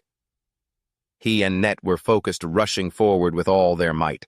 The boss went into a rage. It began to draw its sword, its aura brimming with bloodlust. My heart! Then without hesitating, it raised the blade and took a stance to attack them. Seizing the moment, Jeevy screamed, Jump! Just as the massive monster brought its sword crashing down, the two of them dove to the sides, narrowly dodging the boss's attack. Just then, a green light shone on their faces. Tensely, they thought, this is it. That light was the entrance to the boss room. The two of them threw themselves toward it. Behind them, the gatekeeper monster's arm crackled with furious energy, ready to strike them down. The gate was closing fast. Jevi anxiously counted 3, 2. Even though the opening was now tiny, they both risked it all and leaped through without a second thought. Jevi counted 1. After he hit 0, they had luckily seized the moment and made it into the boss room just as the gate slammed shut. Both of them collapsed to the floor, panting for breath. After a moment, they got up. Jevi smiled satisfied, while Net, still breathing hard, said, "I don't know whether to be amazed or pissed off." Staring at the glowing stone pillar before them, they couldn't believe their eyes. They said to each other, "We actually made it into the boss room." But as Net looked around the empty chamber, he grew confused. "But there's nothing here. Where's the boss?" Suddenly, a chilling voice echoed out, making both of them jump in surprise. Their eyes shot wide. "Who goes there?" And then from within the glowing stone pillar, a shaft of light began to appear in its center. The voice echoed, "I can still sense the night's energy outside the gate. How did you two get in here?" The boss appeared looking ethereal and mysterious in a black dress with platinum white hair. She spoke, her voice cool. "Who dares disturb the slumber of royalty? Meanwhile, outside, the others had managed to fight off the Shoggoths. "The walls are holding. We've wiped out all the Shoggoths," Leona began to shout. "Everyone gather here now. Get a head count." "Of the survivors," everyone replied Roger. But everyone was confused. Arnold asked Lucius, "Captain, what do we do now?" He fell silent, deep in thought. He thought back to what had just happened. The nullification sigil right before his eyes. The slave sigil. A seal placed upon slaves by the priests of light using their divine authority. The priests of light can forcibly command anyone with this mark. If I use it, the forced command has a range of 1 kilometer. Lucius began to think. He never had a slave mark to begin with, or maybe he has a tool to nullify its effects. He pondered everything. Furthermore, as soon as the soft gold appeared, he activated several tomb traps, moving them all just to show me, at least 2 of them. At this thought, his face darkened. To think there are a few of the Demon King's disciples hiding in the expedition team. Lucius began to grind his teeth in anger, even though he had selected only the most trustworthy people and their slaves. He then turned to Acno, furious, and asked, "Acno."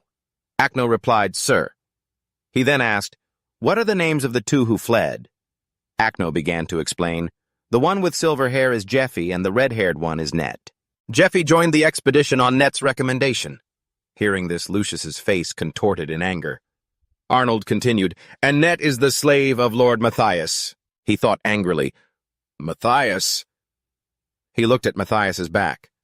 At that moment, Matthias was angrily thinking, did those idiots run away because they were afraid to face the boss? After creating this mess, he gripped the sword in his hand, seething.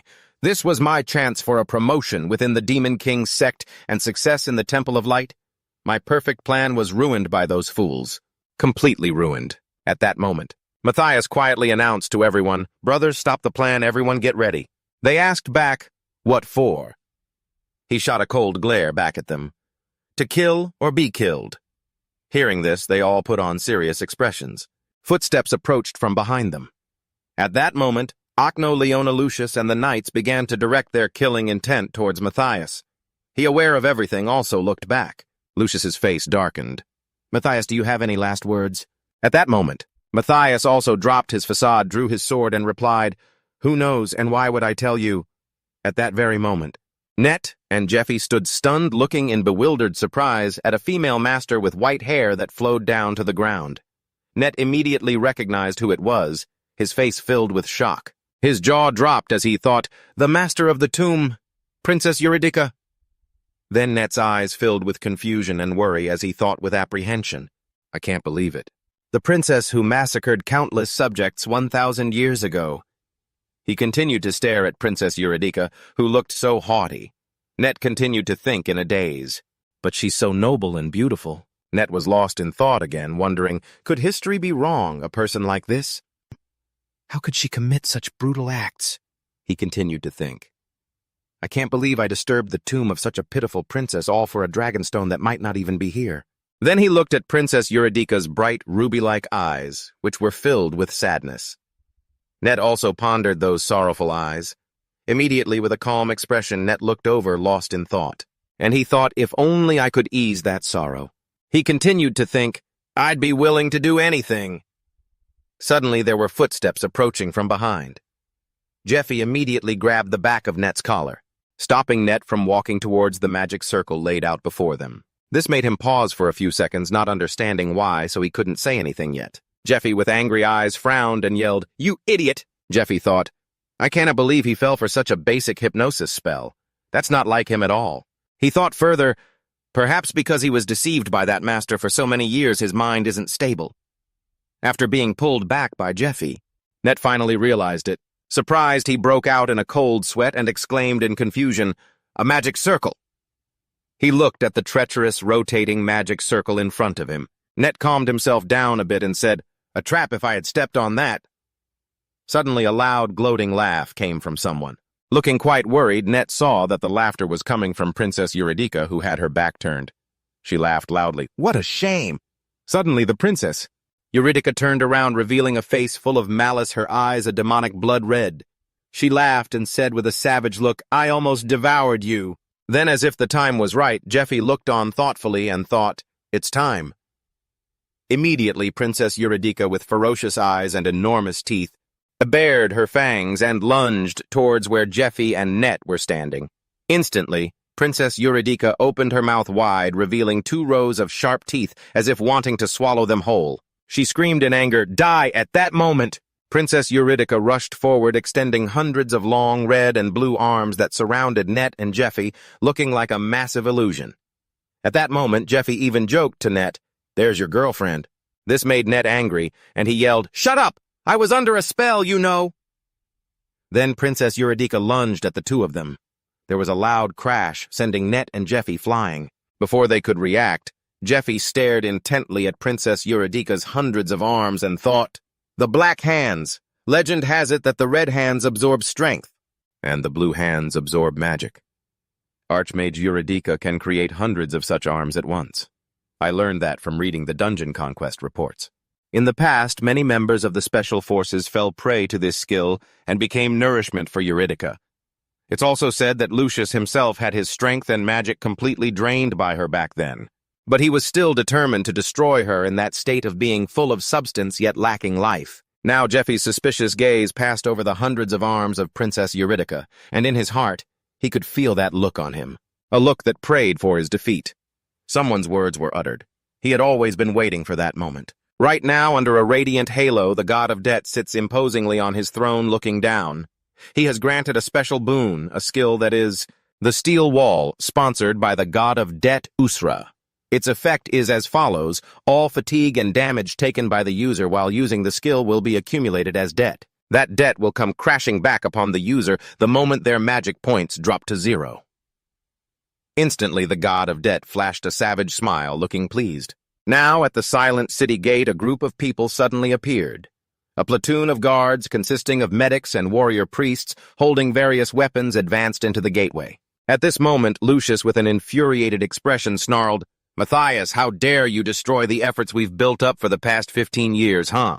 He continued to ask, "Since when did you join their side?" Hearing this question, Matthias Grimmer, with a deeply pensive look, said nothing. He clenched his jaw, thinking to himself, Lucius is no fool. Shopgood and those slaves can nullify the seal, he pondered further. He couldn't have failed to notice when the truth was laid out right in front of him like this. Is he interrogating me now? Unsure of anything, Matthias thought further, the slaves couldn't have escaped on their own. I don't even know how the dungeon's structure has changed. He sank back into his thoughts. Even if I manage to escape, if this important campaign fails, and I return empty-handed, the leaders of the Demon King's Council will kill me instantly. With his resolve now hardened, Matthias Grimmer gripped his sharp sword and strode forward with purpose. But in his heart he thought with absolute certainty, I have to kill him. To survive, I have to kill Lucius right here. At that moment, Matthias Grimmer, holding a longsword, walked forward proudly. He looked nonchalantly at Lucius, who was staring intently at him, and let out a triumphant laugh. Since when, you ask? Then, without any fear, Matthias Grimmer pensively asked Lucius, Do you really want to know? In his heart, Matthias thought, this is such bad luck. Looking at Lucius's group of grim-faced soldiers, Matthias Grimmer figured they were clerics equipped entirely with legendary items. Along with medics and cleric warriors, he thought with concern. I can't use a boss or support to kill them now. Then Matthias looked at them with a provocative expression, thinking, I only have one option with them. This side is the enemy. He saw his own people hiding on the other side. Matthias acted rather nonchalantly, thinking, but they have no idea my side is hiding over there too. Matthias's eyes were filled with calculations. He thought, if I can just create an escape route, I'll have a chance.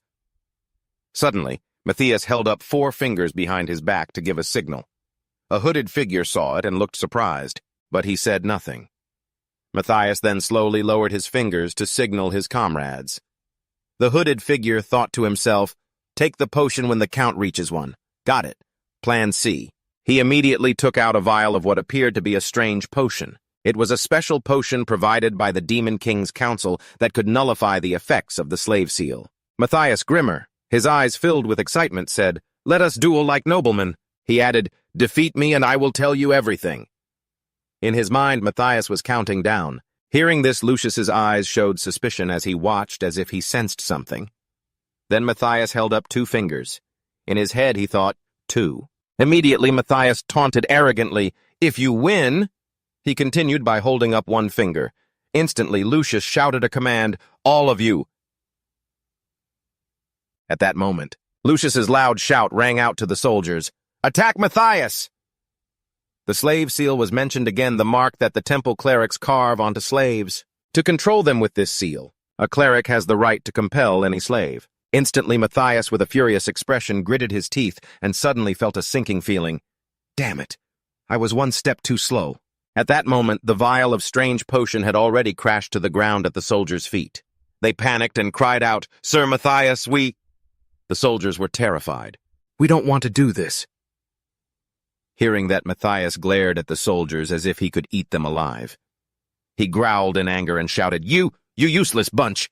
Just then, Lucius, with the look of utter confidence, stated calmly, a command from the Holy Ones is on par with the will of the Pope. When the slaves obey my command, they will not carry out the orders of any other cleric, he continued. In other words, the only way to stop them is to kill them. Lucius immediately closed his eyes and said, What a shame, Matthias. In Lucius's mind, he recalled his childhood. You have always been my friend, ever since I entered the academy at 52 years old. Lucius remembered his voice, choked with emotion. We have fought side by side through countless battles, and now I am 32 years old. We were so close we could understand each other with just a glance. Lucius's eyes filled with suspicion as he continued, To think you would betray me in front of so many eyes. They were staring daggers at each other, oblivious to everyone else. Then Lucius continued, First disarm all the traps you people have set. A moment later, the bodies of the slaves lay scattered on the ground. Some were dismembered, others bathed in crimson blood. But there was something special about every single one of them.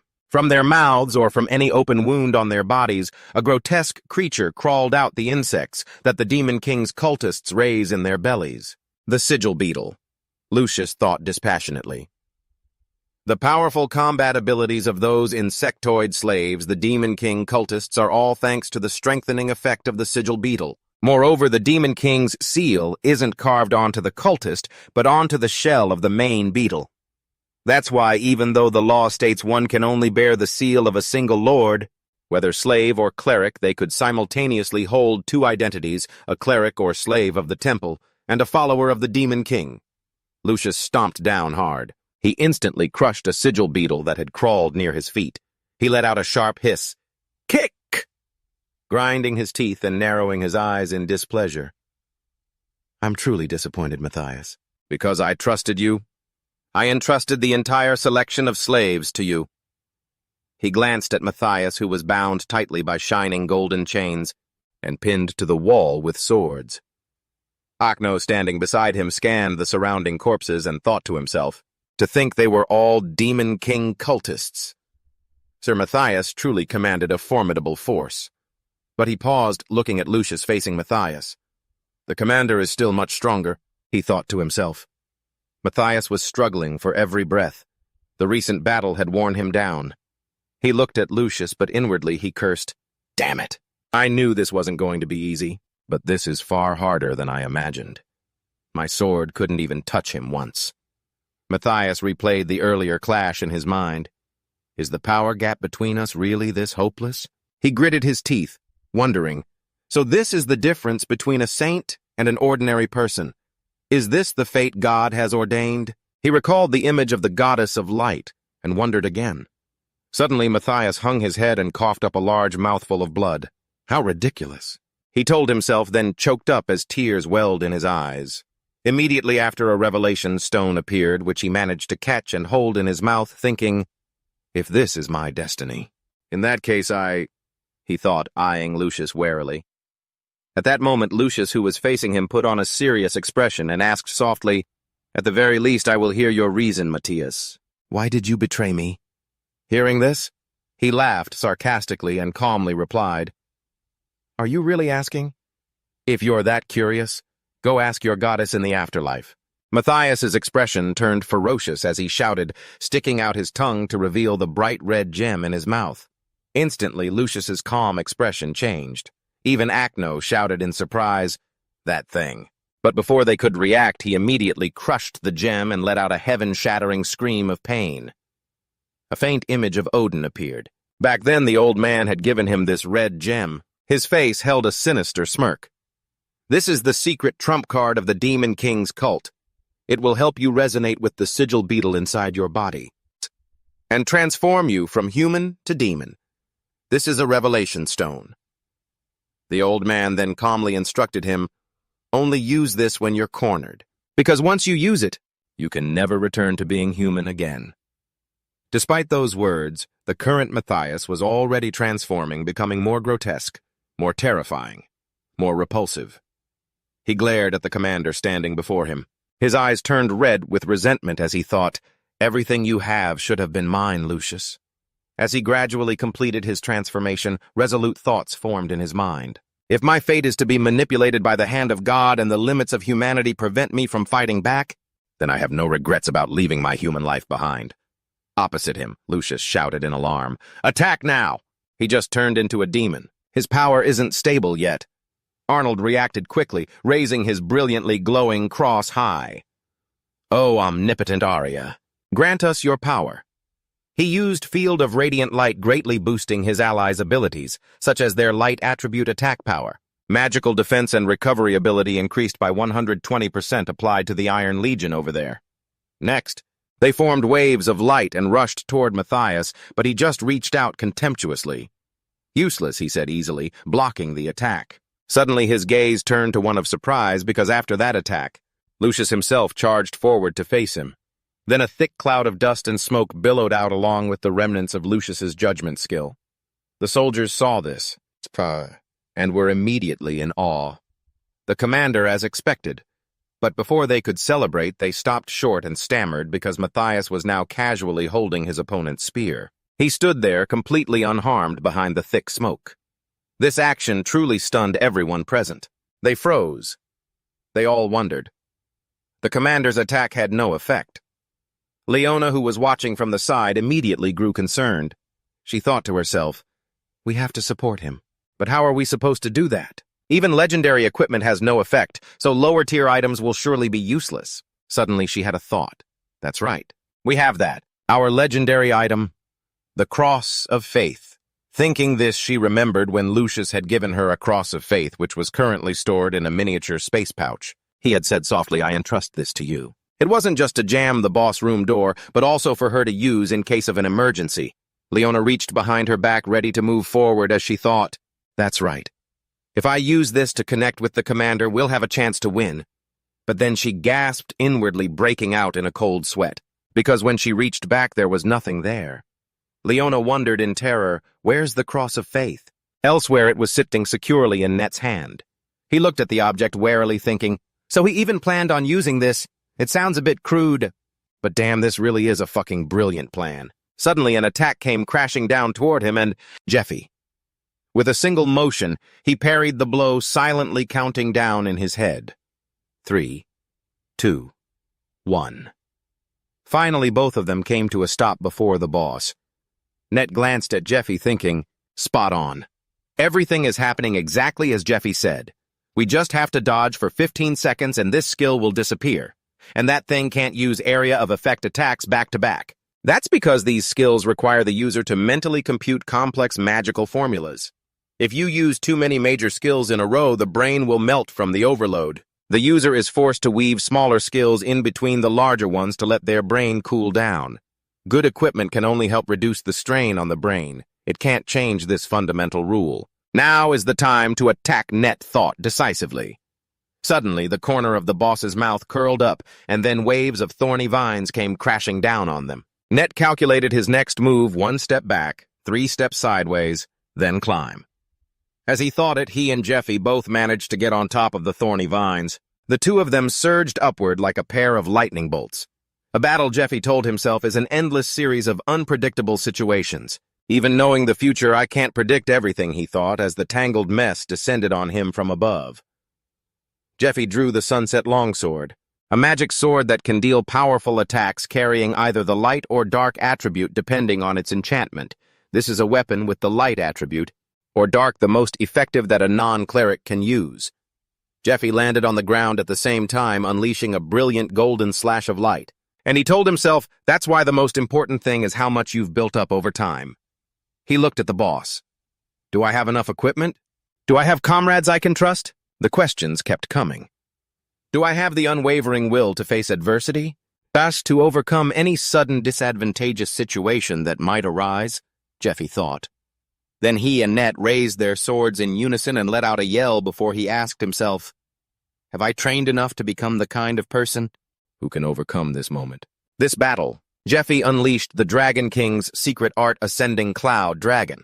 At the same time, Net also landed a finishing blow and sliced clean through the boss's head. He then landed safely, but of course the severed part began to convulse, and right from that spot, it grew a new head.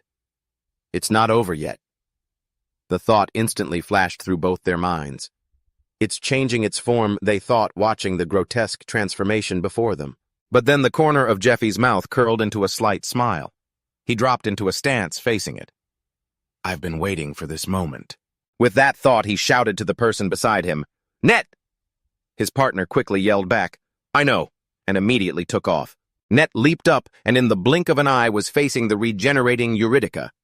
He recalled what Jeffy had told him before, that even if they used the Dragon King's secret art, it would be impossible to destroy that monster. Once its head is destroyed, it will shift to its second form and become even stronger. However, for a single moment while it's transforming, it will be completely immobile and unable to use any skills. Jeffy had emphasized, that single moment is what we're aiming for. Thinking of this, Net reached out and twisted the spatial pouch in his hand, and it opened smoothly. Instantly, the cross of faith materialized and plunged straight into the boss, causing it to let out a horrific shriek. Kyak! The legendary item was reacting to the foul energy by unleashing the powerful holy energy stored within the pillar of faith. Meanwhile, Eurydica continued to shriek as it contended with the brilliant light, but it reached out, trying to remove the object from its body. Not letting it get its way, Jeffy jumped in and cleanly sliced off its defiant hand. He flashed an arrogant smile, thinking, the pillar of faith will nullify most of the damage at that point. We just need to kill the boss while it's trying to remove the pillar. Even as a legendary item, there's a limit to the holy energy it contains. Once it's depleted, it'll be nothing more than an oversized lump of iron. That's why the one who spent a fortune to rent it, Lucius, never intended to use it for an attack in the first place. He thought, then clicked his tongue. Not my money, anyway, he muttered, swinging his sword to sever another of the grotesquely faced Eurydica's limbs. The radiant pillar of faith began to lose its luster, which immediately caught Jeffy's attention. The aura on the pillar of faith is fading, he thought, which means it has lost its ability to identify enemies. He and Net simultaneously looked at the weakened boss beneath the pillar, panting. Tisket's really holding on, he thought. It's not even giving us a second to breathe. Jeffy drops his shoddy sword. Well, all the weapons I prepared have already run out of holy power. Tisk! What did I expect from this cheap junk anyway? I wonder how Lucius and his group are doing now? If Matthias has already been demonized, then, he thought as he tipped back a mana potion, the kind that would help him recover his spent magic. He's got the goddess of light on his side, so he won't die that easily. He quietly reassured himself, dropping 3 empty mana potions as another thought crossed his mind. Otherwise, everything is lost. At that moment, the monster's eye was still twitching in spasms, causing Net, who was watching from a distance, to become wary. Just then, Jeffy turned to him and said, "Forget it. In its current state, it can't recover. But if it dies completely, the door will open and the Guardian will rush in. First, let's find the dragon heart," he said calmly, then tossed something over to Net. Across from him, Net gently caught the item, a recovery potion. Then Jeffy said, "Use it. No one knows what kind of trouble we'll run into while looking for the dragon heart." And with that, Jeffy turned and left first, leaving Net with his thoughts in a jumble. The final boss of a dungeon known as one of the 8 great mysteries of the world, defeated by just 2 people. It's truly a miracle, he marveled. I thought I was pretty strong myself, but not strong enough to make a miracle like this happen. Honestly, it was all thanks to his plan, he thought, still following behind and watching Jeffy. He overcomes every surprise and doubt, he thought cautiously, as if he's looking down on everything from on high with contempt. As Net was thinking this, a loud noise echoed from behind, catching both of their attention. From behind the large door, there was a sudden series of knocks. The figure of a suit of armor holding a large wooden sword appeared. Something strange was oozing from it. It let out a low groan. A knight of Georges appeared in its most tattered and disgusting form. It leaned on its wooden sword for support, a faint magical aura radiating from its body. Then more of them appeared one after another, and with their groans, the magical aura grew stronger, seeping through the crack in the door to our side. After a moment, it was dense enough to fill the entire hall. The magical aura sought out the weakened woman lying on the ground, making her cry out in a long, "Ah! This magic!" She trembled. "Joseph! My knight!" She stammered, so moved that tears streamed down her face. Immediately after absorbing the magical energy, her body began to transform as Net stood watching. Struggling to raise a protective hand, he asked in confusion, What the hell is going on?" Jeffy, equally clueless, replied, "I don't know either. This wasn't in the report." "The report on Lucius's dungeon conquest that I read in my past life," he silently mused. "I see now. Unlike Lucius, who entered the boss room after defeating the guardian monster, the future has changed because that thing wasn't destroyed." Eurydica had now regained her form. Though it was no longer her original form, she glanced at the holy pillar of faith and simply pointed a hand at it. Instantly, a sand maw opened up and swallowed the holy cross whole. Once it was done, she looked over at them. Jeffy and Net immediately charged forward, raising their blades to strike her down as they both yelled out. But as their swords struck Eurydica's body, Net thought in a panic, "There's no sensation of impact." "This skill again," Jeffy thought, realizing it too. Media's ancient art, spatial distortion. Suddenly, a magic circle appeared under their feet. In the blink of an eye, a tangled mass of thorny vines shot upwards. Forcing them to dodge with difficulty, Net's eyes suddenly widened as he stared at Eurydica charging right at him. As she reached for him, he thought in shock, so fast. But Jeffy quickly intervened, shouting, "Don't even think about it," right after he successfully managed to capture her with the Black Iron Queen's web. "Get over here!" Jeffy yelled, gripping the threads tightly. Eurydica just whimpered in frustration as a light suddenly began to glow around his arm. He thought to himself, basic reinforcement magic formula. Then he gave Eurydica a powerful tug, silently calculating in his head about her defensive technique. Spatial distortion is invincible as a defense. However, because it warps the space around the user, even their own attacks can't reach their opponent, he thought as he pulled her. That means the moment Eurydica gets close enough to attack is our only chance. She wasn't idle either, immediately stretching out her hand. She then created her own thorny vines, anchoring them firmly to the floor. But right before her eyes, the image of Net swinging his sword appeared. He smoothly brought the blade down, and just as he was silently cheering, "All right, the attack hit now." His thought cut off, abruptly replaced by shock, as he saw the slash heading right back at him. What? The slash instantly connected, cutting him diagonally from his right shoulder to his left hip. As he collapsed, Eurydica simply stood there, triumphant. It was because she had used Black Mirror, an ancient art of media that reflects all incoming damage while also increasing the reflected damage by 300% based on the user's proficiency. Eurydica gently pointed her hand at him. A surge of magic powerfully formed into a black hand and slammed down on him. Net cried out, "Ah!" as he blocked the blow. At that moment, a fist flew out. Jeffy relentlessly landed powerful blows on Eurydica's back. Thunderstrike palm. He brought down each punch like a clap of thunder. As he deployed his technique, she immediately began to chant, but he quickly created a glowing thread to launch his next attack. The thread stretched toward several points of light, on her right arm. Pressure point, he thought, an Eastern technique used to crush an opponent by constricting the meridians that circulate their magic, he thought as his grip made her falter. Although it doesn't deal as much damage as a typical weapon attack constricting the pressure points. Temporarily severs the opponent's meridians, making it impossible for them to use any skills. Her mana recovery speed is incredible, as expected of a great mage. If I hadn't mastered this technique, looks like I couldn't sever her mana flow. He sighed, exhausted, but still on guard. To think I'd actually be using the things I trained with Auntie for like this. Seizing the chance, Eurydice jumped back, growling in fury, but he wasn't about to let her get away that easily. He once again used his ensnaring web to latch onto her while constricting her mana channels. I'll work together with these threads, he thought, forcefully pulling Eurydice closer. As soon as the distance was perfect, he pressed both hands against her body, making her let out a loud, pained shriek. Just then, he pulled out the item he'd bought from Yos, the enchanted healing beads. It was a rosary with Buddhist techniques carved into each wooden bead. Even a non-monk could use this rosary. The skill enchanted in the beads disappears after a single use. He then flicked 3 of the wooden beads away. A little over 9 seconds until the black hand vanishes, Jeffy calculated as he watched them fly. He let out a relieved smile only when they landed on Ness, making him grunt. There, he thought. I've managed to save his hide for now. But because he'd let his guard down, he was immediately struck by a powerful blow from below.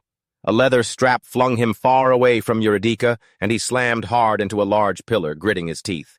This damn monster, he thought, irritated. The pressure point attack couldn't hold her for long. Soon, thorny vines shot out and bound him tightly. Eurydice was all too eager to create orbs of mana and aim them at him. Ha! He let out a mocking laugh. I really didn't see this coming.